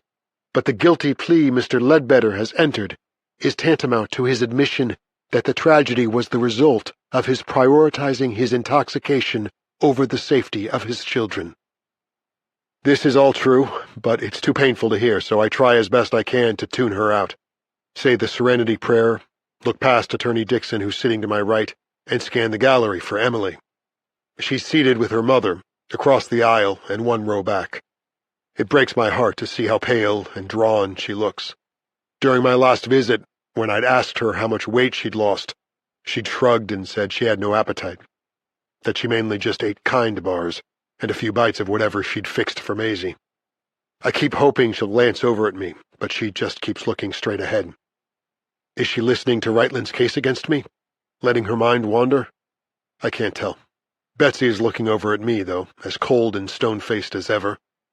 It's even money on whether or not she hopes I go to prison, but I doubt she'd shed many tears if that's the outcome today.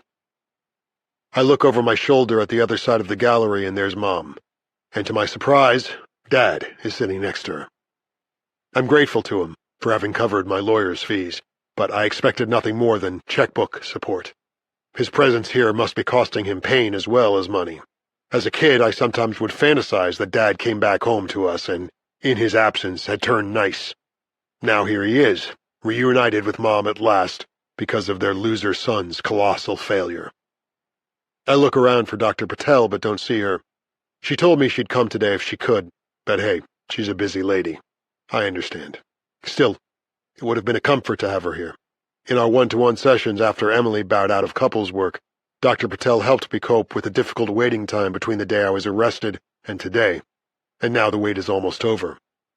I'll probably know in under an hour whether or not I'm going to prison. My sponsor, Dale, has come as promised. He's sitting by himself in the back row. In the weeks we've been working together on my sobriety, I had one slip. Took a few swigs from the pint bottle of bourbon one of my co-workers at the Amazon warehouse held out to me on the sneak. When I called Dale to confess, he said, "Progress, not perfection, Corby. But you need to share this at the meeting tomorrow. Remember what the big book says about rigorous honesty." It was hard to do, but I did it, and was moved by the number of people who surrounded me after the meeting was over to offer me encouragement and volunteer their own stories about going out and coming back. I'd been counting sober days and had gotten to 37 when I slipped and demoted myself back to 0. There have been no slips since, thanks in large part to Dale's support, so sitting in the courtroom now, I'm at day number 55. Reluctantly, I tune back into Reitland's reasons why I should be incarcerated. Within an hour of Sergeant Fazio's and Officer Longo's observations at the scene, Mr. Ledbetter's blood was drawn and later analyzed. The results showed that he had operated his vehicle while under the influence of an excess of the benzodiazepine he had been prescribed, and a blood alcohol level of .09. Turning from the judge, Reitland takes a few steps toward Dixon and me. "I suspect Mr. Ledbetter's attorney will attempt to establish that her client was a good and loving father, and that may have been true until the day when, suddenly and irrevocably, he was not." It hits me that her phrasing is the same as Emily's that day in Dr. Patel's office. Is that a coincidence, or has Reitland conferred with my wife? I've assumed that Emily doesn't want me to have to go to prison. Have I been wrong? Your Honor, a little boy with his whole life ahead of him would be alive today had his father not started his car that morning while his judgment was impaired by alcohol and an addictive prescription drug that, while not classified as a narcotic, may produce narcotic effects on the central nervous system. Corbin Ledbetter must be held accountable for that fatal decision. Keep in mind that this is his second DUI, so I think it's fair to assume his first had no preventive effect. Let's also keep in mind that the tragedy for which Mr. Ledbetter is responsible has created a ripple effect of profound grief, not only for himself, but also for his son's mother, the boy's grandparents, and the Ledbetters' extended family, their friends, and their neighbors. Two of those neighbors, Sean and Linda McNally, who witnessed and tried to stop the tragedy from happening, have put their house on the market. I spoke recently with Mrs. McNally, who says their decision to move out of what had always been a peaceful and safe neighborhood has been motivated by the depression she has struggled with since she could not prevent little Nico's death in the seconds before his fatal injury. As I said, a ripple effect. When Reitland says she wishes to read a letter from Nico's maternal grandmother, I see Emily turn toward her mother with wide-eyed surprise. It's obvious she didn't see this coming. Ignoring her daughter's reaction, Betsy looks straight ahead, a study in stern self-righteousness. In her letter, Betsy asks the court to keep in mind the depth of her daughter's suffering and the physical and emotional toll Nico's death has taken, the result of the reckless and irresponsible choice I made on the morning in question, the choice that robbed her grandson of his life. Her letter ends with a question. If the law doesn't hold me accountable by sentencing me to prison, doesn't that then devalue the precious life I took? Emily's audible sob draws my attention and everyone else's. Really, Betsy? She wasn't in enough pain already? And Nico's grandmother is right, Reitland says. The average life expectancy of an American male in 2017 is 78.87.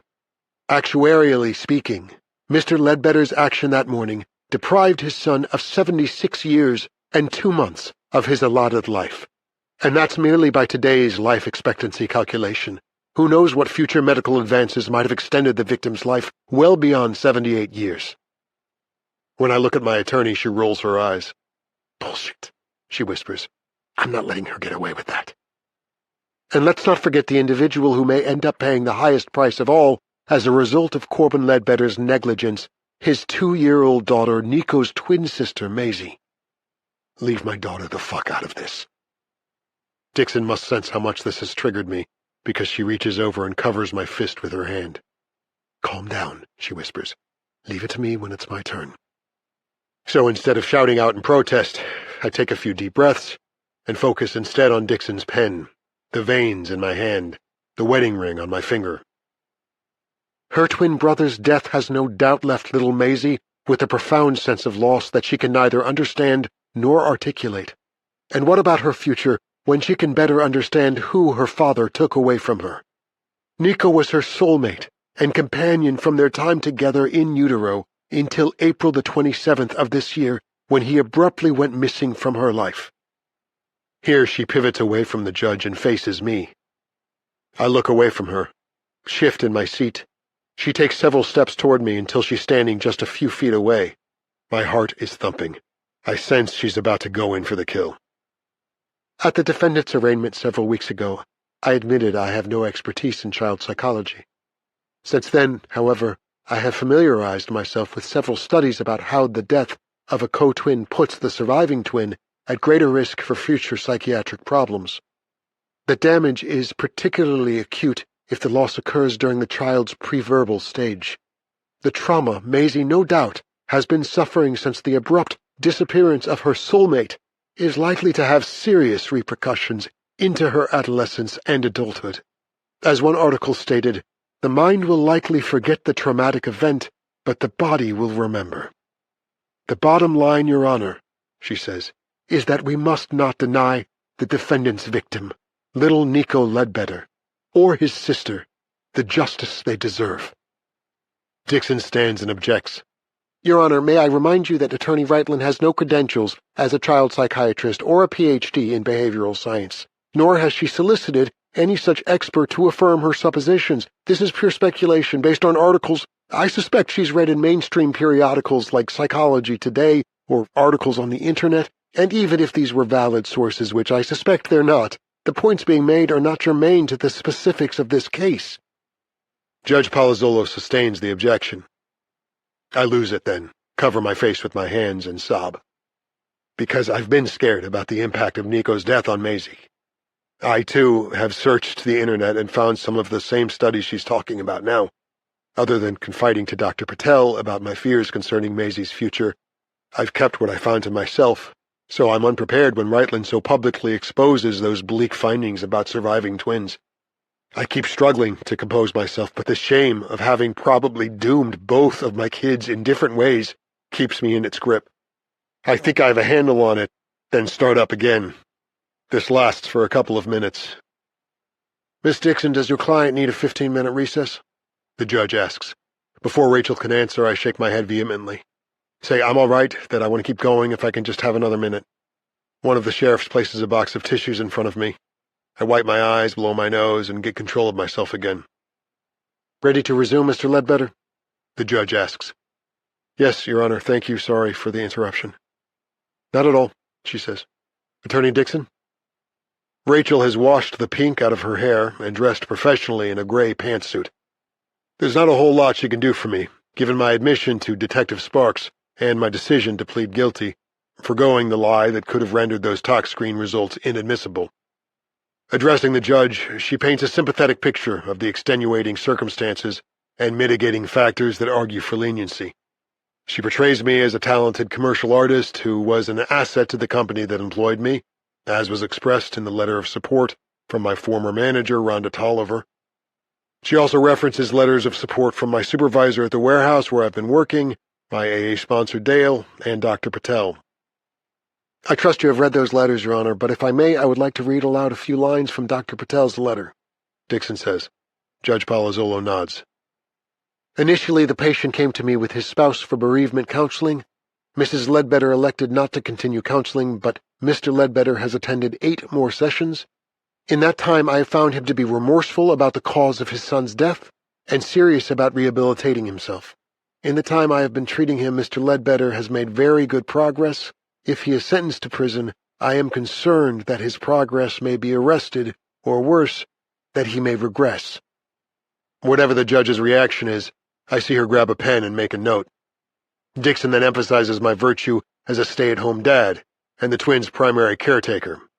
Our visits to the park, story hour at the library, our participation in the YMCA's toddlers' swimming class, my disinclination to use the TV as a babysitter. She says my brutal honesty in having confessed to Detective Sparks about my impairment on the morning in question is evidence of my underlying good character, and asks that the judge take this into consideration before she renders her decision. She also points out that for the past 12 weeks I have been attending AA and NA meetings faithfully, as indicated by the signatures of the various chairpersons of those meetings, and that I trained and have been working successfully as a picker-packer at the Amazon warehouse in Waterford for the past 9 weeks. I have no doubt that Dixon is the crackerjack defense attorney her father described to my father, but she's pretty much been hamstrung by the confession of the guy she was hired to defend.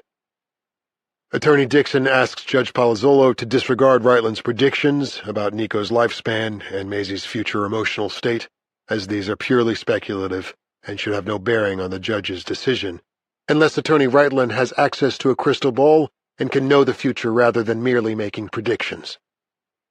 Finally, Attorney Dixon says, there could be no greater punishment for Corbin Ledbetter to endure than getting out of bed each and every day for the rest of his life, having to face the fact that he is responsible for his son's death and the heartbreaking loss he has inflicted on his loved ones. I think it's impossible for us to imagine the degree of guilt, shame, and remorse that is, and will be, this man's daily burden. Your Honor, don't you think that's prison enough? Dixon instructed me to look at Judge Palazzolo when she said that, and, if I had any tears left, to shed them then. Unable to do either, I bow my head and stare at the floor. Reitland could have asked for the maximum of 10 years in prison. Instead, she has asked for 6.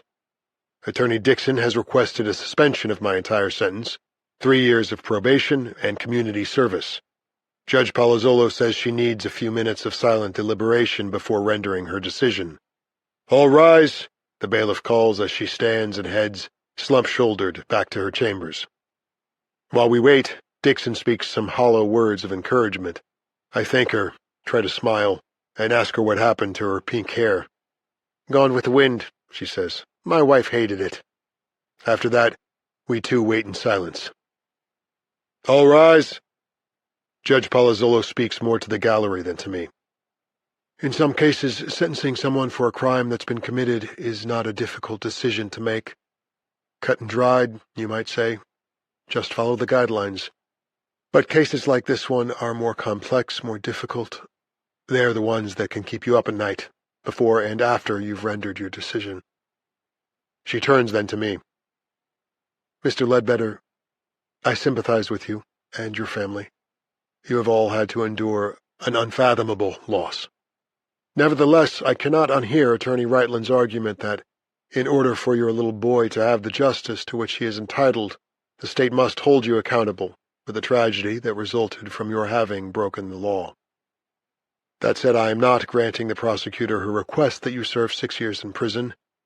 My decision is that you are to be incarcerated for a period of 5 years, suspended after 3, and another 3 years. I will not mandate your attendance at 12-step meetings during your incarceration because I believe recovery from addiction must be self-motivated, not ordered by the state. That said, I sincerely hope that this is something you will want to continue to work on for yourself and your family. Good luck, Mr. Ledbetter. I wish you well. And with that, she gavels my case to a close and exits the courtroom. 2 court sheriffs approach with cuffs and shackles. I look over my shoulder at Emily, hoping to make eye contact, but she is already heading for the exit with her mother. From there I look over at my parents, still seated. Mom is glum but stoic. Dad's in tears. Who would have thought? And there behind them is Dr. Patel, who has come after all. Her hands are clasped in front of her, and when she sees that I've spotted her, she offers me the gift of a compassionate smile. Outside I squint in the bright summer sunshine. I'm boosted up and into the back of a transport van. A few minutes later, I'm on my way to Yates Correctional Institution, where I will spend the next 36 months of my life. Part 2. Day by day by day by day by day. Chapter 14. August 1st, 2017. Day 1 of 1095. Inside the transport van, I'm chained to 2 other prisoners. The guy next to me is snoring, and the guy next to him has puke all over his shirt front. It's sweltering in here, and the stench is so bad I hope I don't start vomiting, too. Good to go, someone calls. Car doors slam, the engine starts, and the van lurches forward, rolling out of the courthouse parking lot and onto a downtown street. From behind a caged window, I watch a blur of trees and cars, storefronts and pedestrians, glimpses of the freedom I've just lost. 2 or 3 miles into the trip, the snoring guy startles himself awake, yanking the chain and me with it. Turning to his left, he gives me a bleary-eyed once-over. "Where'd you come from?" he wants to know. When I tell him, he says he got picked up in Bridgeport, and the guy to his right was in Hartford lockup. "Can you believe my shit luck?" he says. "This is my second bid, and both times I get stuck next to some dope-sick junkie. At least this one didn't get any on me." The other guy groans. "Not yet, anyway." "This your first joyride in the ice cream truck?" "What?" "Never mind, you just answered me." The joyride lasts somewhere between 30 and 40 minutes, and I'm nauseous for most of them. The van slows, takes a left, and enters the compound. When it stops at admittance and discharge, I'm unchained from the other two, helped down from the back door, and unshackled by a new guard. First stop, getting fingerprinted and having my ID picture taken. After that, there's the humiliation of a strip search and a supervised shower. The guard who's watching me tells me to hold out my hand. When I do, he squirts delousing shampoo into it and tells me to wash my hair, pits, and pubes thoroughly. The assumption, I guess, is that if you're a prisoner, you probably have lice. I scrub myself and rinse, but the chemical stink of that shampoo stays with me. Watching the CO bag up the clothes and shoes I wore to court, and being handed recycled prison underwear, tan hospital scrubs, and used, laceless sneakers, is a painful reality check about my new existence. Next, I'm led to a small room where 2 other admits are seated before a TV. One of them is the guy I'd been chained to on the trip from the courthouse. The other looks like he should be in high school. One of the 2 COs guarding us, the white one, shoves a cassette into the VCR below it, and a Connecticut Department of Correction orientation video begins. It covers DOC's rules and regulations, how the commissary system works, how to collect calls and arrange for visitors, what happens when you get a disciplinary ticket. Cell phones are strictly forbidden, and there is no access to the internet. I miss a lot of information because the audio has a low buzz and the officers keep chatting with each other without bothering to lower their voices. Staticky lines keep running through the picture. When the video is over, the block officer asks us whether there are any questions, but neither he nor his buddy bother to look up to see that I've raised my hand. Although I'm still pretty much in the dark regarding prison policies, I've already learned 2 things. Officers are indifferent to the questions of the guys in their custody, and, technologically speaking, DOC is still in the dark ages. The guards who ran the video hand us off to 3 other COs. One gives each of us a survival kit, a brown paper bag holding bedding and hygiene stuff that's supposed to hold us over until someone on the outside funds our commissary account. Another distributes our newly laminated IDs and tells us to clip them to our shirts and make sure we're wearing them whenever we leave our cells.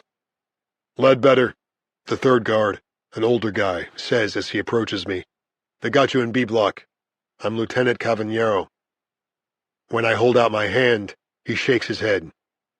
"No physical contact between offenders and staff unless it's a restraint situation," he says. "Come on, follow me." As we cross the yard, I notice that most of the inmates along the walkway are black or brown. Cavaniero asks me how much time they've given me. When I tell him, I brace for the question I assume is coming next. What was I convicted of? Instead, he gives me some practical advice. "You'll do okay as long as you cooperate with staff and keep a low profile. Nobody likes a showboat. And be careful who you trust. Not too many choir boys doing time at this place." He says I'm lucky they've assigned me to B block. It's one of the older buildings, so the roof is slate, sturdier than shingles, and the plumbing's got copper pipe rather than PVC. With plastic, the cement that bonds the joints together breaks down so you get leaks. Lots of headaches in the newer blocks because they were built on the cheap. Jesus, I'm just trying to hold it together and he's giving me a plumbing lesson. "Oh, And as far as the racial stuff that goes on in your block, my advice is to stay out of it, he says. Some of the white guys will probably try and recruit you because in B, they're a minority, but don't pick a side. Stay neutral. Which is exactly what I plan to do. Any questions? He asks me. Yeah, I was wondering, do they have AA meetings here? He nods, but says he doesn't know where or when they meet. I should check with my counselor. Inside the building, Cavaniero points out the first-floor facilities as we pass by them. A GED classroom, a rec room with TV and foosball, a fitness room with a stationary bike and weights. When I glance in at the brawny white guys lifting and spotting each other, I get the side-eye from a couple of them. After we've moved past, I hear one of them out me as the guy who killed his kid. Flat as a pancake, someone else says. Whoops, sorry, Junior. Lieutenant Cavaniero looks over and sees me swiping at the tears in my eyes. I've been working this job for 17 years, so nothing much phases me by now, he says. But I can still get surprised by how mean some of these guys can get after they've been in here a while, especially where kids are involved. See, most of them have kids themselves, so they tend to target someone who they think has harmed a kid. Makes them feel superior. I know what you're here for, so you're probably going to get a lot of that kind of hazing at first. But don't let them see that they can get to you. Just try and shake it off. Shake it off that they're joking about my little boy's death. How do I do that? We climb the stairs to the third tier. Cavaniero calls to the CO behind the control desk to open 3E. I hear an electric pop and follow Lieutenant Cavaniero into the living space I'll be sharing with the burly, grandfatherly-looking guy who's seated on the toilet. Turning to me, he says, You're the baby killer, right? I take a breath. Be nice, Pug, Cavaniero says. See you guys tomorrow. The cell door bangs shut. Here's how it's going to go, Pug says. Bottom bunk is mine. Don't let me catch you sitting on it. Don't speak to me in the morning before chow time. Don't ask to borrow any of my shit. Don't play my radio or my TV when I'm at work. And when I'm watching TV, keep your mouth shut. My last cellie didn't think I meant it until I got sick of his yapping and dislocated his fucking shoulder. You got all that? Yeah, I say. No problem. I glance over at what he's stuck to the cinder block wall. An American flag poster with Trump's face in the middle of it. A centerfold picture of two tattooed, nearly naked biker chicks kissing each other. Some family photos of what I guess are his wife and kids. Beneath this display is a TV hookup.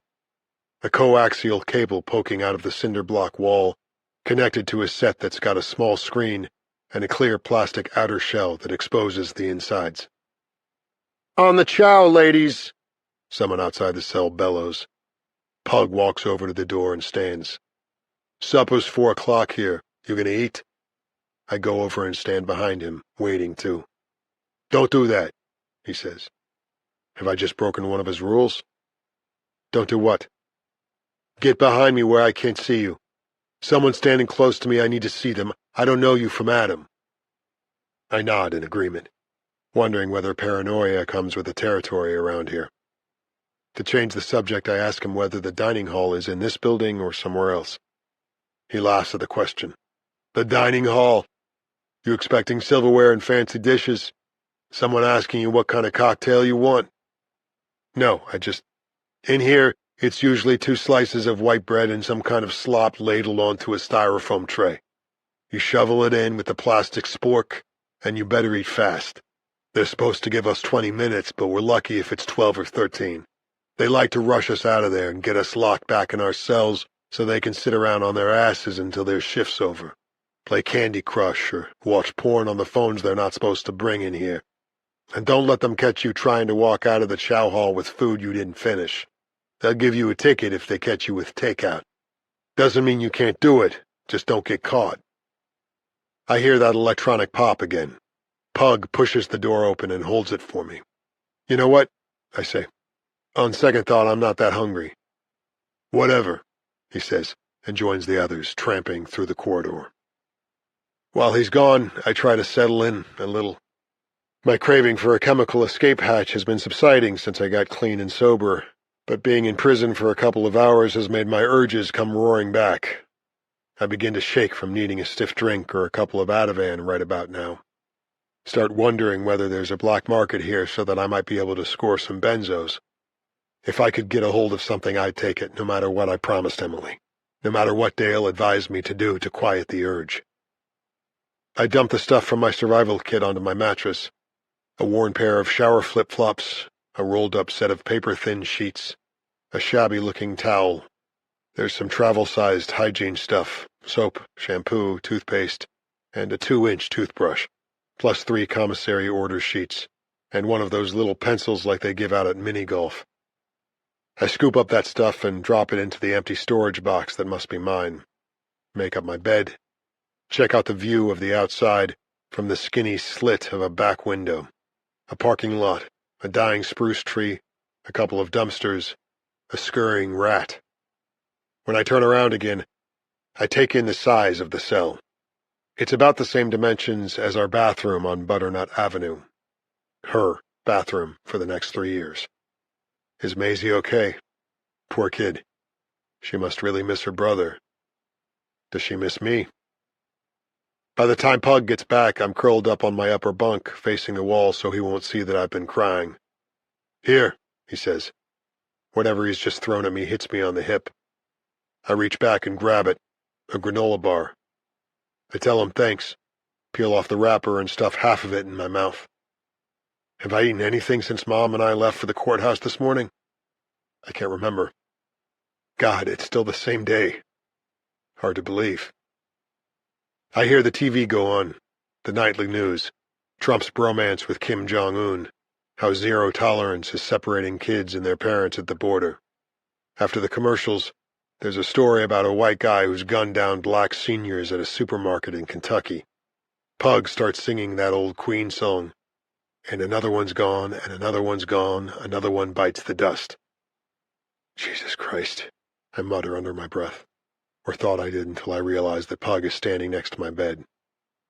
Something the matter? He asks. I don't answer him at first, but when I can sense that he's still standing there waiting, I raise my head, turn around, and face him. Tell him I don't think people getting shot and killed is something to sing about. No, he says. That's interesting coming from a guy who killed his own kid. My instinct is to jump off the bunk and get into it with this scumbag. But I hear Lieutenant Cavaliero's advice to shake it off. Don't give them the satisfaction of seeing that they're getting to you. I turn my back to him and mumble, Yeah, okay, Pug, whatever. But he's not letting it go. Let me explain something to you, buddy boy, he says. Educate you a little. The spooks and their amigos sneaking in here from Mexico both breed like flies. They think that as soon as they outnumber us, they'll be in charge, except they're sadly mistaken. This is our country, not theirs. We're the ones who made America what it is. And if we have to get into a race war against them and their pansy-ass sympathizers to remind them of that reality, then that's what we're gonna do.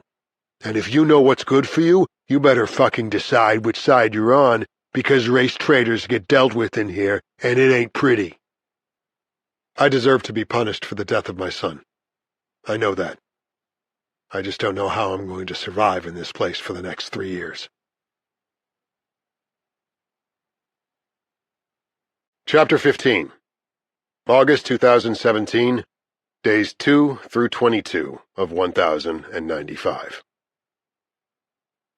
It doesn't take me long to observe that Yates' prison assigns white guys to cells with other white guys, that blacks are paired with blacks, and that Latinos become the bunkies of other Latinos. Doesn't matter whether one is Spanish-speaking Mexican, the other a Brazilian whose language is Portuguese, or a Haitian who speaks French. Here at Yates, cell assignments are all about the melanin. It doesn't matter to me what race my fellow inmates are, or where they came from. I'm intimidated by almost everyone walking the grounds here. Most of them scowl as they walk past me, and half of them don't so much walk as strut, their bodies chiseled and bulging with muscles. I'm no featherweight, but I could get squashed like a bug in here.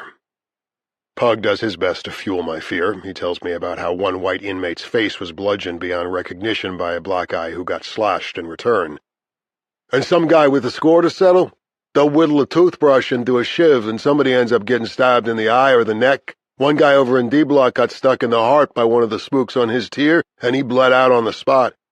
And when it gets around here what you're in here for, you better hope no one here's dead kid and mistakes you for an Uncle Chester." "What's that?" I ask. "Someone who gets his rocks off by diddling little kids. They get the worst of it. A lot of the guys here were the victims of those pervs when they were kids. The COs hate 'em too, so they look the other way when something's going down out in the yard or someplace where there's no cameras. I'm not saying someone's gonna mistake you for a Chester the molester. I'm just saying you better watch your back. They hear you killed a kid, they might jump to conclusions, you know? And watch out for the spooks. Where they come from, everyone's shooting and killing each other, ODing on smack and dying, so they don't value life like we do. It's the law of the jungle with the jungle bunnies." I coexist uneasily and warily with my fellow Caucasian bunkie by saying very little, obeying his rules and acknowledging that he is the alpha dog of Cell 3E. The one time I accidentally break one of Pug's edicts, we're headed for the shower room. It slips my mind that I'm not supposed to walk behind him where he can't see me. Reeling around, he shoves me against the wall, his fist cocked until he pulls his punch at the last second, possibly sparing me a broken jaw. There's no such thing as relaxing in Pug's presence, so the only relief I get is when he goes off the compound for his job. He's part of a work crew that picks up litter on the sides of the highway. This keeps him out of our cell for 6 or 7 hours at a time most weekdays. Rainy days and weekends are a different story. He watches TV, naps, plays solitaire, and masturbates to the skin magazines he keeps hidden in his lockbox. Privacy isn't one of his priorities when he's having sex with himself. I guess it would be futile anyway, given the dimensions of our cell and the fact that he talks dirty to get himself there, and shouts when he arrives.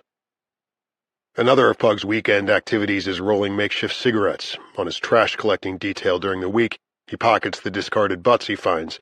Then on Saturday, he removes whatever unburned tobacco is still in them, separates the pile into smaller piles, and rolls each of them into 2 layers of toilet paper.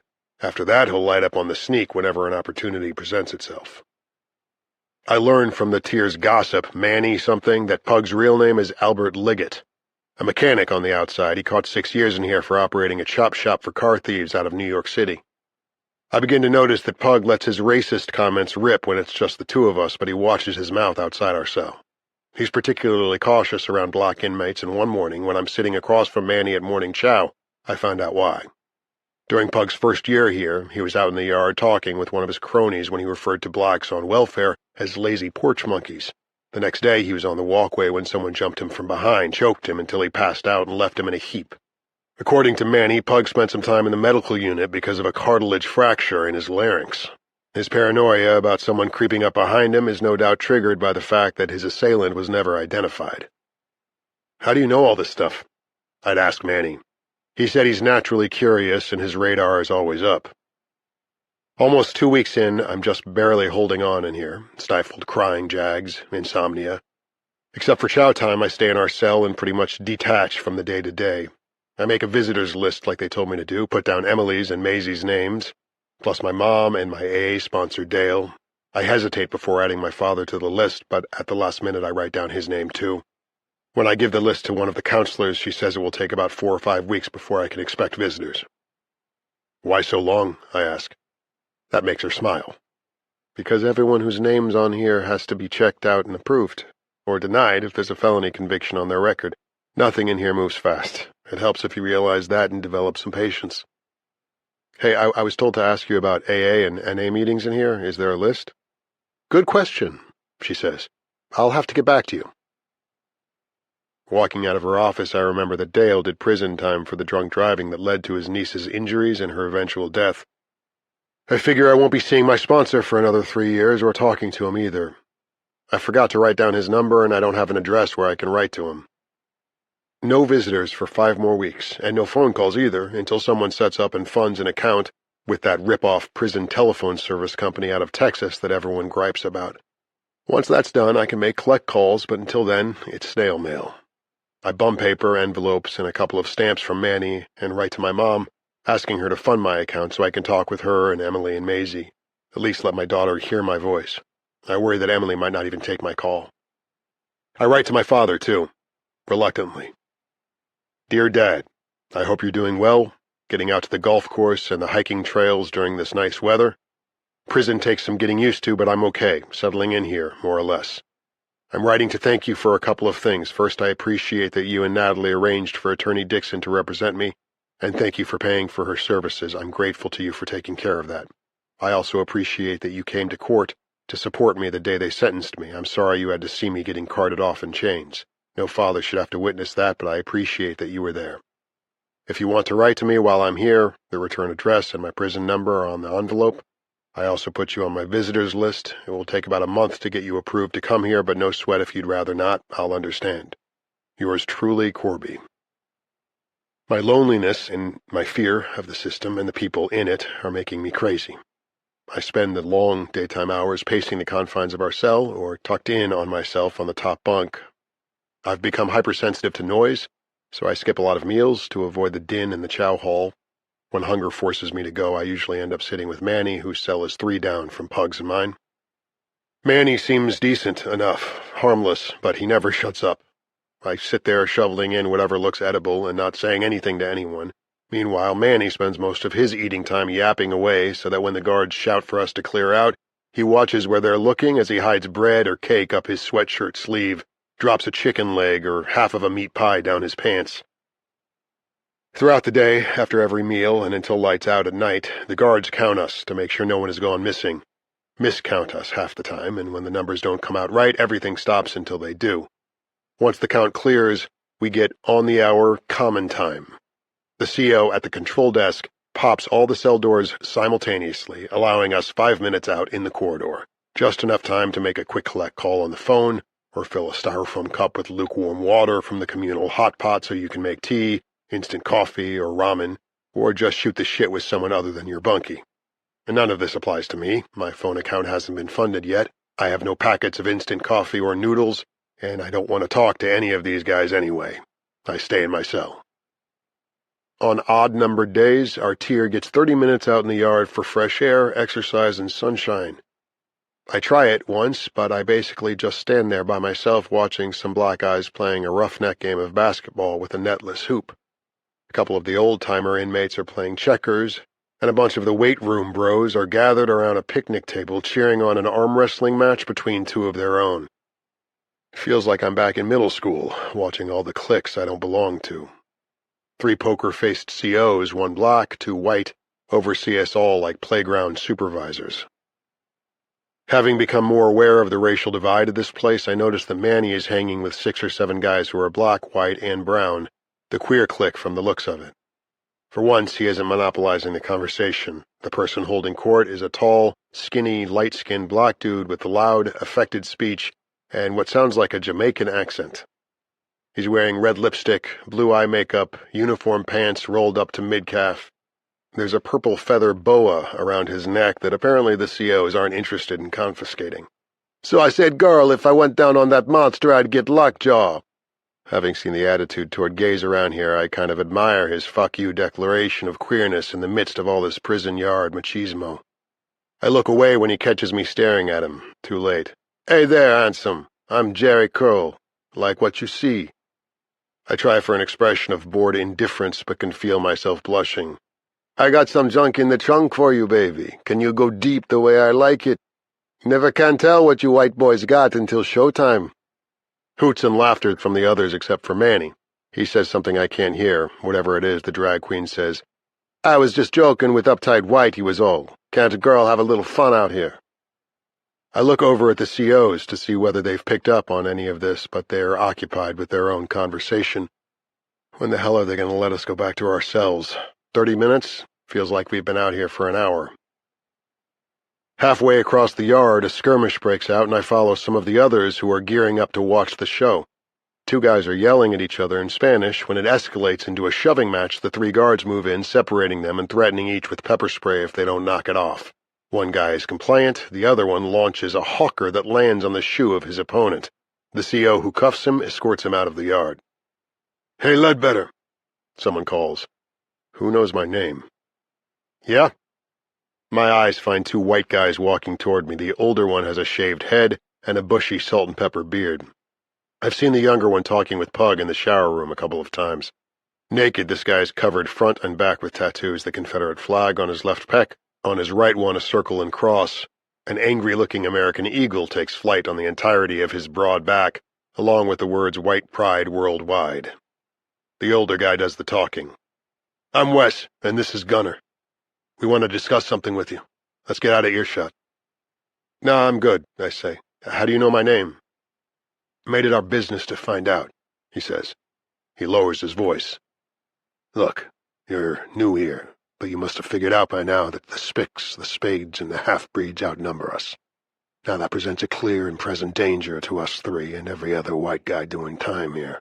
Know what I'm saying? Play dumb, I tell myself, shake my head. Then let me spell it out for you. You can already hear the beat of the jungle drum at this place, and we've got reliable intel that the libtard governor of this fucking state is pushing the commissioner to appoint a nigger as the next warden here. The nigs are already coddled at this institution, and it'll get a whole lot worse if that happens. Sooner or later there's going to be a war breaking out at a lot of prisons around the country, including this one. I look over and see the black CO, McGreevy, eagle-eyeing us. I've got to walk away from these crackpots or I'll be lumped with them. You better decide where your loyalty's at, the tattooed one says. Wes and me just want to advise you not to betray your race. Is this a threat or a recruitment spiel? Whatever it is, before I can respond, I'm saved by McGreevy's whistle. Rec time's over, he shouts. His wingman, I think his name is Yarnell, claps his hands and shouts, Let's go, back inside. I'm relieved that outdoor recess is finally over. This is what I get for venturing outside my cell, but I don't plan on making that mistake again. Manny comes up from behind me as I enter the building. Don't let Jerry get to you, he says. She's got a big mouth, but she's harmless. I shrug. Where did she get that drag queen makeup from? Is that stuff listed on the commissary order sheet? Manny shakes his head and laughs. After you've been here a while, you get pretty good at improvising. You'd be surprised how much dye you can suck out of Starburst gummies, Jolly Ranchers, and Strawberry Twizzlers. By the way, I don't know if you noticed, but I was the one who got Jerry to stop teasing you. Yeah, thanks, I say. But if Manny thinks this is going to make us buddies, he's mistaken. By now I've seen some of the shitty treatment gay guys get at this place, from COs as well as other inmates. I don't want to be associated with them any more than I want to hang out with the racist frat boys I just met. I haven't met anyone at Yates who isn't a liability. I have nothing in common with any of these guys, and yet I'm one of them. I have to admit that I sometimes catch myself thinking I'm better than them, and they deserve to be here, but I don't. But who am I kidding? The opposite is true. How many of them caused the death of their own child? When I get back to our cell, Pug's there. Back early from work. He's using a magazine to fan away the smoke from his roadkill cigarette. What are you going to do if someday a CO walks in here and sees this haze, smells it? It's the first time I've challenged him. I'll probably throw you under the bus, he says, claim that you were the one who was lighting up. He says it like it's a joke, but I know he'd do just that. That night, when I climb up to my bunk, I smell something. Shit. My sheet is smeared with feces, and there's a turd sitting on my pillow. By my third week, I've picked up some of the slang you hear at this place. A private note wrapped up tight and thrown from one prisoner to another is a kite that arrives airmail. If you die in prison before your sentence is up, you've gotten a backdoor parole. You'll catch dinner and a show when a fight breaks out in the chow hall, and you watch the guards pepper spray the brawlers. Crapping into your cell's toilet is feeding the warden. It's part gallows humor and part survival mechanism. It also serves as a kind of antidote to the bullshit euphemisms the institution loves to hide behind. Take the name of this place, for instance, the Yates Correctional Institution. The only thing most of the staff is interested in correcting is a new inmate's assumption that he might be something more than a worthless piece of shit with a felony conviction and an inmate number. I know I deserve to be here, but if you want to fix yourself while you're doing time at Yates, I think you're pretty much on your own. The days here are bad enough, but the nights are worse. Pug snores and sometimes shouts out in his sleep, and his restlessness shakes my bunk as well as his. Some nights I can't get to sleep, and other nights I can't stay asleep because of it. Either way, I'm awake for hours, silently asking my baby boy and baby girl for forgiveness, or pleading with Emily not to give up on me. As the hours crawl by, my desperation reawakens my craving for the benzos and booze that used to allow me to drift into merciful unconsciousness. Now, instead of sleep, I experience night sweats, tightness in my chest, palpitations, shallow breathing. When I finally doze off for an hour or two, I sometimes wake up startled by disturbing dreams, my father screaming at my mother and me as we cower together on the kitchen floor, Michael Jackson laughing as I beg him to stop dangling Nico upside down over a balcony railing. One night I'm awakened by the smell of burnt toast that isn't really there. Next thing I know, I'm lying there, reliving in painful detail what happened that morning. The smoke alarm, Nico's fascination with the ants in the driveway, Linda McNally waving her McDonald's bag from across the street, me putting the CRV in reverse without checking the back seat. I begin to dread the sun going down. Nighttime is when the fire burns most fiercely inside my head, and I'm at a loss to know how to put it out. Toward the end of my third week here, I hear a commotion downstairs on Tier 2, shouting and yelling some guard on the intercom, squawking, "Code Purple, Building B, first floor, Code Purple." The emergency turns out to be an inmate's suicide. He's torn sheets into strips and braided them into a makeshift rope. Then during one of the breaks outside his cell, he tied one end of his rope to a stair railing and, at the other end, slipped the noose he'd fashioned over his head, tightened it, and jumped into the stairwell. Returning from commissary pickup, Manny witnesses the jump and the guy's dying struggle. At chow that night, he's bug-eyed as he provides all the gruesome details. This wasn't any half-assed cry for help. He wanted out of here. He was swinging back and forth between the first and second tier, his body twitching and jerking all over the place. They called maintenance to get a ladder over here, but by the time it arrived, he'd stopped moving. I tell you, I seen a lot of dead people at wakes and shit, but not anyone dying in front of me. By the time they cut him down, his whole head was purple like an eggplant. Someone at the table says the guy's last name was Hogan, and that he was doing time here for Assault 1. Found out his half-brother was boning his wife and went after the mofo with a pipe wrench. Another guy says he can't picture Hogan. Skinny white dude, 30s, horn-rimmed glasses. Oh, him. He didn't seem like the type. There's a type? Don't think so, bro. I heard he just found out the wifey was divorcing him and suing for sole custody of their kids. That's cold, man. She must feel like shit now. Probably why he did it. Give her a big fuck you on his way out. Nods all around. I look down at my half-eaten meal and say nothing. At night I wrestle again with insomnia. Emily might divorce me, and if that happens, I'll just have to accept it. But she'd never withhold Maisie from me. That wouldn't happen. Would it? At chow the next night, the conversation's about Hogan again, specifically the removal of his corpse. Pug says, "You ever notice how they always do the backdoor paroles during third shift? Probably because in the daytime some reporter or politician might see another one going out in a body bag. Next thing you know, there'd be a front-page story about why these hang-ups keep happening. Nothing DOC hates more than bad publicity. Somebody ought to write a book about all the shit that goes on around here and nobody knows about." After that, the conversation shifts to other matters. Yankees versus Red Sox, predictions about when the next lockdown is going to be, whether or not some female CO has gotten breast implants. My mind is still on Hogan. Maybe he was smarter than the rest of us, I think. At least he found a way out of this hellhole. The table goes silent, and everyone is looking at me, some of them with sporkfuls of food on the way to their mouths. That's when I realize I didn't just think it. I said it out loud. A guy at the other end asks Manny what my name is. When he tells him, the guy says, "Well, son of a bitch, Ledbetter. I guess you ain't deaf-mute after all." They all snicker and go back to eating. Everyone, that is, except Manny. He isn't shoveling in the slop on his tray or running his mouth for once. He's just staring at me. A couple of minutes later, one of the guards shouts, "That's it, gentlemen. Head 'em up and move 'em out." And like a herd of obedient cattle, we all stand and walk our trays over to the garbage cans. Manny catches up to me on the walkway, heading back to B Block. I've been doing the math in my head. The 3-year sentence minus the 3 weeks I've done leaves 153 more weeks. I can't do it. "You all right, Corby?" Manny asks. It's the first time since I got here that someone's called me by my first name. Without looking at him, I tell him I'm fine. Dying would free me from my unbearable guilt, and sometimes I indulge myself by imagining that Nico is alive again in some other place, unknowable to the still living. Reunited by death, he and I will laugh and play together, run after each other. But allowing myself this fantasy is inevitably followed by intense feelings of heartache and loss. How will Emily react to my death? She'll grieve, sure, but will she also feel relieved to be done with me? Free to move on? And what about Maisie? Emily's promised that my daughter and I will stay connected through photos and drawings, but she said she will not bring her here for in-person visits. If I last 3 years at this place, by the time I get out she'll be 5 and I'll be a stranger. I might as well admit it. They'll both be better off without me complicating their lives. Mom will take it hard, but she's strong and has a lot of friends who will support her, and if my father feels any regrets, well, that will be on him to deal with. Or not.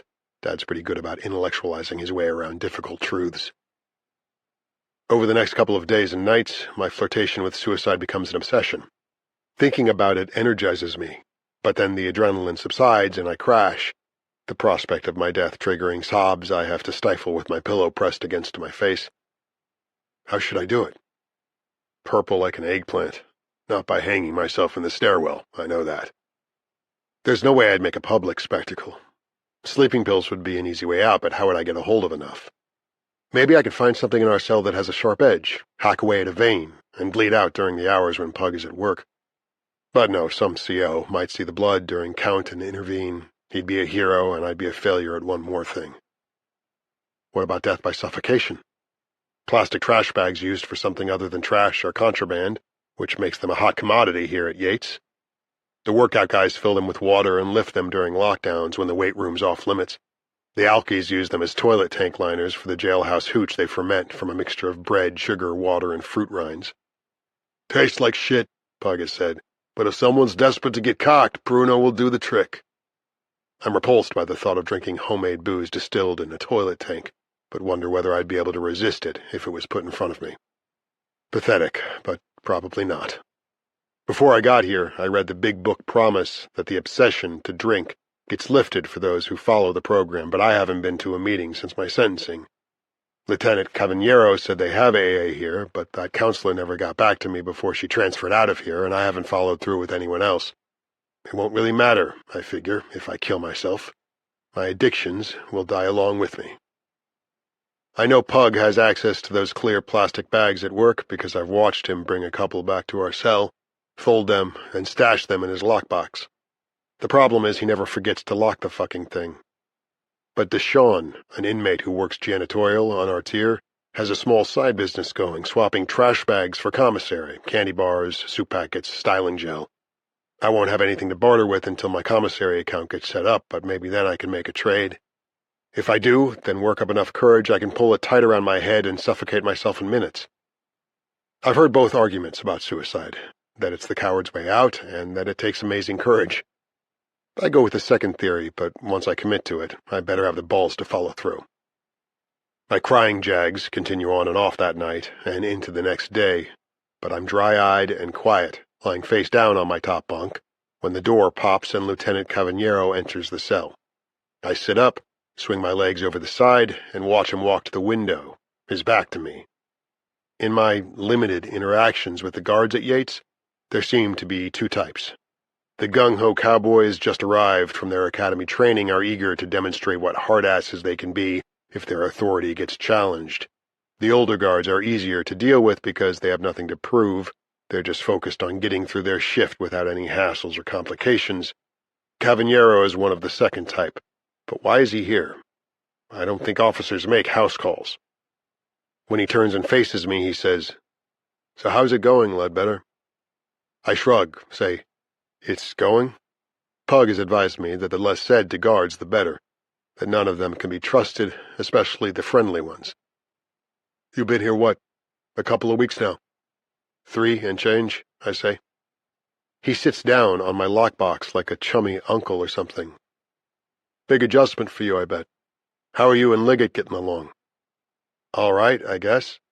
After all the kowtowing I've done, has Pug complained about me anyway? Is that what this is about?"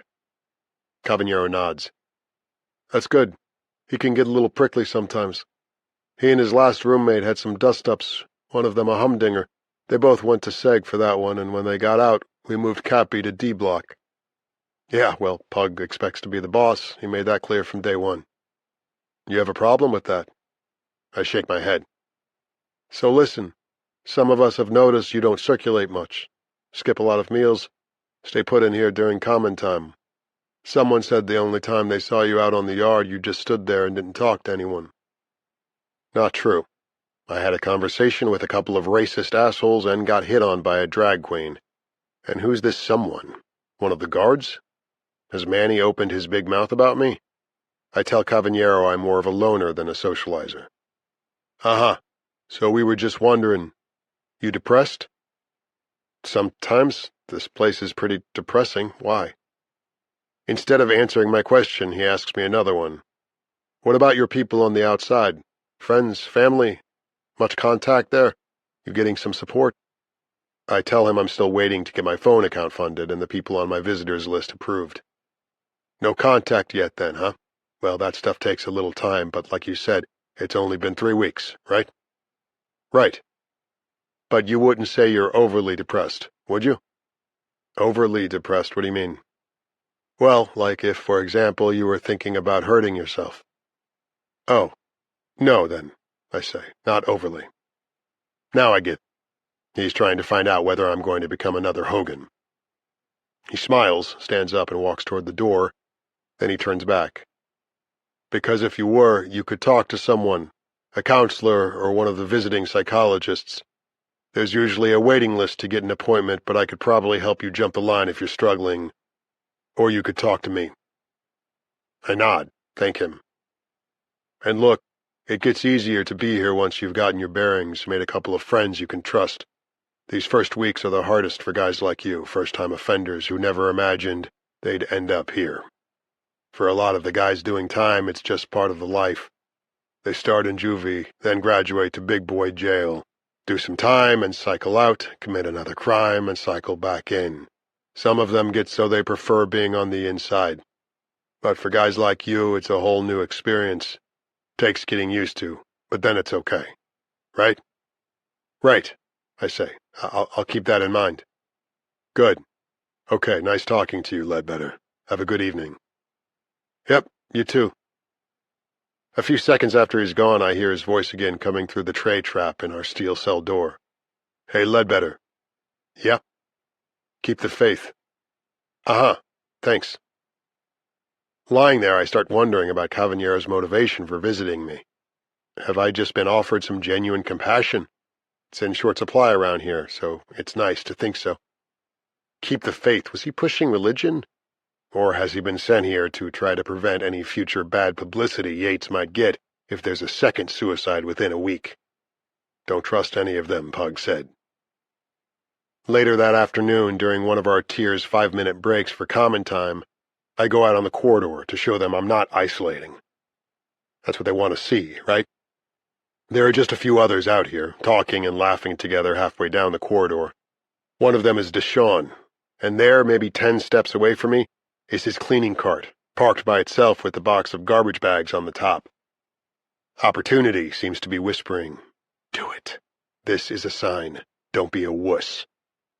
I look around to see whether the coast is clear, then yank out 2 of the bags, fist them, and walk back in my cell. That night, after lights out, I make my plan. I'll do it in the morning. Once Pug leaves for work, I'll grab that stubby little pencil in my survival kit and use the backs of those commissary order sheets to write notes to Emily and my mother explaining why this is the best thing for all of us.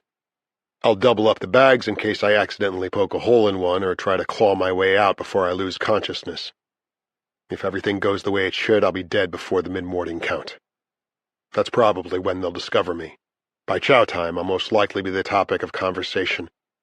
I can't place him. Kept to himself, killed his own kid. A week later, I'll just be another backdoor parolee whose name nobody will remember. With my decision made and my plan in place, I feel relief. I pull one of the plastic bags from beneath my pillow, unfold it, and place it loosely against my face. It rises and falls with each breath I take, almost as if I've given it life. In the morning, it will return the favor and give me death. My way out of here is just hours away. Chapter 16. August 2017, days 23 through 28 of 1095. I'm poked awake. Someone's shining a light in my face. As my eyes adjust, I realize there are 2 of them, but I can only see them in silhouette. Who are they? Is this a home invasion? Then it hits me like a brick to the head. I'm not at home, I'm in prison. These must be guards. But bed checks are done by 1 officer, not 2. From his bottom bunk, Pug asks what the fuck is going on. "Doesn't concern you, Liggett. Go back to sleep," one of them says. I don't know what's going on either, but if it's not about him, then it's about me. I'm poked again, blinded by the flashlight's beam. Let's go. You gonna cooperate, or do we need to pull you down off there? Disoriented, I slip off my bunk and onto the floor. A wave of nausea hits me as I'm led out of our cell. By the lights in the corridor, I can see the guards now, but neither is familiar. One of them cuffs me, the other holds a fistful of plastic in my face. What were you planning to do with these, Ledbetter, huh? Check out early? I'm too scared to answer. Flanked by the two of them, I'm walked down the 2 flights of stairs and out of B block. Outside it's foggy and cold, crickets are chirping like crazy, and there's an opaque half moon. Barefoot and shivering in only my underpants, I ask where they're taking me. Neither one answers. Their flashlights lead us along the walkway until I see the medical building rising out of the fog. Inside we stop at the front desk. Ledbetter, one of the guards says. The receiving officer puts down his Game Boy and stands. He's short, slight, bearded. His name tag says O'Brien. Is he belligerent? He asks. The other two shake their heads. He grabs a ring of keys from a plywood board and comes out from behind his desk. Says, "Okay, follow me." The 4 of us head down a hallway, then take a right passing a sign that says Psychiatric Unit. I've heard that having to go to Seg is bad, but being locked up in the ding wing is worse. What fresh hell is this going to be? Take him to number 2, O'Brien says. I'll be right there. The other officers walk me to a cell that says Observation Number 2. I watch O'Brien unlock a cabinet and take out some bulky blue thing. When he rejoins us, he unlocks the observation cell and motions me in. He and the escorts follow. Drop your underwear and put this on, O'Brien says. He and one of the escorts hold out the blue thing, a sleeveless wraparound garment. O'Brien tells me to put my arms through the holes. I ask him what it's for. Safety smock, he says, so you can't hurt yourself. When one of the escorts quips that it's noose-proof, O'Brien frowns. I slip my arms through the holes and feel the weight and bulk of the thing, 4 or 5 pounds of some sturdy nylon-like material. O'Brien pulls the front straps and velcros the garment around me. Too tight, I tell him. Can you loosen it a little? He shakes his head and says it's supposed to be tight. I lock eyes with him. Why am I here? I ask. It's more of a plea than a question, because he doesn't look away. He suddenly seems more human than robotic. An emergency order's come down to put you in administrative segregation. Why? What did I do? It's not what you did, he says. It's what they think you might do. You're on a 72-hour suicide watch. I deny that I'm suicidal, so emphatically that I half believe myself. Someone's made a mistake. That's for a clinician to decide, he says. I'm just following orders. We done here? One of the escorts asks. O'Brien nods. They leave the cell. O'Brien starts to leave too, but he stops at the door. Maybe it is a mistake, but if I were you, I'd just go with it and cooperate. You cause a stink, and those 72 hours might be just the beginning. You see that up there? My eyes follow his pointing finger to a surveillance camera mounted to the ceiling. You're being observed and evaluated by staff. Behave yourself, okay? Get some sleep. Having offered that little bit of kindness, he closes the door and locks me in. I look around, but there isn't much to see. Bare concrete walls, a thin plastic mattress on the cement floor, no sheet. I stare up at the bright-as-hell halogen lights overhead and the surveillance camera. 2 cameras, actually. They're watching me from more than one angle. I feel something move across my bare foot. It's an ant. I would bend down and flick it off if this fucking safety suit wasn't so bulky.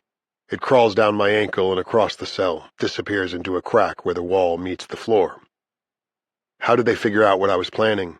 Had I flunked my interview with Cavaniero? Did it get back to them that I said Hogan was better off than the rest of us?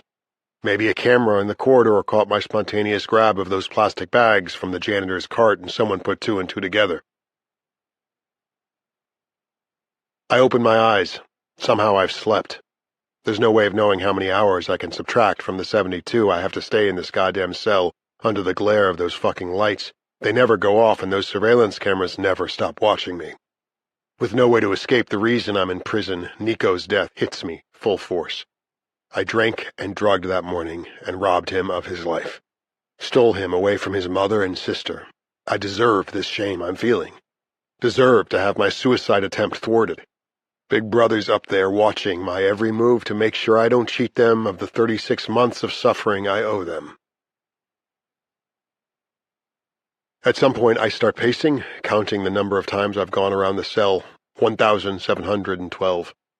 When I stop, I lean against one of the walls and begin to doze on and off. I'm awakened by the sound of the door being unlocked. Are they letting me out? Have 72 hours slipped by? I gaze up at the cameras, then at the unfamiliar CO who has entered the cell. He's carrying a styrofoam tray of food. Powdered scrambled eggs, oatmeal, 2 slices of bread, and a foil-covered plastic container of apple juice. Breakfast food. So it's morning. Is the sun up? When I ask what day it is, the CO doesn't answer. He puts the tray on the floor, comes over to me, and removes the safety smock. Eat up, he says. Naked, I sit cross-legged on the mattress, look up at the cameras again, and try as best I can to cover my privates with the tray. When I tell the guard the kitchen forgot to give me a utensil to eat with, he says, "You're on suicide watch, you eat with your fingers." Seriously? How the hell would I be able to harm myself using a plastic spork? I put handfuls of the eggs and the oatmeal on the 2 slices of bread, fold them together and eat them like they're tacos. Take small sips of apple juice to help swallow it down. After I'm finished eating, I tell the CO that I need to go. Instead of leading me to a bathroom outside the cell, he points to a drain in the corner. When I say I need to take a crap, too, he points again to the drain. After I've pissed, then squatted to relieve myself, I'm given nothing to wipe my butt with before he puts the safety suit back on. How is making someone who's suicidal live under these conditions supposed to make him not want to kill himself? True, the observation cell is a place where it's just about impossible to harm my body, but it's likely to accelerate my wanting to do myself in. When I start to whimper involuntarily, I turn over, facing the floor to keep the watchers from seeing my face. The ants come and go. I don't mind the black ones so much, but the smaller red ones bite. To fend them off, I start pacing the perimeter of the cell again. This time, instead of counting, I think about all the other suicidal inmates who have had to wear this smock before me. How many of them, I wonder, are still alive? How many killed themselves after they got out of here? I can't predict what I'm going to do. In an attempt to elude my watchers, I get down on the floor and pull that dirty mattress on top of me. Bang my head against the floor once, twice, 3 times. Within a few minutes, a female guard comes in and screams that if I don't stop what I'm doing, I will have to be therapeutically restrained. "You think you'll enjoy lying spread eagle on your back and having cuffs around your wrists and ankles, having a helmet strapped onto your head so that you don't bash your brains in?" I begin to cry, begging her not to do this, promising her I'll be good, the way I used to beg and promise my father when he screamed at me for whatever offense I'd committed. "I'm sorry," I keep saying. "Please, I won't do it again, I promise." I have no idea how many of those 72 hours of observation have passed when a clinician arrives to interview me. Accompanied by the same CO who threatened me with 5-point restraint. He is carrying a stool in one hand, a clipboard in the other. She's carrying a stool, too. "You want this off him, right?" the CO asks the shrink. When he nods, she approaches, frees me from the safety smock, and hands me a small towel so I can cover my genitals. "I'll be right outside if there's a problem," she promises the doctor. Before she exits, she turns and smiles at me as if she isn't the enemy. He's an older man, balding, fat. "Good morning, Mr. Ledbetter. I'm Dr. Blankenship. I'm here to ask you some questions and evaluate your need for further psychiatric treatment or your readiness to return to general population." The combination of his high-pitched voice and his body like the fat one in Laurel and Hardy, I worry I might break into nervous laughter. He sits down on his stool and invites me to sit on the other one. After small-talking to me for a moment or two, he gets down to business, reading questions from his clipboard and nodding when I respond. I do my best to offer him whatever lies, truths, and half-truths will get me the hell out of here. "Are you hearing voices, Mr. Ledbetter?" "Voices? No." "Do you feel like you want to die?" "No." "Have you been contemplating suicide recently?" "No, I think that was someone's mistaken assumption." "Have you ever contemplated suicide in the past?" "Never seriously." "Seriously or not, have you ever thought about how you might do it?" "No." "Are you aware of the recent inmate suicide in this building?" "Yes." "Has it troubled you?" "Well, I felt sorry for the guy, if he was that desperate." "Would you say you became preoccupied with thinking about what he did?" "Preoccupied? No." "On a scale of 1 to 5, how fearful do you feel about your future?" I don't know, maybe a 3.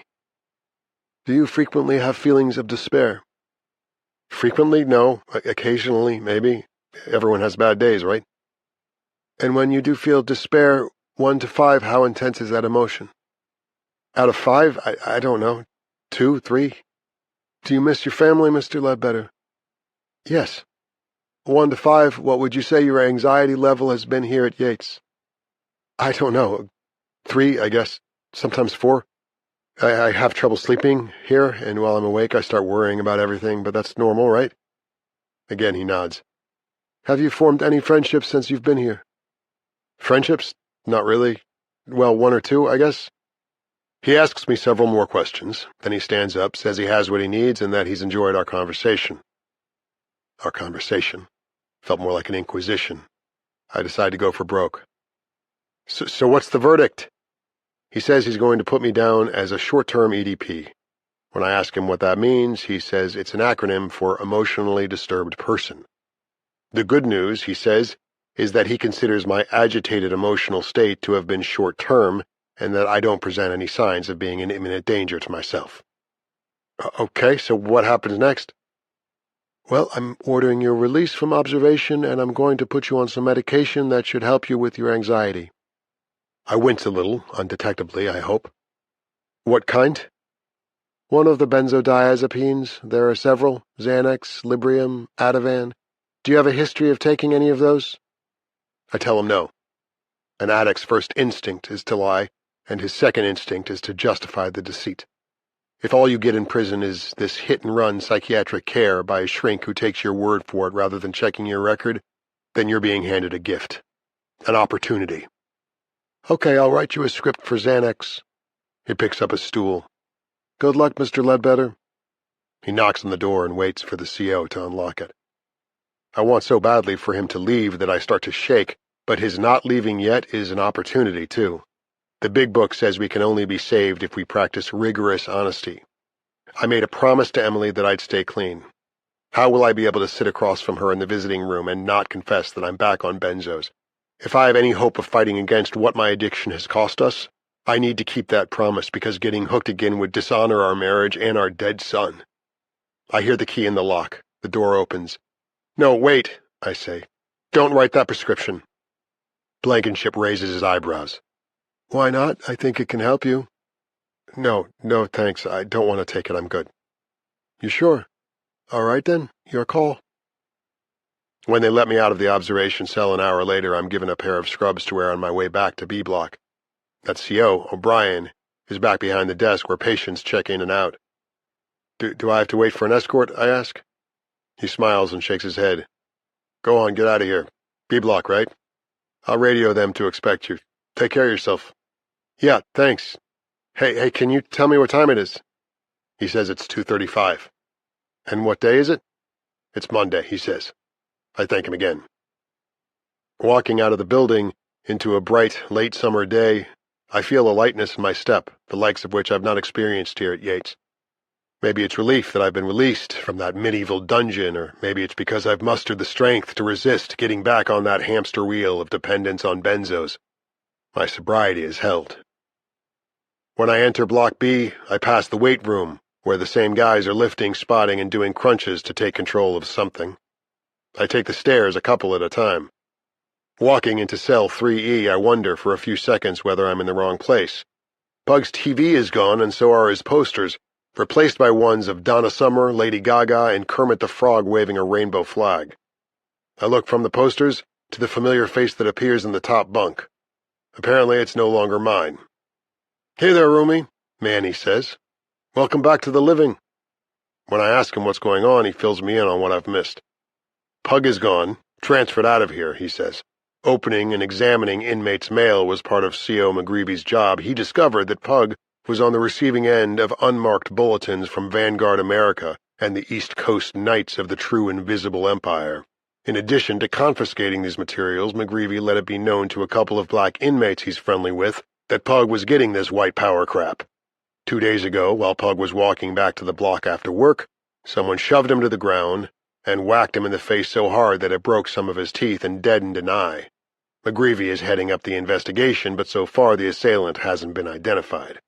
According to the rumors that have been circulating, the weapon used against Pug was a sock with 3 tins of mackerel inside it. Pug was moved to protective custody, then transferred yesterday to Northwest CI. My sheets, pillow, and blanket have been moved to the bottom bunk. The bed is made. 2 pieces of mail have been placed on my pillow. I open the one from my mother first. It contains the welcome news that my phone and commissary accounts have been set up, and that she has deposited $100 in each. She also has contacted my father and gotten a promise from him that he will match these amounts. Can't wait to talk with you and find out how things are going, Mom has written. The other letter takes me by surprise. It's from Dr. Patel. She writes that because she was a visiting psychologist at Yates, I know from my former patients how challenging prison life can be, especially in the early weeks. She is writing, she says, to offer me a few simple suggestions that she hopes will help me as I transition to institutional life. First, Corby, try as best you can to live in the present, not the past or the future. Don't allow yourself to become too preoccupied with the tragic circumstances that have led to your imprisonment. What's done is done and cannot be changed. Likewise, you should not allow yourself to become too focused on what might happen after you're released. Doing so will rob you of the energy you need to get through each day in real time. Secondly, you will have a more positive experience in prison if you respect the mind-body connection. Avoid the processed foods available from the commissary. Sugar, saturated fats, and carbohydrates may provide short-term satisfaction, but they can affect your moods in negative ways. Exercise as often as you can and reap the benefits of fresh air and sunshine whenever they are available.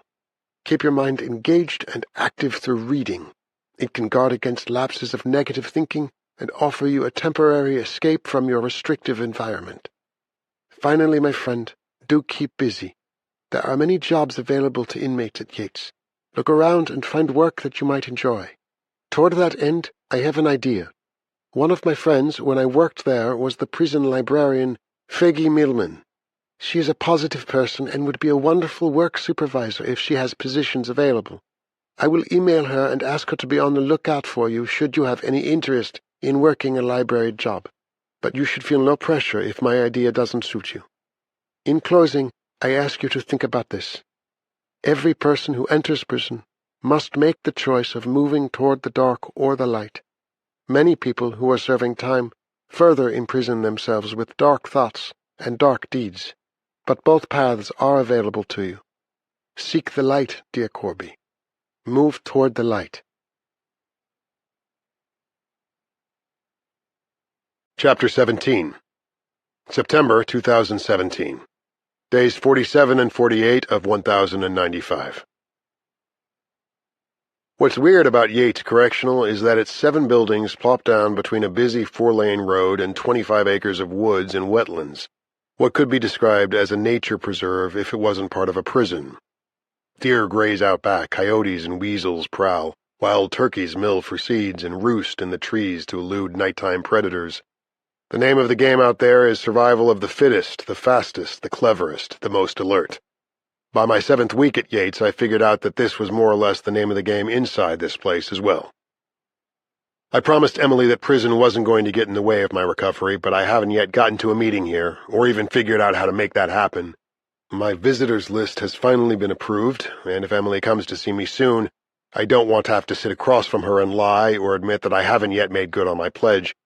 I had a close call when I almost let that shrink put me on Xanax, but my determination to stay clean overruled my desire to use.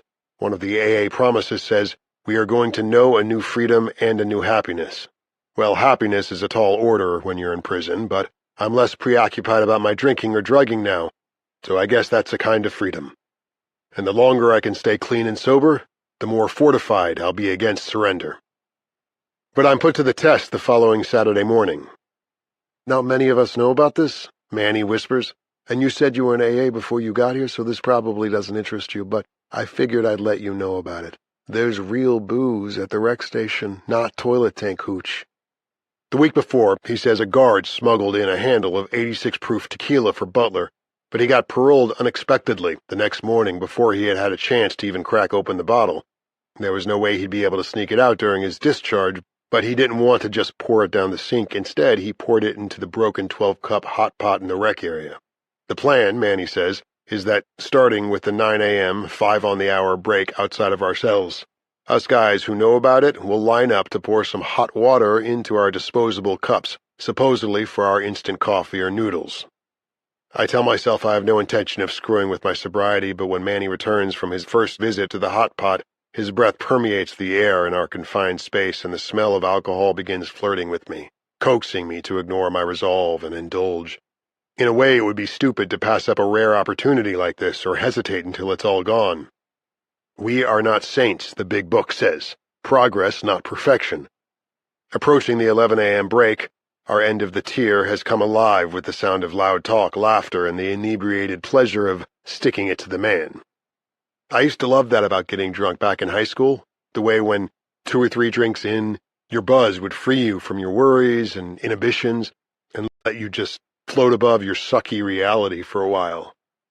My craving for some of that tequila intensifies until I end up waiting by our cell door, styrofoam cup in hand. When the door pops, I hustle to the rec area and am fourth in line from the spigot that's going to allow me an 86-proof mini vacation. While I stand here waiting, my effort is to block out the 3 reasons why I shouldn't drink: Emily, Maisie, and most of all, Nico. And I start getting the shakes. I don't just want some of the tequila, I need to have it. But then, with only Pacheco between me and my alcoholic deliverance, I watch my thumb punch through the bottom of my cup. Feeling conflicting emotions of despair and relief, I leave the line. Back in our cell, I flop face first onto my bunk, rattled by how close I came, thanks to the stinkin' thinkin' we addicts are warned about. "Hey," Manny says. "You okay?" I murmur that I'm fine. "Should I not have told you about the secret?" he asks. Again, I say I'm fine. Several seconds go by before I raise my head and look over at him. He's staring back at me. "You sure?" "Jesus Christ, Manny, I don't need a shrink and I already have a mother." Okay, just asking. I'm not that crazy about alcohol either, to tell you the truth. Give me a dance club and some party drugs and booze can go fuck itself. I don't sleep for shit that night. The next day, Sunday, Captain Graham is working the control desk. A woman of imposing height and weight. Delia Graham is legendary around here for having single-handedly broken up a fight between 2 gangbangers, fracturing the arm of one and putting the other in a collar for a sprained neck. The word on Graham is that she'll treat you decently as long as you don't piss her off. On the way back from chow, I stop and, on impulse, ask her whether she knows what I need to do to get to an AA meeting. "Friend of Bill's?" she asks, which might mean she's in the program, too. I nod. "Okay, let's see now. There's something about that somewhere in this mess. Whenever I work this desk, I gotta put everything back in order. Next time I'm here, same thing. All the men working this desk expect Mama to get things neat again. Probably treated like princes when they were kids. Not my sons. By the time they left home, they knew how to cook, clean, do laundry, wash, and wax the kitchen floor. My daughters-in-law are always thanking me for the way their men got brought up." She seems to be talking to herself, not me, so I say nothing as I watch her shuffle through a handful of notices. "Okay, here we go," she says, holding up a sheet of salmon-colored paper. "Says there's a meeting in D Block, 2nd floor, immediately following 7 a.m. Sunday Mass." She glances at her wristwatch. "Which is just about now." When I ask her whether I can go, she says, "You're supposed to put in a request at least 24 hours before, but since you didn't know that, I'll write you a pass and radio them that you're not on the list but you're coming. Make sure you check in with the officer when you get there." "Thanks very much," I tell her. She shrugs. "When you need a meeting, you need a meeting." I walk to the end of the corridor and wait for her to buzz me through the exit door. When she does, I turn back to wave, but she's busy sorting and straightening up the mess the others have left her. I start down the stairs. Outside, walking toward D Block, I imagine a chapel of some sort. But when I reach the building's 2nd floor, I see that church is a setup in the corridor. The pews are rows of beat-up plastic chairs, and the altar's a sheet of plywood resting on 2 sawhorses. There are at least 20 guys in attendance, more than I would have guessed. The guard at the desk behind the altar is thumbing through a car magazine, drinking from a bottle of Gatorade, and paying no attention to the service. I hand him my pass and hold up my ID. Without looking at me or lowering his voice, he says, "Better late than never, huh? You staying for the meeting?" I nod. "Take a seat, then." There's an empty chair at the end of the 3rd row. I sit and watch, feeling a small measure of gratitude for the priest's emerald green robe. a dash of color amidst the gray cinder-block walls and our drab tan uniforms. I can see from the whispered conversations and muffled laughter that some of the faithful have come here not to pray but to socialize. I watch a grizzled-looking muscle man up at the altar fill a tray of those little paper ketchup cups from a bottle of what I'm guessing is grape juice. Dude has long, bleached blonde hair, and from the looks of it is going for that Dog the Bounty Hunter look. Out of nowhere I recall how, when I'd fill their sippy cups with grape juice, the twins would pucker up and giggle, showing each other their purple tongues. I catch myself smiling a little until my guilt delivers a roundhouse punch so unexpected that it takes my breath away. If I had any right to happy memories about my kids, I wouldn't be here. The priest raises what I recognize as one of the chow hall trays. It's piled with broken pieces of white bread. "This is my body, which is given for you. Do this in remembrance of me," he calls, his voice traveling down the long corridor. Next, he raises a styrofoam cup a few sizes larger than the one I came close to filling with tequila the day before. "This is the cup of my blood, the blood of the new and everlasting covenant," I hear my father say. Pure fantasy. How can people be so gullible? Someone rings a bell, and 11 or 12 believers get up and form an orderly line to the front. Dog the Bounty Hunter stands next to the priest, holding his tray of juice shots. "The body of Christ," the priest says as he places bread onto the cupped hands of the first guy in line. "Amen," the guy answers, puts it in his mouth, slugs down the grape juice, crumples the paper cup, and tosses it in the wastebasket below. "The body of Christ, amen. The body of Christ, amen." There are some tough-looking dudes in this communion line, but they seem as pious as monks. Thinking again about the line I stood in the day before, I shift uncomfortably. Do these guys crave some kind of absolution the way I craved that tequila? I hope the AA meeting after this isn't going to push the God stuff too hard. I don't feel contemptuous of religion like my father does, but I'm skeptical that some savior, if he were sought, is anything more than wishful thinking. I remember what my sponsor's sponsor said to him, "Dale, you don't have to believe as long as you believe that I believe." Or what Dale told me about his own belief, that the closest he comes to feeling the presence of a higher power is when he looks out at the vastness of the ocean when he's surf casting. My attention shifts to the three-man choir up front, one of them strumming a guitar. The song is familiar, but I can't remember where I know it from. The middle singer looks familiar too, and when he steps forward and begins his solo, I do a double take. It's that Jamaican guy, Jerry Curl, who tried to embarrass me the first day I went out in the yard. To see thee more clearly, love thee more dearly, follow thee more nearly, day by day. He's toned down his look for church, no eye makeup, no lipstick courtesy of Strawberry Twizzlers, and he has a damn good singing voice. The other two join in as the song wraps up, day by day by day by day by day. After the ones in line have been served, Dog and the 3 choir members receive their communion, then take their seats. Jerry Curls is directly in front of mine. I'm looking at the long vertical scar running down the back of his shaved head when I feel something hit my sneaker. Glancing down, I see the kite. At the far end of my row, a bearish-looking bald guy is pointing at Jerry. "Him?" I mouth, and his head bobs up and down. I tap Jerry on the shoulder and slip him the kite. He unfolds and reads it, then places 2 fingers to his lips and sends off a kiss to the sender. A hookup, I figure. Spirituality now and sinning later on, my father's voice says. What hypocritical bullshit. When church is over, about half the guys stay behind, stacking some of the chairs against the wall and arranging others in a circle. I'm surprised to see that when the priest takes off his robe, he's dressed like the rest of us, tan scrubs, state-issued sneakers, prison ID pinned to his shirt. A younger guy named Javier calls the meeting to order. He leads the 11 of us in the Serenity Prayer and reads a couple of announcements. When he asks whether anyone is new, I raise my hand, volunteer my first name, and tell the others I'm cross-addicted. "Welcome," some of them say, "glad you're here." Javier passes me a big book and asks me to read How It Works. Chapter 5, pages 58 through 60, he says. I read the description of the 12 steps and end with that part about how, although no human power can save us from our addiction, God can and will if he is sought. Everyone else chimes in on that last part.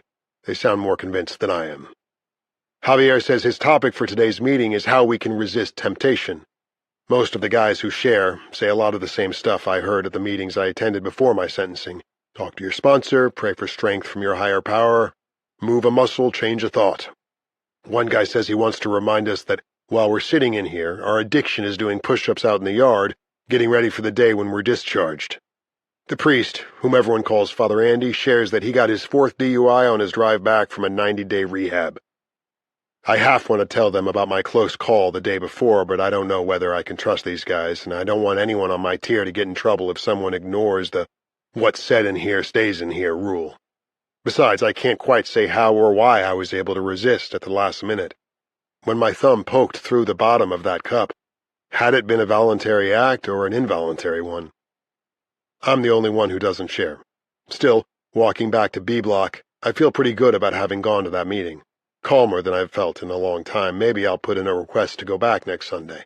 It would beat sitting in our cell, worrying about how Emily and Maisie are doing, or trying not to listen to Manny's music or one of his monologues. Last week I added earplugs to my commissary order. "Where have you been?" he asks when I get back from the meeting.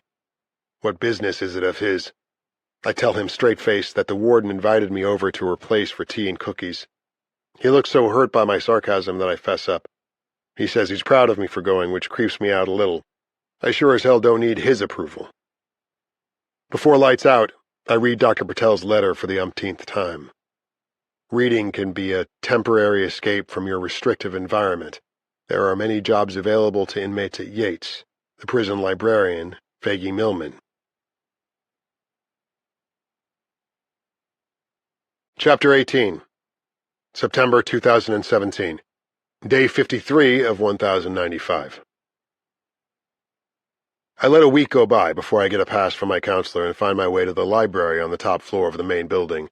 Coincidentally, that guy Javier, who chaired last Sunday's meeting, is working the circulation desk. "Hey there," he says. "Corby, right?" I nod, pleased that he remembers my name. I ask whether he knows of any job openings. "Here, you mean? You'd have to check with the boss about that," he says. He points to the small office behind him. "Door's open so you can knock and go right in." Faggy Millman has no eyebrows. That and the headscarf that's riding back from her forehead reveal her baldness that says cancer treatments. She's warm and welcoming and remembers my name from Dr. Patel's email, but says she doesn't have any open slots. "I'm happy to add your name to my waiting list," she says. "There are 3 ahead of you, but one of my current workers has applied for a job in food prep and is waiting to hear back, and there's always a chance that someone will become eligible for early parole." In the meantime, she says I should feel free to browse.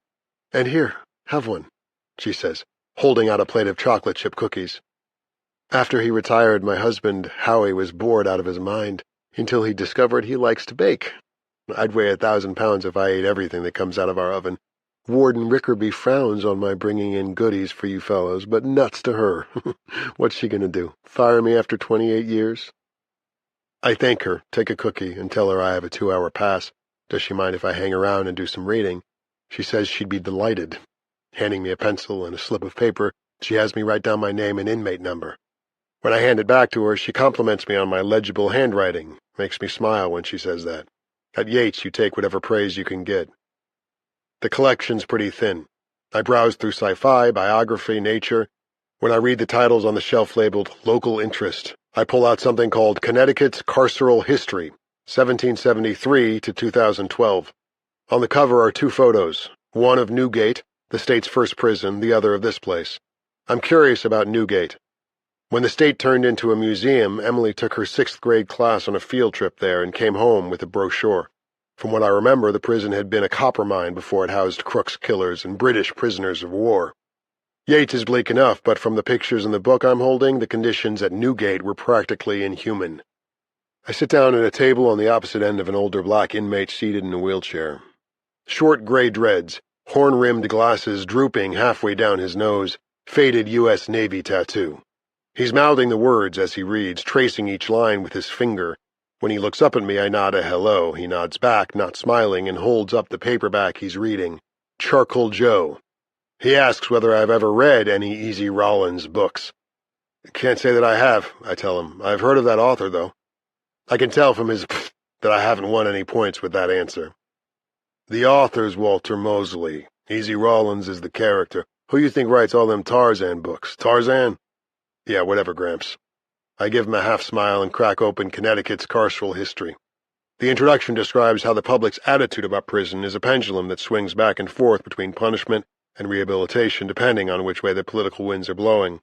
The book was published in 2012 when Obama was president. I remember reading about him visiting some prison and telling the inmates that some of them were there because they'd made the same kind of mistakes that he made when he was young. His message was all about hope and change and getting past those mistakes. Now that Trump's in the White House, the political winds have shifted so abruptly, you could get whiplash. I flipped to the back of the book.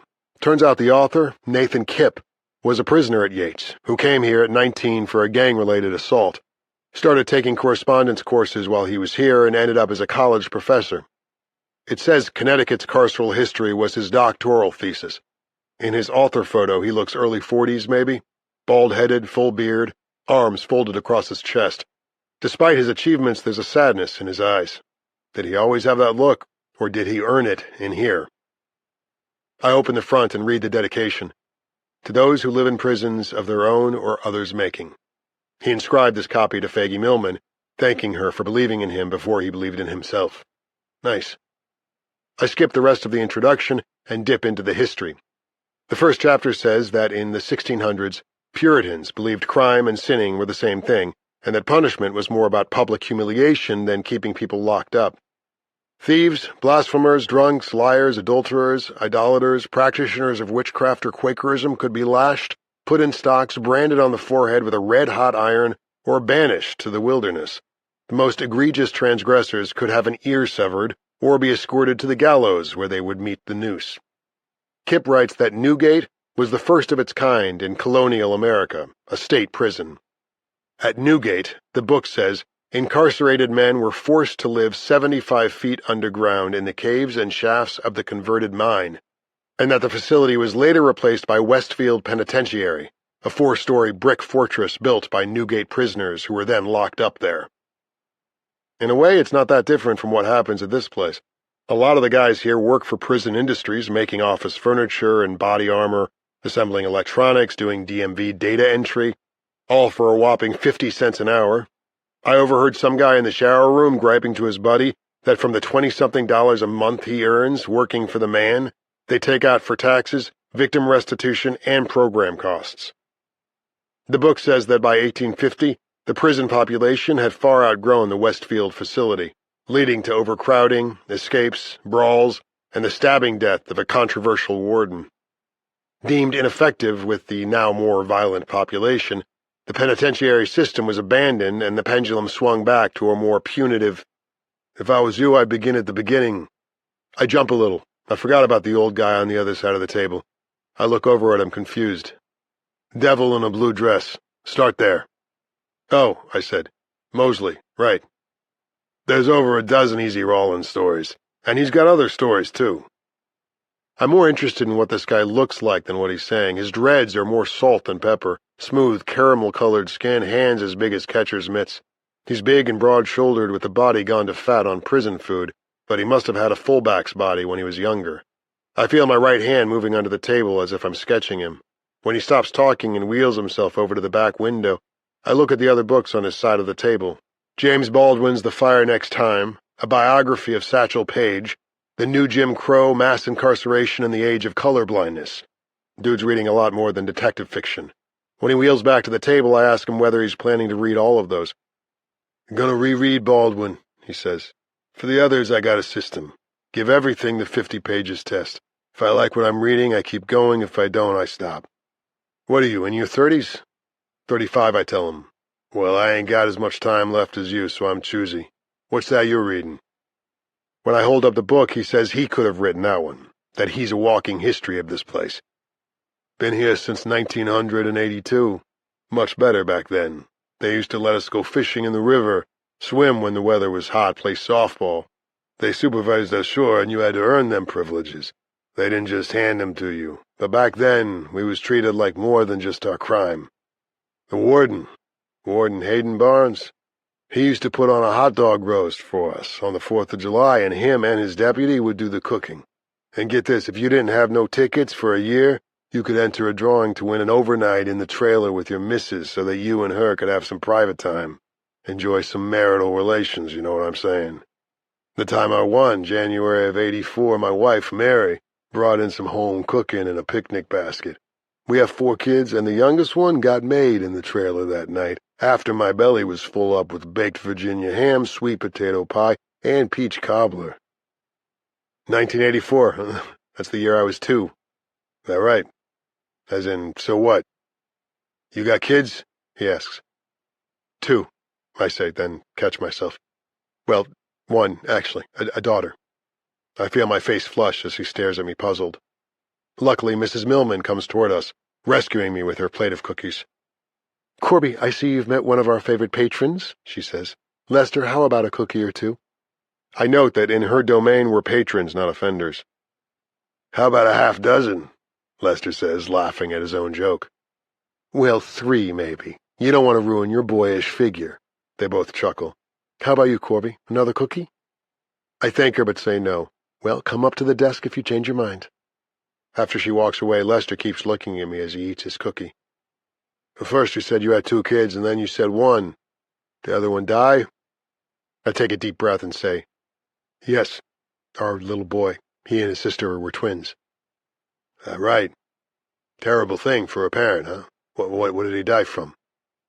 I wish Lester hadn't just asked me, but something about him makes me feel I can risk being vulnerable. "DUI accident," I said. "That's why I'm in here."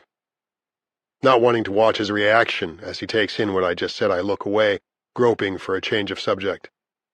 "So when you first got here, Yates had softball games and conjugal visits. Why is it so different now? What happened?" I watch as his face shifts gears from sadness to anger. "Crack happened," he says. "Crack, and the politics that went with it. Instead of the war on drugs, they might as well have called it what it was, a war on the hood. Population of this place almost doubled, and a lot of the new arrivals was young black boys 18, 19, who were going to have to do the rest of their growing up in here." He shakes his head. "It got so overcrowded that they turned the gym in A block into a dormitory with them plastic sleigh beds all over the floor. 1 toilet and 1 shower for 50 young men. After DOC started getting complaints about the conditions, they'd stack them sleigh beds and roll them out of sight when the inspectors were coming, load the dormitory guys on the buses and drive them around the compound until after the inspection was over. Went from bad to worse after Johnston got elected governor. That was when the hammer really came down. They started training the new COs like they was military, and like we was the enemy.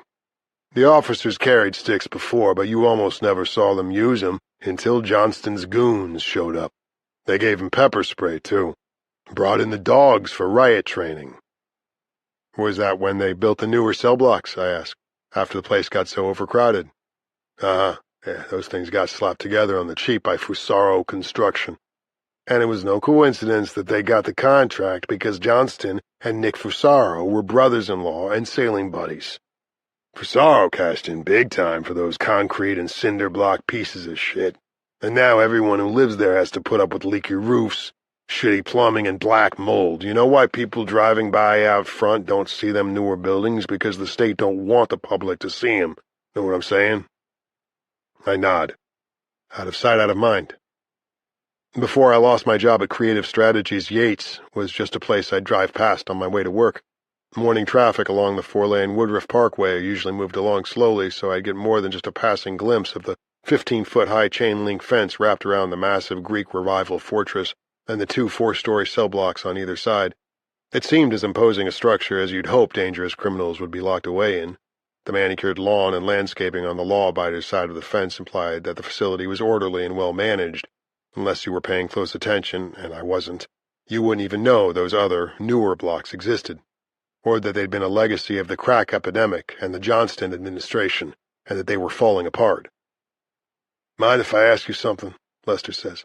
"How much time they give you for doing what you did?" When I say 3 years, a shadow creeps across his face. He goes back to reading his book. Not wanting our conversation to end, I nod toward his copy of Maybe I'll Pitch Forever and tell him I read someplace that DiMaggio said Satchel Paige was the best pitcher he ever went up against. No response. Okay, I get the message. He's done chatting. He wants to read. When it's almost time to head back to our block, I go up to the desk to check out Connecticut's carceral history and devil in a blue dress. Javier's reading something too. Shaking his head, he slaps his book down and says, "It pisses me off, what those fuckers did when they came over and took charge." I pick up the book and read the title, Native American Genocide, the U.S. Government's Systematic Efforts to Eradicate Indigenous Populations. Javier tells me he's half Nipmuc on his mother's side and a quarter Wakanic on his father's. "You Indian?" he asks me. "Just a fraction. I guess my mom had her DNA analyzed a while back, and it said her people mostly came from the British Isles, but that she was 6% Native on her father's side." "Yeah, which tribe?" "I don't think it was that specific. Northeastern Indigenous, I think it said. Probably Algonquin or Mohawk, then. Maybe even Wakanic. Book says that back in the 1600s, the colonists tried to wipe out the Wakanic in a land grab." "Really? I grew up around here, but we never learned that in school." "Yeah, the man likes to rewrite history because the truth makes him look so bad. You should read this book if you got Indian blood." "Just a couple drops, though. But yeah, I'll check it out after you're done with it. He says I can take it now, that it makes him so mad he needs to stop." "Okay, thanks," I tell him. He checks out the 3 books and stamps my pass. "Okay, later, brah," he says. "You coming to the meeting next Sunday?" I tell him I hope to. Chapter 19. October 2017, days 66 through 87 of 1095. Emmanuel, Manny, Del Vecchia is Russian-Jewish on his mother's side and Sicilian on his father's. Some relative of his mother's used to be a big-deal Vegas comedian in the late 50s and early 60s, Manny says, but these days he's parked in a nursing home and pretty much out of it. Manny and his sister Gloria have been told they're in his will and are going to inherit some motel in Jersey that the uncle owns. That's where Manny's planning to live when he gets out. Manny's Nona Del Vecchia was a hustler, he tells me.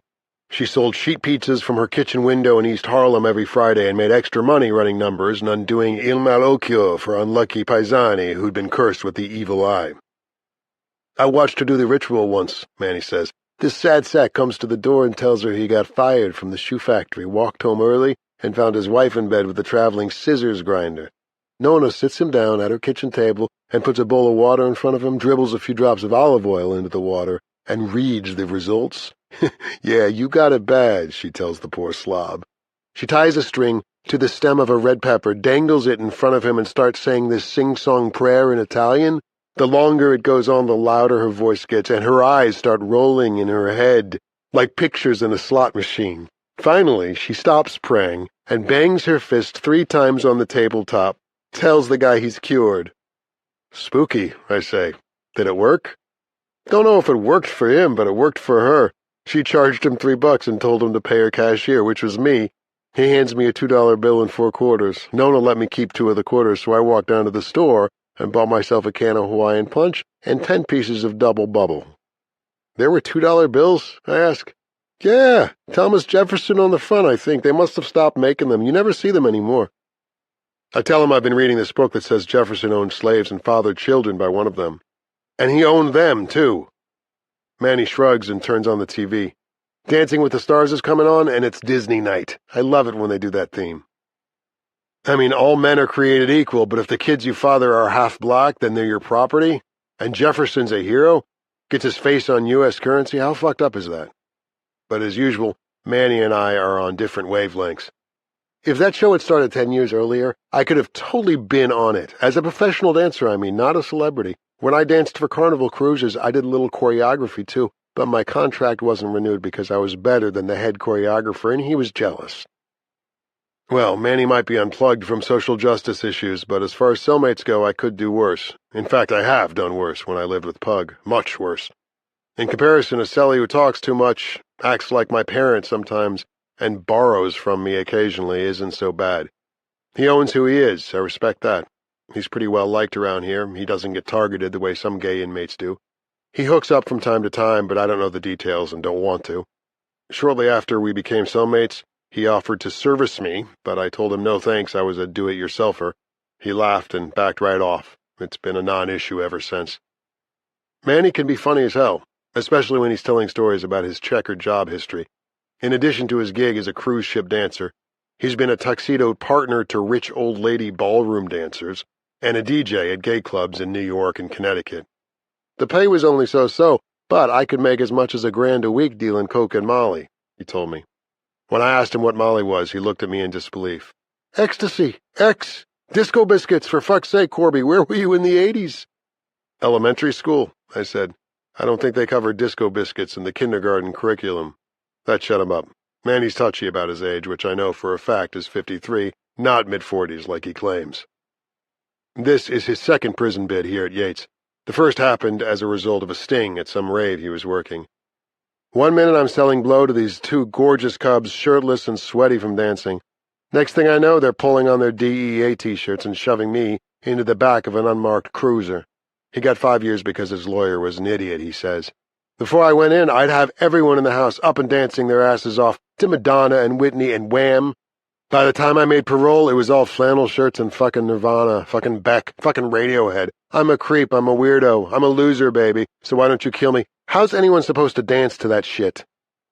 Luckily, he says he got his certified nursing assistant license while he was on the inside, and after his release, landed a job at a nursing home, taking temps and BPs and schlepping food trays, until word got out about how fabulous I was. When the recreation director went out on maternity leave, I saw my opportunity and went for it. I organized wheelchair conga and Thursday afternoon karaoke. They made me interim director. And I want to tell you, Corby, those old broads loved me, and one of the men, too, Leon. He wanted to adopt me, which would have put me on Easy Street, but his family got wind of it and had me fired. That was when Manny went back to working the clubs and dealing, he says. Got arrested for the same shit as before. Second offense, 10 years this time, suspended after 7. Even before we became cellmates, Manny had appointed himself my Yates CI mentor. It's not like I didn't need some guidance back then. I was a stranger in a strange land, and my instinct was to stay curled up in a ball on my bunk, not speaking to anybody. Manny saw that I was isolating, so he reached out, and I appreciated it, but he was such a fucking know-it-all about everything that it got annoying, especially after we became cellies. Case in point, after my account finally got funded, I filled out my first commissary request sheet but forgot to order a lock for my storage box. Never, ever leave your stuff unlocked around here, he lectured me. I mean, come on, man, use your head. People in here are crooks. Get yourself a lock ASAP, and until it comes in, put your initials on everything. Standing there getting chewed out like that, I was my 9 or 10-year-old self again, having to listen to my father make me feel stupid for not knowing something.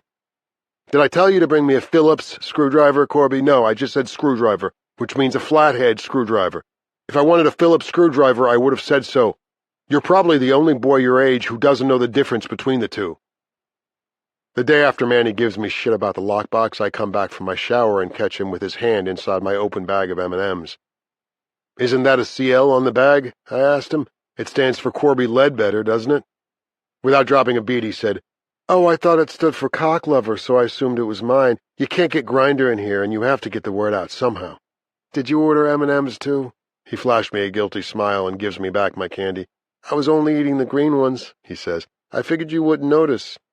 As restitution, he gives me 6 postage stamps and 2 foil packets of mayonnaise. When I tell him I don't like mayo, he says he doesn't either. After a while, I begin to distance myself from Manny. The problem is that he's starting to act like he owns me. It's not enough that we share a 6-by-9-foot cell, he also makes sure we sit together in chow hall and stay in close range out in the yard. I don't want to hurt the guy's feelings, but I need to get out from under his wing. I start talking with some of the guys on our tier that he's warned me against. I pretty much know by now who I should avoid, and these guys are fine. Gets me a little breathing space, and maybe it's homophobic for me to think this, but I don't want guys making assumptions about the two of us either. Manny tells me he's starting to come down with one of his migraines, that he's getting an aura or something. He climbs up onto his bunk, lies on his back, and closes his eyes. It's our tier's day to have time out on the yard. I feel bad for his suffering, but grateful for the opportunity to go out there without him for once. Outside, I walk over to the picnic table where my new buddies are starting a poker game. Deal you in? Boudreaux asks. I tell him sure and grab a seat. We were just talking about Angel's girlfriend, Pacheco says. You ever see her, Ledbetter? I shake my head. You one lucky mofo, Angel, he tells him. That chick's a Jamaican Stormy Daniels. Except my boo's titties ain't fake, Angel assures him. Only thing gets implanted in her is me, know what I'm saying? Lobo flashes his missing teeth grin. Yeah, man, bury the meat stick, right? Boudreaux rolls his eyes. Lobo, you cray-cray. After all that meth you done, your brain cells probably ain't even in double digits anymore. He may have a point. Lobo's pretty slow on the draw. His nickname is short for lobotomy. He counters with, What do you know, Boudreaux? You're so dumb you probably don't even know Meat Stick is a fish song. That's right, Einstein. I don't know it 'cause I don't listen to no lame-ass white boy music. You're lost, motherfucker, Lobo says. I've been to 9 fish shows and every one of them was fucking epic. Hey, Ledbetter, I bet you're into fish, right? He and I are the only 2 white guys in the game. I shrug. Never paid them much attention. I turn to Angel. What's the story, bro? We got 30 minutes out here. You gonna deal or what? Angel deals the flop. I have a decent hand, and I'm a pretty good bluffer, so I bet. Boudreaux and Angel both call. Lobo and Pacheco fold. Who you like, then? Lobo asks me. Me, musically? The Killers, Drive-By Truckers, Jason Isbell, Amy Winehouse. Boudreaux's eyes bug out. Amy Winehouse, she's dead, man. That's messing with some bad juju. Andre Boudreaux, a New Orleans Cajun, is superstitious as hell. Angel's is silly, and he told me the last time the COs did room searches, they confiscated Boudreaux's hoodoo shit, and he was afraid to leave their cell because bad luck might chase him down. Angel says, Hey, Ledbetter, how come we don't hear no brothers on that list of music you like? In my defense, I tell him I like a lot of old-school R&B. And what about Wu-Tang or NWA? They old school. Older than that, I tell him. Smokey Robinson, The Temptations, Aretha. Some rap's okay, though. Yeah, like who? Kendrick Lamar, Common. I used to like Outkast. Are they still around? Angel ignores the question. Tupac versus Biggie. Where you at on that? I tell him I'm neutral. And anyway, I'm a convicted felon, so I'm not allowed to vote. Are we going to finish this hand before break's over, or what? Angel deals the turn. My luck's still running. Boudreaux folds, and it's down to just Angel and me. When he deals the river, it gives me a full house without even having to bluff. I show my hand, then reach across the table and scoop up my winnings. Commissary shit everyone's thrown into the pot. I'm now the proud owner of 3 teriyaki beef sticks, 5 instant coffee packets, 2 envelopes of spicy vegetable ramen, and a mini tube of athlete's foot cream. When I get back to our cell, Manny's curled up in the fetal position on his bunk with a towel over his head. Bad? I ask him. He whispers that it feels like there's a jackhammer pounding inside his head, and when he opens his eyes, the light makes him nauseous. I ask whether there's anything I can do, anything I can get him. The wastebasket, he says. I keep thinking I might puke. I just wish everyone would turn their music down. The noise is killing me. Here you go, I tell him, propping the empty wastebasket against his hip. I feel for the guy, but you can't miss the irony of it. When it comes to playing the music he likes, no one jacks up the volume more than Manny. I squint over at the digital clock. It's 3:03 a.m. Sure, I'd rather be asleep than awake, but sometimes I don't mind these middle-of-the-night bouts of sleeplessness. During the daytime, the cell block can get so noisy you can't hear yourself think. It gets even louder in the evening from all the bickering, card game chatter, hip-hop, and shouting TVs. But at 3 in the morning, I can hear it. The Waconic River at the rear of the prison property, flowing past this place. AA says we need to have faith in a God of our understanding. So let's say, for example's sake, that some undefinable spirit does exist, that it's not all just random. Maybe that spirit is speaking to me through the sound of moving water, and maybe that sound is telling me to trust that not everything is stuck and stagnant, that forward movement is possible, that by the time I've done my 3 years here, the sun will come up and light the path that leads me back to my wife and daughter. I don't know. Sometimes I think we're all wandering in the dark and that it's random and pointless, but I'm trying to open my mind to the possibility of some deeper truths, trying to see the light and move in that direction. At lights out earlier tonight, the skies opened up and it began pouring like crazy. I don't hear the rain now, but the river is roaring back there, clamoring to be heard. I can't get out of second gear today because I was up half the night, so pretty much all I've been doing today is watching TV in our cell. Manny's rallied after his migraine yesterday, and he's full of pep.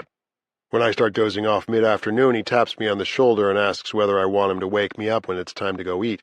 I shake my head, then fall into a deeper sleep. I don't wake up until a couple hours later when I hear him come back from chow. "Well, Corbs, you missed all the action," he says. "Dinner and a show. You know that tall skinhead with all the white power tats?" "Gunner," I say. "He was one of the ones who tried to recruit me for the big race war." "Yeah, him. So McGreevy was on supper patrol, and there's no love lost between those two. McGreevy tells Gunner which table to sit at, and the dude ignores him, and parks himself at the table where his neo-Nazi pals are at. But McGreevy's not going to let it go, okay? Not when the guy's just openly defied him in front of everyone. He goes over there and gets in his face, gives him a direct order to move to the other table, but Gunner just keeps eating and ignoring him. The showdown starts getting everyone's attention. Then the other guard, working chow, goes over there to give McGreevy an assist. He's one of those gung-ho newer hires. Blonde crew cut, ripped, cocky attitude. Picardi. Yeah, him. He goes over there and says, "Offender, you've just been given a direct order, so you'd better comply unless you want to—" Doesn't even finish what he's saying when Gunner stands up, grabs his tray and says, "I have no problem complying when a white officer gives me a command, but I'm not taking orders from some spook wearing a sewn-on badge." McGreevy goes up to Gunner, pulls out his stick, probably just to scare him, only Gunner isn't acting scared. Everyone's standing up now because it looks like something's about to go down. Then Gunner drops his tray on the floor, grabs McGreevy by his shoulders, and fucking headbutts him. McGreevy loses his balance, starts falling backward, but what's-his-name, Picardi, catches him before he hits the floor in front of everyone. Except now it's on. Everyone starts egging him on, cheering, "Fight! Fight! Fight!" A few of Gunner's buddies stand up, ready to rumble, but so do 3 of McGreevy's homies, those black cons he's chummy with. Then, before any punches get thrown, Picardi gets fucking trigger-happy and pepper sprays Gunner and his boys. He must have radioed for help, too, because pretty soon, here comes the stormtroopers, wearing their helmets, face shields, and riot shit. You can tell they're just itching to use some of their riot training.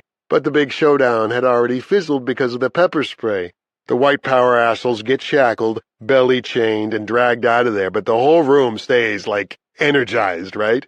McGreevy must have felt he had to save face and remind everyone who's still in charge, so he announces that chow time's over and orders us back to our units. We all start bitching because we've only been there for like 10 minutes and some guys haven't even gotten through the line yet, but Picardi backs him up, so that's that. They're the bosses and we aren't. So we all got up and headed for the door, and it was Jamaican meat pie night too, those cocksuckers. I was stuffing mine down so fast I started choking. I shake my head, tell him I'm glad I missed the show, but sorry I missed the meat pies, which is one of the best meals they serve over in Chow. "I got you, dog," Manny says. A lot of guys left them on their trays, so I grabbed a few on my way out. I watch as he pulls a meat pie out of his sweatshirt like a fucking magician. I put my hand out and he tosses it to me. I take a bite and watch him pull another one out of his pants. "Hey, thanks," I tell him. He gives me a garbled, "No problem," his mouth full of meat gravy and crust. So yeah, Manny's helicopter parenting me can be annoying sometimes, but at other times it feels kind of good to be taken care of. Other than my poker buddies, he's the closest thing I've got to a friend in here. And like I said, he's a whole hell of a lot better than Pug. Chapter 20. November 2017. Days 94 and 95 of 1095. I'm surprised when I glance at the wall clock behind the circulation desk and see that my 2-hour library furlough is almost up. I've only got 20 more pages of Devil in a Blue Dress left to read, but I better get back to our block. Standing and looking around, I realize that most everyone who was here when I checked in has left. Now it's just me and Lester. Should I go over and say hi or leave him alone? When he looks up at me, I walk toward him, smiling. "Hey there, nice to see you again." "Uh-huh." No smile back. I hold up the Walter Mosley book he recommended. "Hey, look what I'm reading. It's a real page-turner. Thanks for the tip." "Yep." He returns to his book. Instead of taking the hint, I just stand there. "Well, I've got to get going, but hey, next time we're both in here, I'd love to pick your brain a little." "Oh yeah, you a cannibal or something?" No, but the last time we talked you said you were a walking history of this place. I'd like to hear more about that." He says nothing. "And I'm an artist, okay? That was how I used to make my living, so I was wondering if, when you tell me more about the way things used to be, I could sketch you while I'm listening." Frowning, he asks why I'd want to do that. "Well, because you've got an interesting face." Do I? What's interesting about it? Well, it's the face of someone who's learned a thing or two about life. A face of wisdom, I guess you could say. So while you're telling me about some of your experiences, I'd like to try and capture that quality. Do a couple of quick sketches, if you wouldn't mind. Yeah, I would mind, he says. A kindly old black man with a face of wisdom. You want me to sing zippity-doo-dah while you're making your pictures? What do you mean? I mean, you ain't turning me into your Uncle Remus or your magical Negro, 'cause I ain't neither one of 'em. So no, you can't pick my brain and you can't capture me either. I stand there, dissed and dumbfounded. Why is he being so hostile? What did I do? What did I say? I go up to the desk to return the book about Connecticut prisons, renew the Easy Rollins one, get my pass stamped, and get the hell out of there. Hey, what's the deal with Lester? I ask Javier. What are you talking about? Last time I was here, he was friendly, talkative, but just now I thought he was going to bite my head off. Javier says he gets moody sometimes, suffers from depression. Why wouldn't he get depressed with the kind of sentence they gave him? 50 years? That's a lifetime. Mrs. M says he's gone to the parole board maybe 15, 16 times to try and get his sentence reduced, but it's always no. He reaches for my book, renews it, and stamps my pass. Hey, did you ever read that other book I checked out for you? American Genocide. No, I haven't gotten to it yet. You need it back? No, you can keep it for a while. Let me know when you're done with it. I'd be curious about what you think. I tell him okay, and I'm out of there. Walking back, I keep thinking about Lester, how he's been stuck in here for decades. Is he in touch with his kids? Is his wife still alive? If he's practically a lifer, what did he do? And why did he get so ornery? You ain't turning me into your Uncle Remus or your magical Negro? What the fuck, man? Just because I asked whether I could sketch him. It's not like I told him he couldn't get his sentence reduced. And if he thought I was being racist, he was mistaken. Someone says you have a face of wisdom. That's a compliment, Lester. That night, maybe 5 minutes after lights out, I ask Manny whether he's still awake. When he says yes, I ask him whether he knows an older inmate named Lester. Big black guy uses a wheelchair? Lester Wiggins, sure. Everyone knows Lester. He's like a legend in here. I saw him in the library today. He says he's been at Yates since 1982. Yeah, with a 50-year sentence. I suck at math. What's 1982 plus 50? 2032. So he's got about 14 more years to go. If he lasts that long. I heard Lester's got a lot of health problems. What the fuck did he do to get a 50-year sentence? Manny says he heard he was active in some black liberation group back in the 70s. A couple of their members held up an armored car and shot one of the guards. The guy died the next day. The way I heard it, they wanted to try Lester for murder along with the other two, but they couldn't pin it on him, so they got him on something else. What? He was married, but he had a girlfriend on the side, a white woman who was a hanger-on with the Black Power group, some judge's daughter. Owned a sports car, and one night when Lester was driving it, they crashed into a bridge abutment. Did she die? No, but one of her arms got so mangled they had to amputate. Was the accident what put Lester in a wheelchair? Nah, he's only been using that for the past few years. I don't think he got hurt much in the accident, but she got a prosthetic arm, so they trumped up the charges and put him in here for the long haul. That's when I began to understand Lester's about-face, from my first library visit to this one. For the death of my son, they gave me 3 years. Lester got 50 years because a judge's daughter lost an arm, and I'm guessing because she was white. 3 years as opposed to 50. No wonder he's bitter. No wonder he went off on the stupid white guy who asked whether he could capture him. This call originates from a Connecticut correctional facility. Press 1 now if you wish to accept this call from Corby Ledbetter. If you wish to decline... Corby? Hi. Hey, thanks for picking up. Pleasant surprise. Surprise? Yeah, I haven't talked to you in over a month. I was starting to think maybe you didn't want to talk to me anymore. Why would you say that? Well, you know, I am a jailbird. If that's supposed to be funny, it's not. Actually, I'm relieved to hear your voice. How's it going? Oh, you know, fun times down here. You been getting my letters? I've gotten 2. God, that first one was when you wrote that you weren't sure you wanted to live anymore because you didn't think you could survive for 3 years in there, and that same day the TV news said the police were investigating another suicide at Yates. I lost it, Corby. I was so scared it was you that I went out in the backyard, wailing and walking around in circles. Oh, geez, I'm sorry, Em. That suicide was a guy from our block, but on another tier. I'll spare you the details. But listen, things are a little better now. I guess I'm getting used to the place. Your second letter said you got a new cellmate. I was relieved to read that. Your first one sounded horrible. And I held back some stuff. But this new bunkie's all right, kind of annoying, but harmless enough. Actually, I sent you 4 letters, so you should be getting the others pretty soon. Oh, and I've been going to meetings. That's been helpful. There's this one I like that meets on Sunday after church. You're going to church? No, only the first time because I got there early. It's interesting, though, the way they improvise around here. The service is set up in a corridor. The altar's a sheet of plywood on top of 2 sawhorses, kind of surprising who gets into the communion line. I'm no expert on Catholic masses, but I'm guessing this is a pretty unconventional one.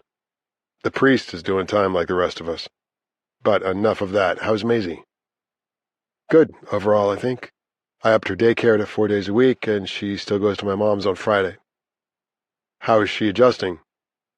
Well, some days she's fine when I drop her off, and some days she resists, which is typical, I think. She balks at going to my mother sometimes, too. Girl's got good instincts, huh? Don't start, Corby. I know she's not your favorite person, but Mom's been super helpful these 3 months. And super happy that I'm out of the picture, I bet.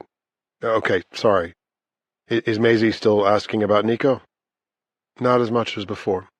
Hard to tell, but I wonder if her memory of him is fading. I'm not sure if I should let it happen or try to keep those memories alive. I guess you just have to play it by ear, take your cues from her. And I can run it by Dr. Patel. I'm seeing her this coming Tuesday. Really? Wow. What for? Just some things I want to work on? Like what, I wonder, but I know not to ask. By the way, Maisie's been talking about you a lot lately. Daddy this, daddy that. We look at photos, watch videos on my phone. Nico's in some of them too, but her focus is on you. It's all about her daddy. With my free hand, I swipe away the tears in my eyes. One of my nagging fears is that my daughter's memory of me will fade away over time. God, I miss her so much, Miss both of you.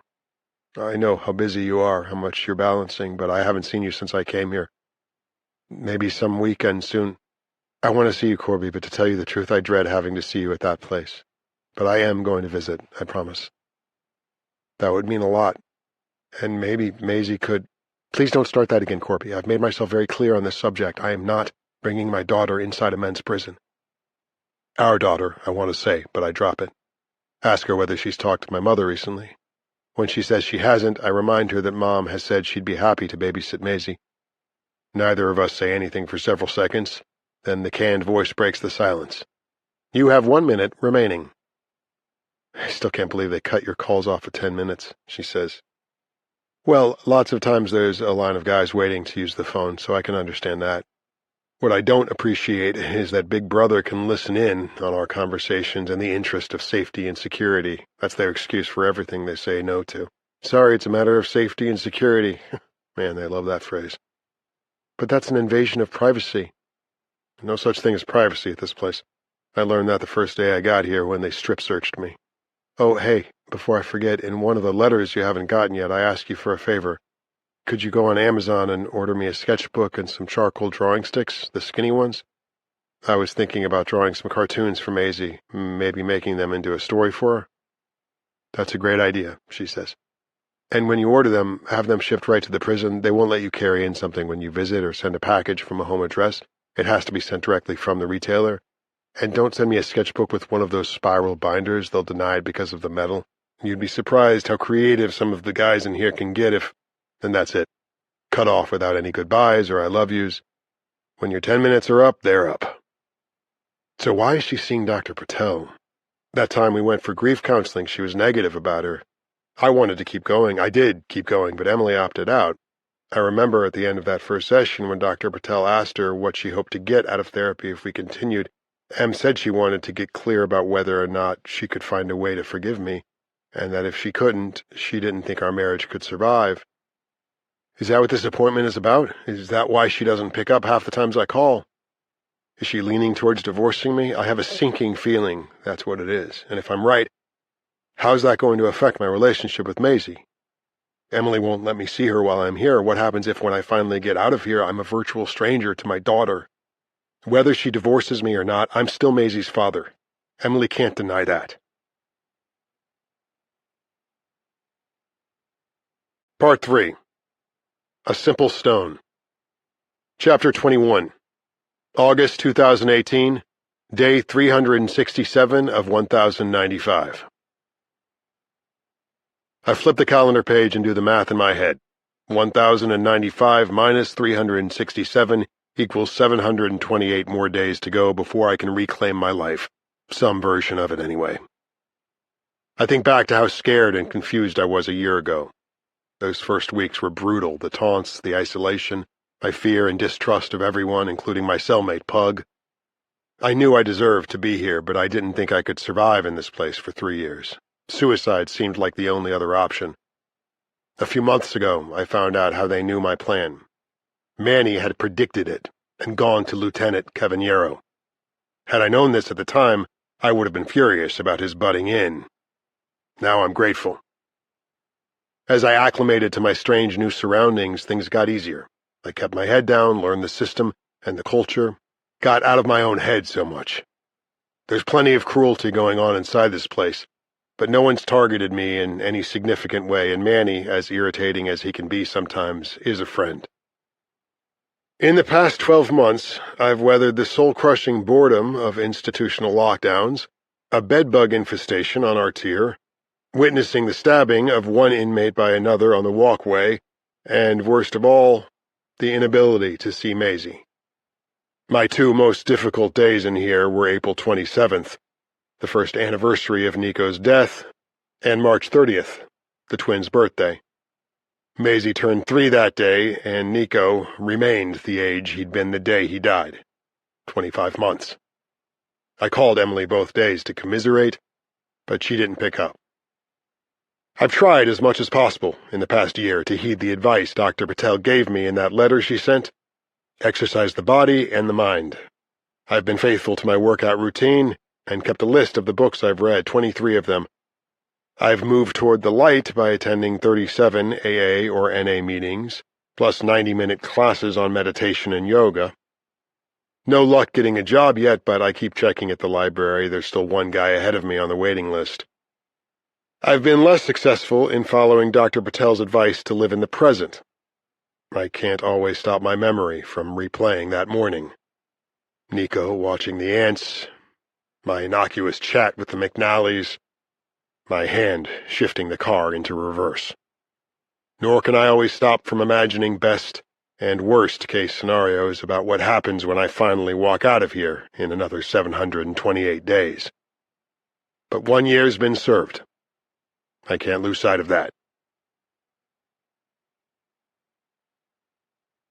Chapter 22. September 2018. Day 409 of 1095. The intercom clicks on. What now? Ledbetter. Yeah. You've got a visit. I'll buzz you out. Is it Emily? If so, it will only be the 4th time she's come to see me, but it's Thursday. The other times have all been on the weekend. I doubt she'd drive here on a school night. Plus, she would have been away from Maisie all day. It's probably Mom again. She tries to get here every few weeks. God, I hope it's not my father. He cried that day in court when they handcuffed me and took me away, but he hasn't visited or written to me once since I've been here. Okay, so much the better. The last thing I need to see is his look of disdain as he surveys the room, taking in where all my failures have landed me. Walking along the connecting bridge from our block to the visiting room in the main building, I see Angel ahead of me. He must have a visitor, too. Maybe it's that hot girlfriend of his that everyone's always talking about. I've been careful not to pressure Emily about visiting me more often. It's hard to tell from a monitored 10-minute phone conversation how she's feeling about me, about us. We mostly talk about safe stuff, and there are a lot of awkward pauses. If I could see her face-to-face more often, I might be able to read her better. I know she's stretched to the max, single parenting, teaching, taking care of the house, going to therapy. But 3 visits in over a year? Some of the women who come here visit their men twice a week. Should I be reading the tea leaves? When Mom came to see me last Sunday, the visiting room was humming, but tonight there's only 5 of us lining up at the entrance waiting to be let in. That Sikh dude, Angel, Praise, that skinny mixed-race kid who looks like he belongs in juvie jail, and me. The Sikh's wearing his turban. I heard he sued the state and won the right to wear it based on religious grounds. Looks like he's got a shiner, probably courtesy of one of the patriotic idiots around here who think he deserves a beatdown because they mistake him for a Muslim. This kid in front of me is fidgety, nerdy-looking, braces. Reminds me of that character Urkel on whatever that show was. He's going to be low-hanging fruit for one of the con men around here who will become his buddy so he can shake him down for whatever he's looking for. How the fuck old is he, anyway? He looks about 14 or 15, but he's got to be at least 18 if he's here. Hey, Praise, Angel says. How's your pops doing? I ain't seen him around here lately. Praise's real first name is Cornell. He's on the janitorial crew, and his nickname's short for Praise Jesus, which he'll shout in the middle of mopping the corridor or cleaning the shower room. Doesn't hurt anyone, but that booming voice can make you jump if you're not expecting it. Ornery as ever, he says. Wheels himself to the library every day, checks out a bunch of books, reads half a night, wheels himself over to the Medline in the morning, and goes back to the library. That's about it. You talking about Lester Wiggins? I ask him. Lester's your father. I met him a while back. He gives me the once-over before he nods. Wow, father and son doing time in the same prison. Must be weird for both of them. I shuffle my feet a little, wondering what the holdup is. If our visitors have already checked in, why are we just standing here? I look out at the empty Sallyport, then back at the guys I'm playing hurry up and wait with. That's when I notice that Juvie's got a long scabby cut on the inside of his left arm. It looks infected. Forget prison. If that cut is self-inflicted, he probably needs to be in an adolescent psych unit someplace. I know I shouldn't say anything, but my parenting instinct kicks in.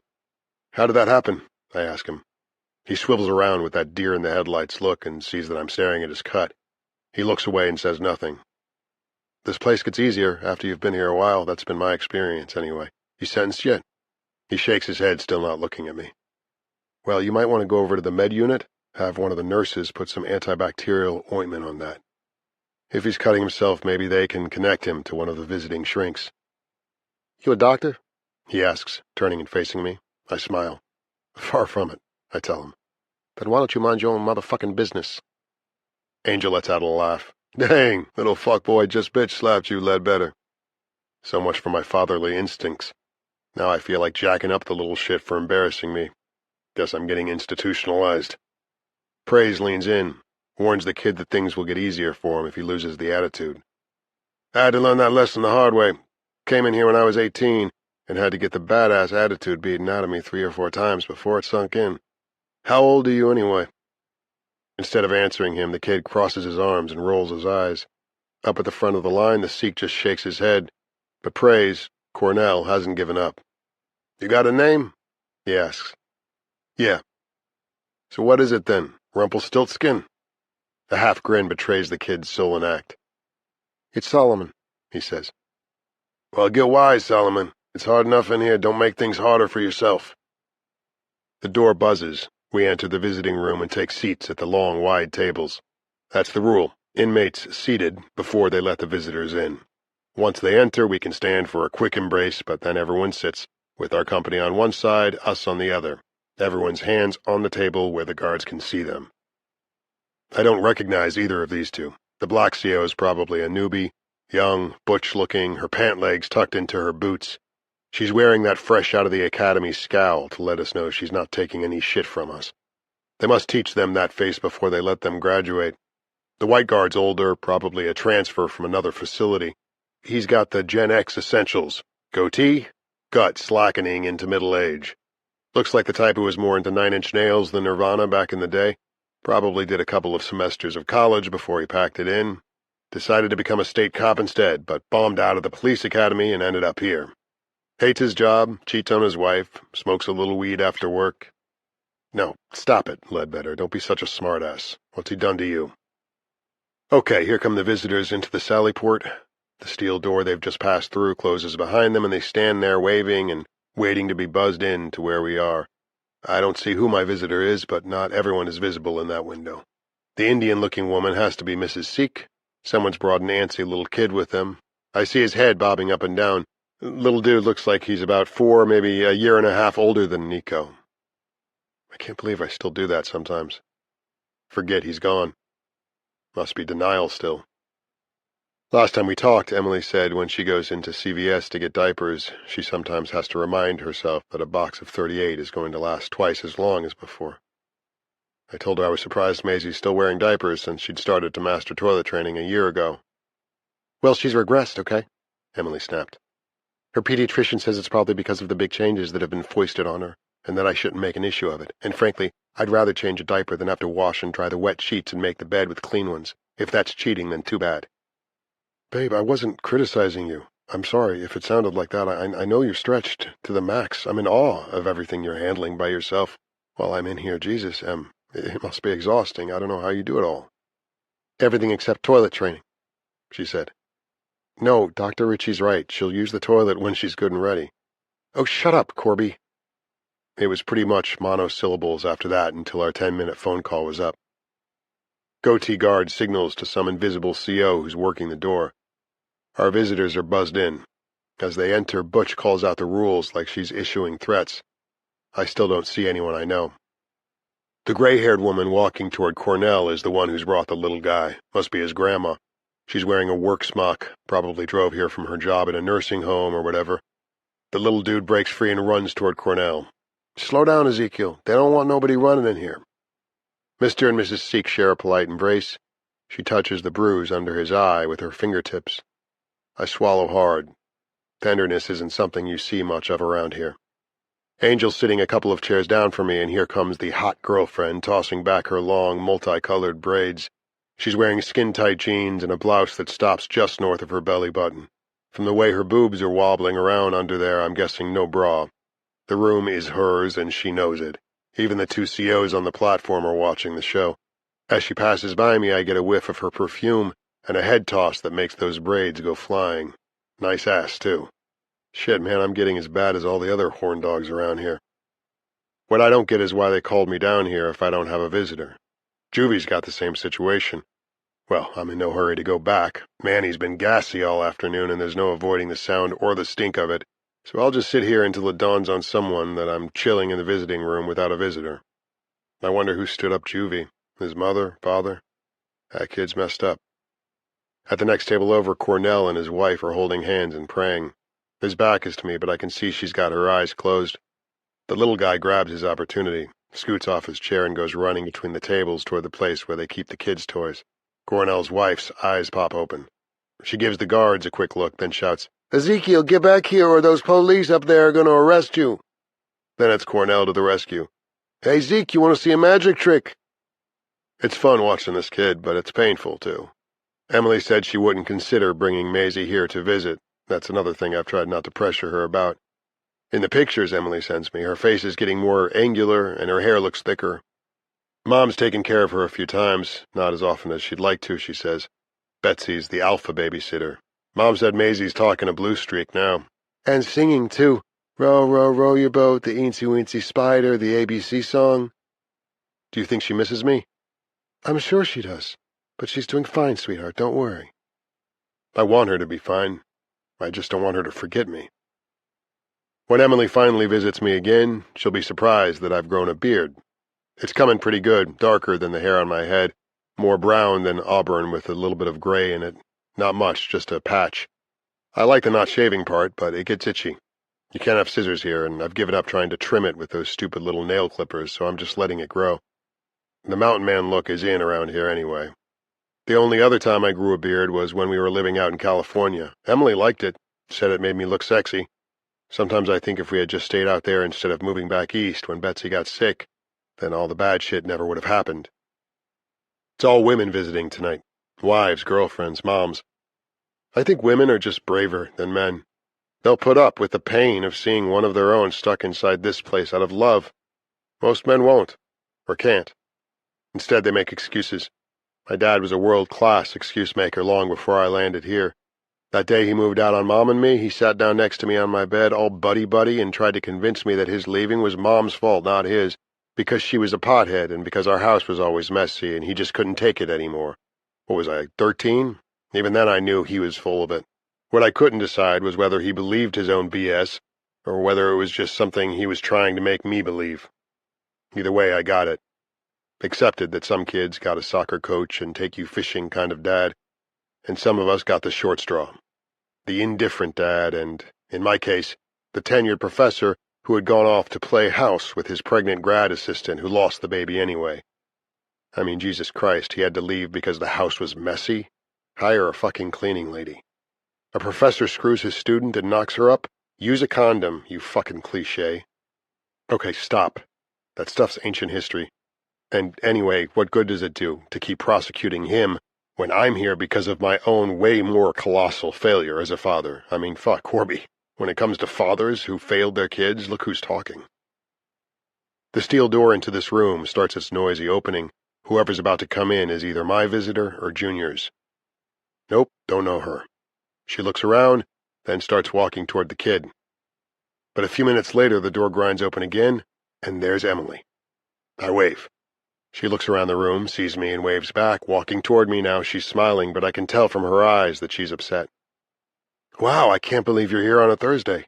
I've missed you, Em. Can I get a hug? She nods, and we reach for each other, arms extended across the table.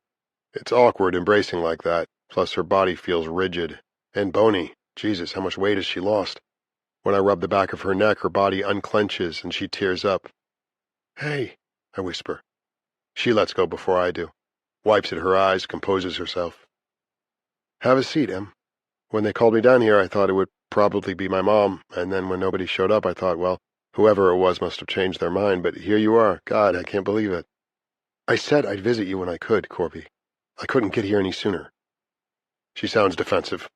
No, I know how busy you are. I just meant I didn't expect you'd be able to come on a weeknight.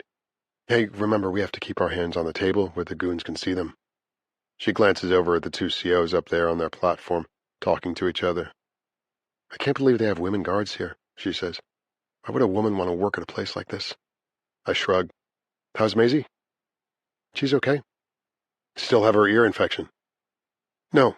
She finished her amoxicillin a few days ago, so I'm sure it's cleared up. She's been more needy, though. She really enjoyed those 2 days when I stayed home with her. But now every day, on the way to daycare, she starts whimpering, and she keeps claiming that another kid is pinching her. Mrs. Madison says it's not really happening. That's weird. Why would she make up something like that? Who knows? Anxiety, maybe. Either that or she might be trying to guilt-trip me. When I picked her up this afternoon and told her Amelia was going to take care of her tonight, she started claiming that her ear hurts again. I'm sure she's faking it, but I still felt like bad mother of the year when I drove off. I mean, what if her ear does hurt? What if some bratty kid is pinching her? Wouldn't it be easier if you visited on the weekend? It's busier, but I'm here tonight because I can't visit this coming Saturday. I'm at that all-day curriculum conference in Sturbridge I told you about. I'm more or less expected to go because I'm the math coordinator. The district's going all in on this Eureka program next year, so they want a couple of us to try it out and report back about how it went. And Sunday's the day I catch up with all the things I have to let go during the week. I nod, commiserating. Marcia going with you to the conference? No, she's on child-rearing leave. I told you that, Corby. Yeah, I guess you did. So you're flying solo then? No, the new teacher and I are riding up together. New as in first-year teacher? How's she doing? He's doing great. The kids love Evan. He's a natural. He goes out and plays with them at recess.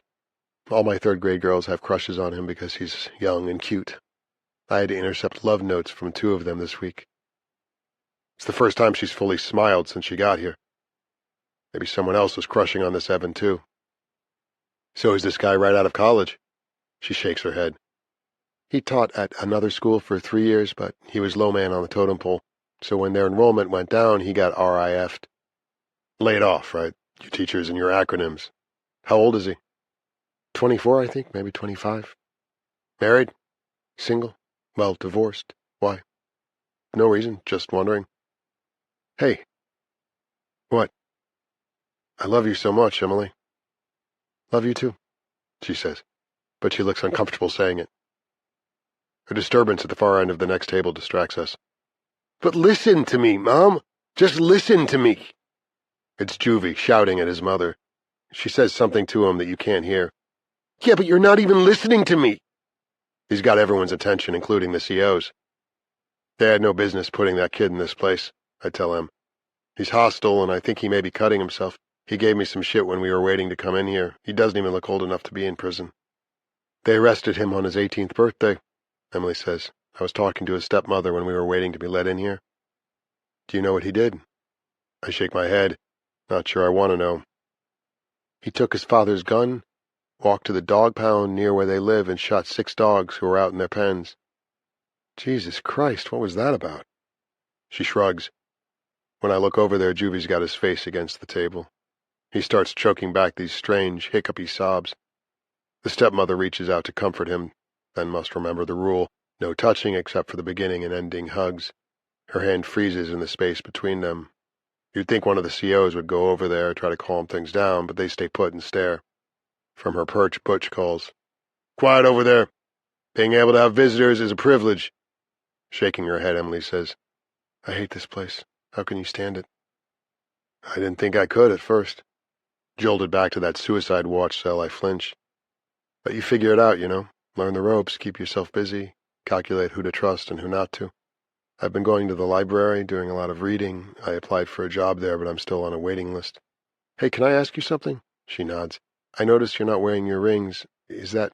I left them in the car because I knew I was going to have to go through that metal detector. I forgot they have lockers where you can put all your stuff." "But what about when you're not here? Do you wear them at school or when you go to the grocery store?" "I don't have time to go to the grocery store anymore, Corby. I order online and have groceries delivered." "Yeah, but the answer is yes, I still wear them because we're still married." She seems annoyed that I asked, but I'm in it now, so I might as well go for broke. "Do you think we're going to be able to weather this? To stay married?" She stares down at her hands on the table and keeps me waiting so long that I withdraw the question. Moving on, do you notice anything different about me? "Your beard," she says. "And? When I grew one before out in California, you liked it, thought it looked sexy, remember?" "Well, you kept it trimmed back then. Your hair's longer now, and it doesn't look like you comb it much. You kind of look like the Unabomber." Ouch. But I cover my feelings with a laugh. Not exactly the look I was going for, but hey. "I honestly don't know if we can weather this," she says. "Is that why you're seeing Dr. Patel? Trying to figure it out?" Be fair, Corby. When you were seeing her those times, I didn't ask you what you two were talking about. What I discussed with her is private." "No, you're right. But just tell me, are you leaning one way or another? Because I know your mother's probably weighing in on..." She looks up at me. "Stop it. My mother doesn't get a vote, and how about me? Do I get one?" She gets hives when she's stressed, and there's a splotch blossoming on her neck now. "Stop pressuring me, Corby. I haven't decided anything, all right? I'm just living day by day, doing what I have to do. I don't have the luxury of focusing on the future, so I need you to stop this right now." "Got it. Sorry. So tell me," she interrupts me to ask whether I know why she was the last one to enter the visiting room. I shake my head. "Because I kept triggering the stupid metal detector." Her voice is shaky, and the splotch on her neck has spread. "He kept making me go through it again and again, and I kept telling him it was the machine, not me, but it was me. There was a Hershey's Kiss in my pants pocket, and the foil kept triggering it, so I felt like an idiot." "Oh, geez, I'm so sorry, babe. But that stupid guard didn't have to treat me like I was trying to sneak something into you. Plus, he was getting way too personal. Don't get your panties in a twist, Emily. If your bra is underwired, maybe you should take it off and try again." Ugh. But he was saying shit like that? And calling you by your first name? That's way out of line. Now I'm shaking. My hands are fists. "Did you get his name? Check out his name tag?" "No, but another guard said his name. Perkins, maybe? It began with a P. Picardi? Young guy, in good shape, blonde, military-looking haircut." "That sounds like him." "He's one of the newer ones, but he's already proven that he's a total dick. Struts around here letting everyone know he lifts competitively. I hear the muscleheads who hang out in the weight room can't stand him. Maybe I should write up a complaint. Let staff know the kind of stuff he was saying to you." She shakes her head. "No, don't. It's not worth it." "Let him get away with disrespecting my wife? No way." "But it could come back to you. What if he retaliates?" "So what? There's a procedure for stuff like this, and if he tries to give me shit, I'll have 2 things to grieve him about. I'm not powerless, Emily." "I'm not saying you are, but please, just let it go." I answer her with a slight nod, which isn't the same as promising her. Maybe instead of writing him up, I'll confront him directly. I look around the room, fuming, but trying not to let that jerk ruin our visit. That's when I notice what's going on with Angel and his girlfriend over there. With her back to the guards, she's managed to undo the top buttons of her blouse. She's got one hand still on the table, with the other she's fondling her breasts, fingering her nipples. Angel's got one hand on the table too, and one hand under it. Well, hey bro, if you want to risk it, then go for it. I just hope Emily doesn't notice. I look back at him and take a chance on another touchy subject. Oh, hey, before I forget, 2 Saturdays from now they're having family picture day. They bring in a photographer, and I thought maybe you and... She shakes her head. She's not coming here, Corby. End of subject. Yeah, I figured you'd say no. Just thought I'd ask because I want to see her so badly. The separation's one of the roughest things about being here. You know what? Instead of thinking about what you want, why don't you think about how scary and confusing it would be for her? She's gritting her teeth. She's 3 years old. She doesn't need to see the inside of a men's prison, and do you really want to memorialize your time in here with a father-daughter photograph? The two of you posed against these cheerful gray cinder block walls, you wearing your prison scrubs? Not to mention that if I brought her here, she'd be exposed to hepatitis and MRSA and whatever else is in the air at this germ factory. Emily, kids visit here all the time, and I haven't heard any of them getting sick or traumatized. I mean, look at that little dude over there. He's not focused on this being prison. He's just happy to see his gramps and play with the toys over there in the kids' corner. I wouldn't want her touching anything in here, especially toys and books that every other kid's been handling. Let's change the subject. Babe, can I just tell you what I keep worrying about? That if she doesn't get to see me while I'm here, when I get out, she might not even remember me. That I'll say something to her and she'll hide behind your leg like I'm some stranger she needs to be afraid of. Oh, for Christ's sake, Corby, give me a little credit, will you? We look at pictures of you on my iPad and my phone, mention you in her bedtime prayers, and those drawings you've been sending to her, we put them in her daddy folder, take them out and look at them sometimes. And her favorite, the one of her and her dolls having their tea party, that one's scotch-taped to her bedroom wall. She insisted. Well, lucky you, Emily. You can use scotch tape. It's contraband in here. I had to swipe a couple of globs of Manny's Fix-It-In so that I could stick my pictures of you and her to my wall. I don't think you understand how much it hurts not to see her. She straps her arm around herself, tight as a straitjacket. Oh, I think I can.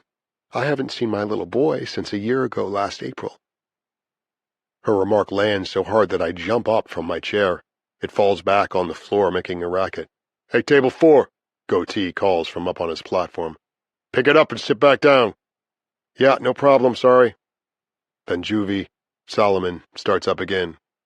Shut up! Just leave and don't come back! He wanted me, but you never did. I wish you were the one who died. His screams are bouncing off the cinder block walls. The guards rush over and post themselves on either side of him. Visit's over, Clap, Goatee shouts. Get up, you're going back to your cell. When the kid refuses, they start pulling him off his chair. He resists, grabs hold of the table with one hand and tries taking a swipe at Butch with the other. Then Bacardi appears out of nowhere, grabs him from behind, and squeezes him so hard that the kid cries out in pain. As he's dragged toward the door, kicking and screaming, he yells, I hate everyone at this place, and when I get out of here, I'm going to get a gun and kill all of you and your dogs. The kid's mother is crying. Emily looks so stricken she may never come back here. Butch re-enters the room and announces that visiting time is over. Door! Everyone's company stands up. Mrs. Seek, Angel's girlfriend, Praise's wife, and the little guy, Juvie's stepmom, Emily.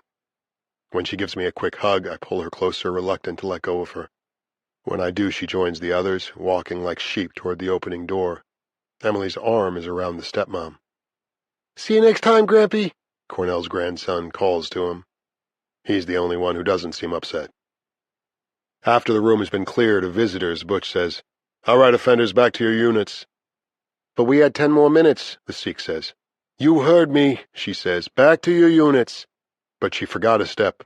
The required post-visit strip search before we go back. Solomon's already left the building, but the rest of us wait our turn to participate in the DOC humiliation ritual.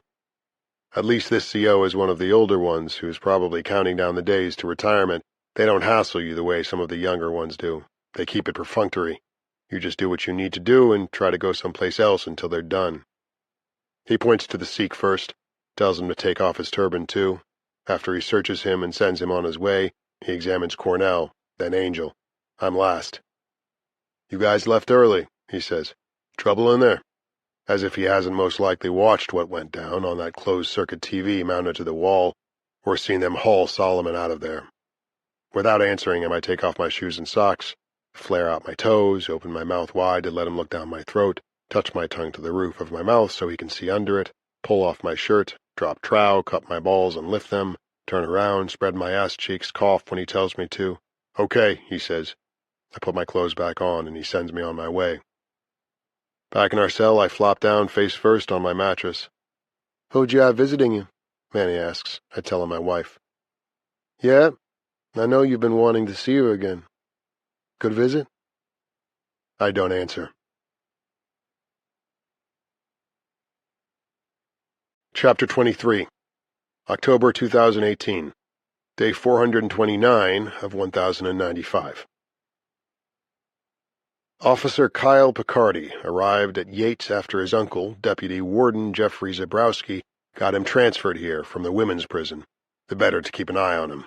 According to the jailhouse scuttlebutt, which is often more reliable than not, Officer Picardi, a newlywed not long out of the training academy, had been indulging in a little third-shift sex with one of the women in his custody. She was a pedigreed grifter who was open to a deal. Some strings got pulled somewhere, and an agreement was brokered. In exchange for staying silent about the fact that Picardi had knocked her up, she received a sentence reduction. I guess you'd call it a win-win-win situation. She waltzed out of prison and supposedly got the abortion. Picardi got to save his job and his marriage, and corrections dodged a front-page sex scandal. The only losers are the men of Yates CI, who now have to put up with Picardi. Picardi and his best buddy, Anselmo, are on shift tonight. Each is a dick, but when they're working a shift together, it's worse. Caballero's at the control desk, and when he pops open our doors, Picardi shouts, "On the chow, girls! Chop, chop!" Some of the other COs resort to name-calling, too, address us as vermin, losers, garbage, but Anselmo and Picardi's ridicule is usually gender-based. To them, we're ladies, bitches, pussies, cunts. One time something set Anselmo off, and he yelled down the tier that we should all tell our mothers we should have been abortions. Makes you wonder what kind of relationships these two have with the women in their lives. Manny pushes our door open and asks whether I'm coming. I've got to take a leak, so I tell him to go ahead, I'll catch up. Toss him a shoe to keep the door propped open so I don't get locked in. I pee, flush, remove the shoe. Leaving the cell, I run smack into Picardi. I haven't seen him since the night Emily visited, and the sight of him triggers my resentment about the way he treated her. "Propping open a cell door, Ledbetter? You looking for a ticket?" I bow my head and walk toward the others. "Hey, I just asked you a question. You think you can ignore an officer?" I stop. He catches up and puts his face a few inches from mine. Classic CO intimidation. "Sorry, officer, I thought your question was rhetorical, but no, I'm not looking for a ticket." "You thought my question was what?" "Rhetorical. It just means, I don't give a flying fuck what it means. You think your college boy vocabulary makes you superior around here?" Oh boy, here we go. "No, sir." "Hey, by the way, how's your wife doing, Ledbetter? How's Emily?" My brain tells me to keep my mouth shut, but his saying her first name has just made it personal. "Tell her for me that the next time she comes here, she should remember to take the candy out of her pockets first." I feel my heart pound and my adrenaline spike from an impulse to wipe that smirk off his fucking face. I'm not sure what's going to happen, but I know my body's in danger of overruling my brain. "Yeah, she mentioned that you were hassling her," I tell him, making her go through the metal detector over and over and suggesting it might not go off if she removed her bra. I guess you'd call that sexual harassment, right? He snickers, but at the same time wraps his hand around his stick in case he needs to start swinging it. I guess I'd be paranoid, too, if I knew a bunch of convicted felons would love to take a pop at me. "Let me assure you, inmate Ledbetter, that your wife kept triggering the detector. My actions were 100% professional. If she told you otherwise, all I can say is I'm not responsible for whatever she was imagining, but I do feel sorry for the women whose men are here. They have needs, too, so if Emily enjoyed her little fantasy, then no harm, no foul." I'm out on a limb, but I'm in it now, so I might as well finish. "I'm warning you, Picardi. If you ever—" He grabs me by my shoulders and backs me against the wall. "Better stop right there, Ledbetter." His face comes so close to mine, I can see his stubble and a small scar on his chin. "Because if what's about to come out of your mouth is a threat, me and some of my fellow officers can make your life here a whole lot harder than it is now." He lets me go and backs up a couple of steps. It's all I can do to hold back from going at him. But I saw what happened to that con who threw his urine at a guard. They clubbed him so bad his face was unrecognizable. All I'm saying is, and this is a statement of fact, not a threat, all I'm saying is, if you hassle her again, I'll write you up. It sounds pathetic even to me. Bother my wife and I'll squeal on you. "Okay, you do that, big man. Make sure you spell my name right. There's 2 C's in Picardy, and my badge number is 1537. Think you can remember that, or should I write it down for you? Up ahead, Anselmo's walking backward and watching us. "Everything okay back there, officer?" he calls. "Yeah, there's an annoying little gnat flying around me, but it's nothing I can't handle." Turning back to me, he says, "Now, if I were you, Ledbetter, I'd catch up to your girlfriends before I send you back to your cell with one of those leftover court lunches that have been hanging around the office for a few days." I catch up with Manny just before we reach the chow hall. "What was that about?" he asks. I tell him I'm not in the mood to play 20 questions so he can blab it all over the place. He puts on his hurt face. "Did it occur to you that I might have asked because I was worried about you?" he says. I don't answer him.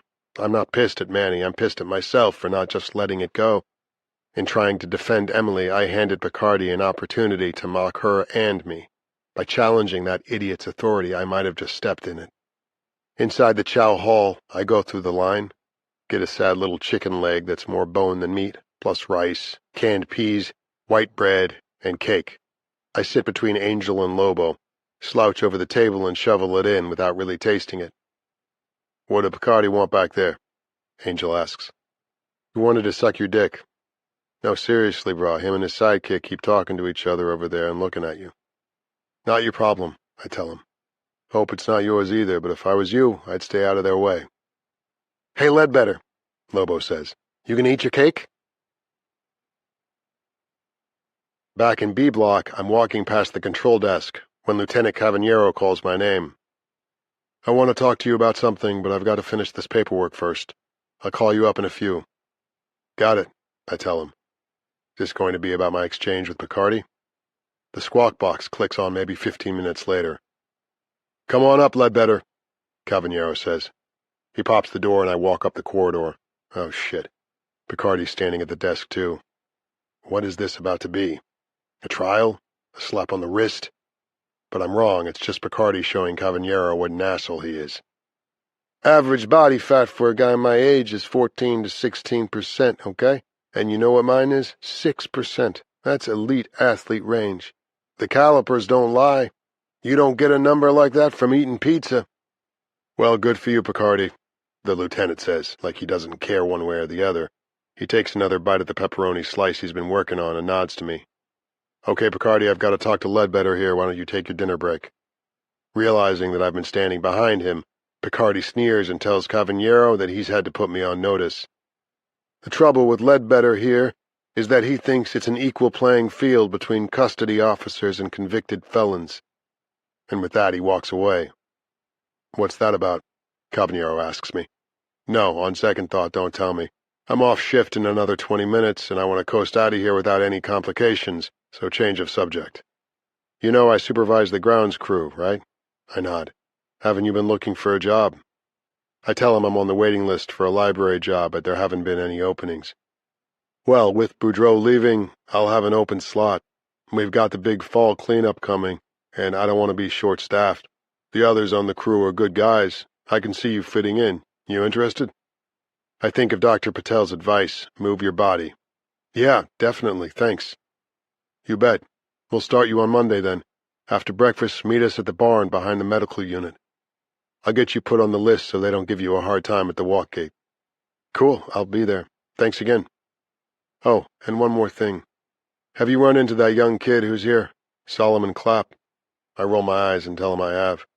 "He's been taking a lot of bullying down on Tier 2, so they're moving him." "To this tier?" "Yeah. Boudreaux's getting released tomorrow, so I thought maybe we could give Clapp his bed." "Bunk in with Doherty, then?" "Uh-huh. Do you think that would work?" "I don't know Doherty that well. He's a little shifty, but I don't think he's the bullying type, so yeah, that would probably be okay." Better the kid becomes Doherty's headache than mine, which is where I thought Cavaniero might be heading. "Okay, we'll give it a try then. Oh, and one more thing." Uh-oh, another one more thing. Brace yourself, Corby. "The kid's really struggling. Probably never should have been placed here." "That's a definite, not a probably," I say, "if you ask me." So what I thought was I'd put him on the grounds crew too. Keep him busy, get him outside, have him use up some of that negative energy he's got. And I figured you could keep an eye on him for me when, I'm not always in the immediate vicinity. Not counting you and him, I got 6 other guys I've got to keep an eye on, and when they're spread over a 10-acre property, I can't be everywhere at once, so I'm going to pair you and the kid up. I tell him no disrespect, but I think that's a bad idea. Explain that the only contact I had with Juvie was when we were waiting to go into the visiting room. He looked like he might have been cutting himself, and when I asked him about it, he told me to mind my fucking business. And then during his visit with his mom, he went off on her something fierce. Got so out of control that they had to drag him out of there, kicking and screaming. Yeah, everyone says the kid's a loose cannon. You know who might have more luck dealing with him? Praise. Praise? Who's that? Cornell Wiggins, Lester's son, janitorial? The lieutenant looks away, rubs his chin, then looks back. Yeah, I'm not asking you to do this, Corby. If you want the crew job, you partner up with the kid. Guess I misunderstood then. I thought you were asking me my opinion. He shakes his head. I'm an officer and you're an offender, not my consultant. What the fuck? First he consults with me about whether he should put this kid in with Doherty. Then I'm not his consultant? I don't expect you to be his shrink or anything. I just need someone I can trust who will supervise his work and watch out for him. Make sure he doesn't get bullied. So what do you say? You taking the crew job? Cavagnero and I have had a good relationship up to now. He's just called me by my first name, something no other CO has done. He said I was someone who could be trusted, and despite the strings he's attached, he's offering me a job. All right, I'll do it, but he's not going to like it. No? It might surprise you that when I told him I was putting him on the crew, and that I might match you two up as work buddies, he asked me if you were the one who looked like Jace Robertson. And I said, son of a gun, you're right, he does. So he said, yeah, all right. If he had to be on the crew, which he didn't want to be, then okay, you could be his buddy. Come on, Lieutenant, I said. I'm sure he doesn't know who I am. Yes, he does. He says he read it on your ID one night when you guys were waiting at the visiting room door. I shrug. So who's Jace Robertson? Guess you're not a Duck Dynasty fan, huh? He's one of the commander's sons, reddish-brown hair, bushy beard, needs a haircut. He's a good-looking cuss under all that brush. Well, I guess that's better than looking like the Unabomber, I said. What? Nothing, just thinking out loud. Anything else? Yeah. Picardi's pulling a double shift tonight. Whatever his beef is, just stay out of his way. I don't know him that well, but he doesn't strike me as the forgive and forget type. Someone you do not want to cross. That evening, about an hour before lights out, I hear a key in the lock. Manny and I are both stretched out on our bunks, reading. The cell door opens and, fuck, it's Picardi and Anselmo. Room inspection, Anselmo announces. During third shift on a Monday, that never happens, Manny says. Does now, Anselmo tells him. After Picardi orders me to unlock my storage box, he and his wingman start rummaging through my property, supposedly hunting for contraband. Picardi grabs one of my grape Gatorades, twists the cap off, and helps himself to a couple of swigs. They toss everything onto the floor, but there's nothing they can nail me on. So far, they're leaving Manny's stuff alone, which is good for him. He's got lots of shit they could write him up for, but I'm pretty sure this performance is for my benefit. Anselmo grabs my books, fans the pages, and tosses them onto the pile on the floor. Picardi starts leafing through the drawings in my sketchbook, including the ones I've been working on for Maisie. He watches for my reaction as he rips them out, throws them on the floor, and accidentally spills Gatorade on them. But I hold it in, keep my face expressionless. I'll be goddamn if I'll give him what he wants. Hey, those are for his kid, Manny protests. Yeah, which one? The dead one, or the one he didn't kill? Picardi says. The remark makes me jump off my bunk ready to fight. From the bunk above, Manny says, Let it go, Corby. Stay the fuck out of it, Twinkletoes, Anselmo warns him, unless you want us to rip into your shit. Picardi crouches and looks under my bunk. Well, looky what we've got here, Officer Anselmo, he says.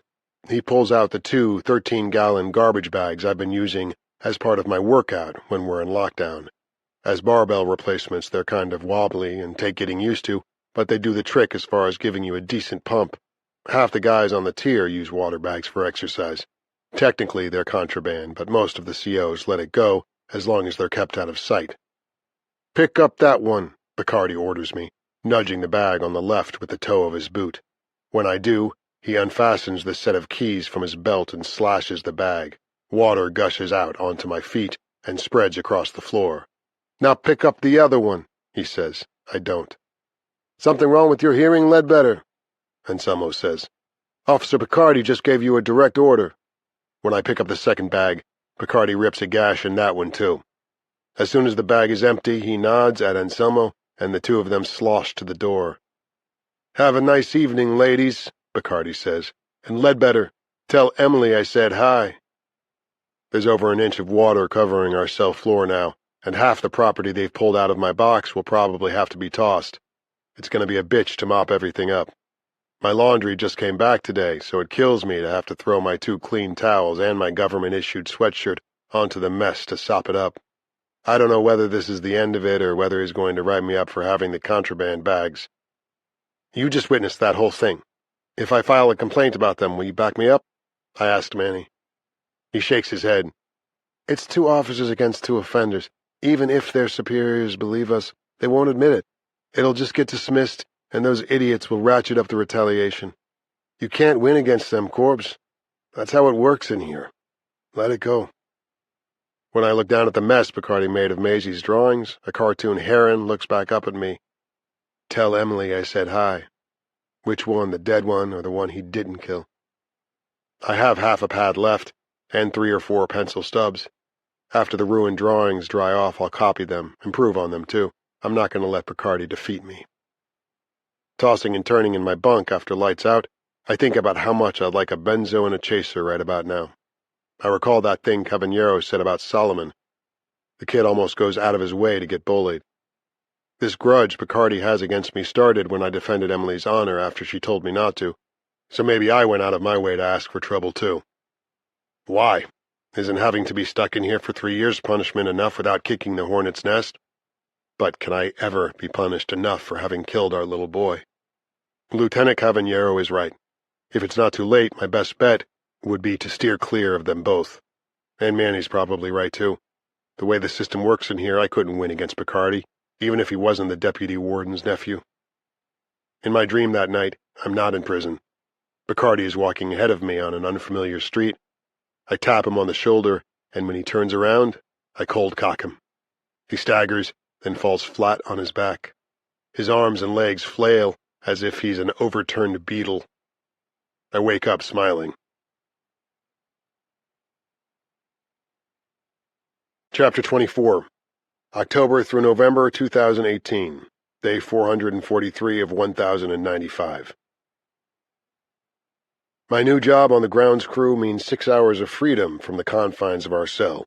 Fresh air to cleanse my lungs of the stagnant junk everyone breathes inside the block. October sunshine, and the reassuring sound of the river passing by at the back of the property. And since the work is physical, mowing and raking, picking up litter, sweeping and hosing down the walkways, I start sleeping better. Occasionally I'll make it all the way through the night now, a minor miracle. At noon, when Lieutenant Caballero blows his whistle, we walk back to the barn and he passes out our bag lunches. They're way better than the stale court lunches we probably would get otherwise. Caballero is friends with the culinary arts teacher who has his students make them for us. The day before we got Italian hoagies, and the day before that it was BLTs. Bacon at this place? I thought I was dreaming. Today it's chicken salad on a roll, chips, and an oversized oatmeal cookie. I like the other guys I'm working with. Israel, Tito, Ratchford, Harjeet, Pacheco, and Spence. They're a good-natured bunch, easy to get along with, and of course Manny's got the scoop on all of them. Israel's a former drug trafficker, a federal prisoner being housed here while he waits for his trial to start. Harjeet, who's Indian, is in for credit card fraud. He's the grandson of an old movie star, Sabu the Elephant Boy.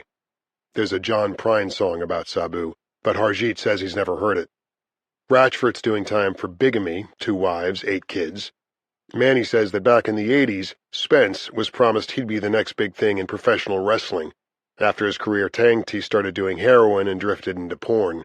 The sex crime cops nailed him after he performed in a film about a threesome with 2 sisters who turned out to be 16 and 17.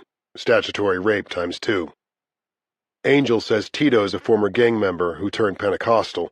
Angel was working the parking lot at some tent revival thing, he says, jacking shit from unlocked cars, when he poked his head in the tent to see what the commotion was. And I seen the spirit coming over Tito. I'm telling you, that was some spooky shit. First he stands there shaking and baking, then he drops to his knees and howls like a motherfucking coyote. And when the preacher puts his hand on his shoulder, Tito starts babbling in some crazy language I never heard before, and I grew up in the Bronx. I didn't know there was a language I hadn't heard. When I suggested that Tito must have gotten paid for the performance, Angel said, "Hey, I seen what happened and you didn't, Ledbetter. What makes you the expert?" I feel appropriately chastised for sounding like my cynical father. "Yeah, well, if the spirit entered him, it must have left later on because he's in here for aggravated assault," Pacheco says. "Found out his girlfriend was cheating on him, tracked down the guy, and slammed his head against a wall a couple of times. They had to put the dude in a coma until the swelling in his brain went down." Someone at the table asks Pacheco how he knew all that. "Because the family offered to pay me if I fucked up Tito while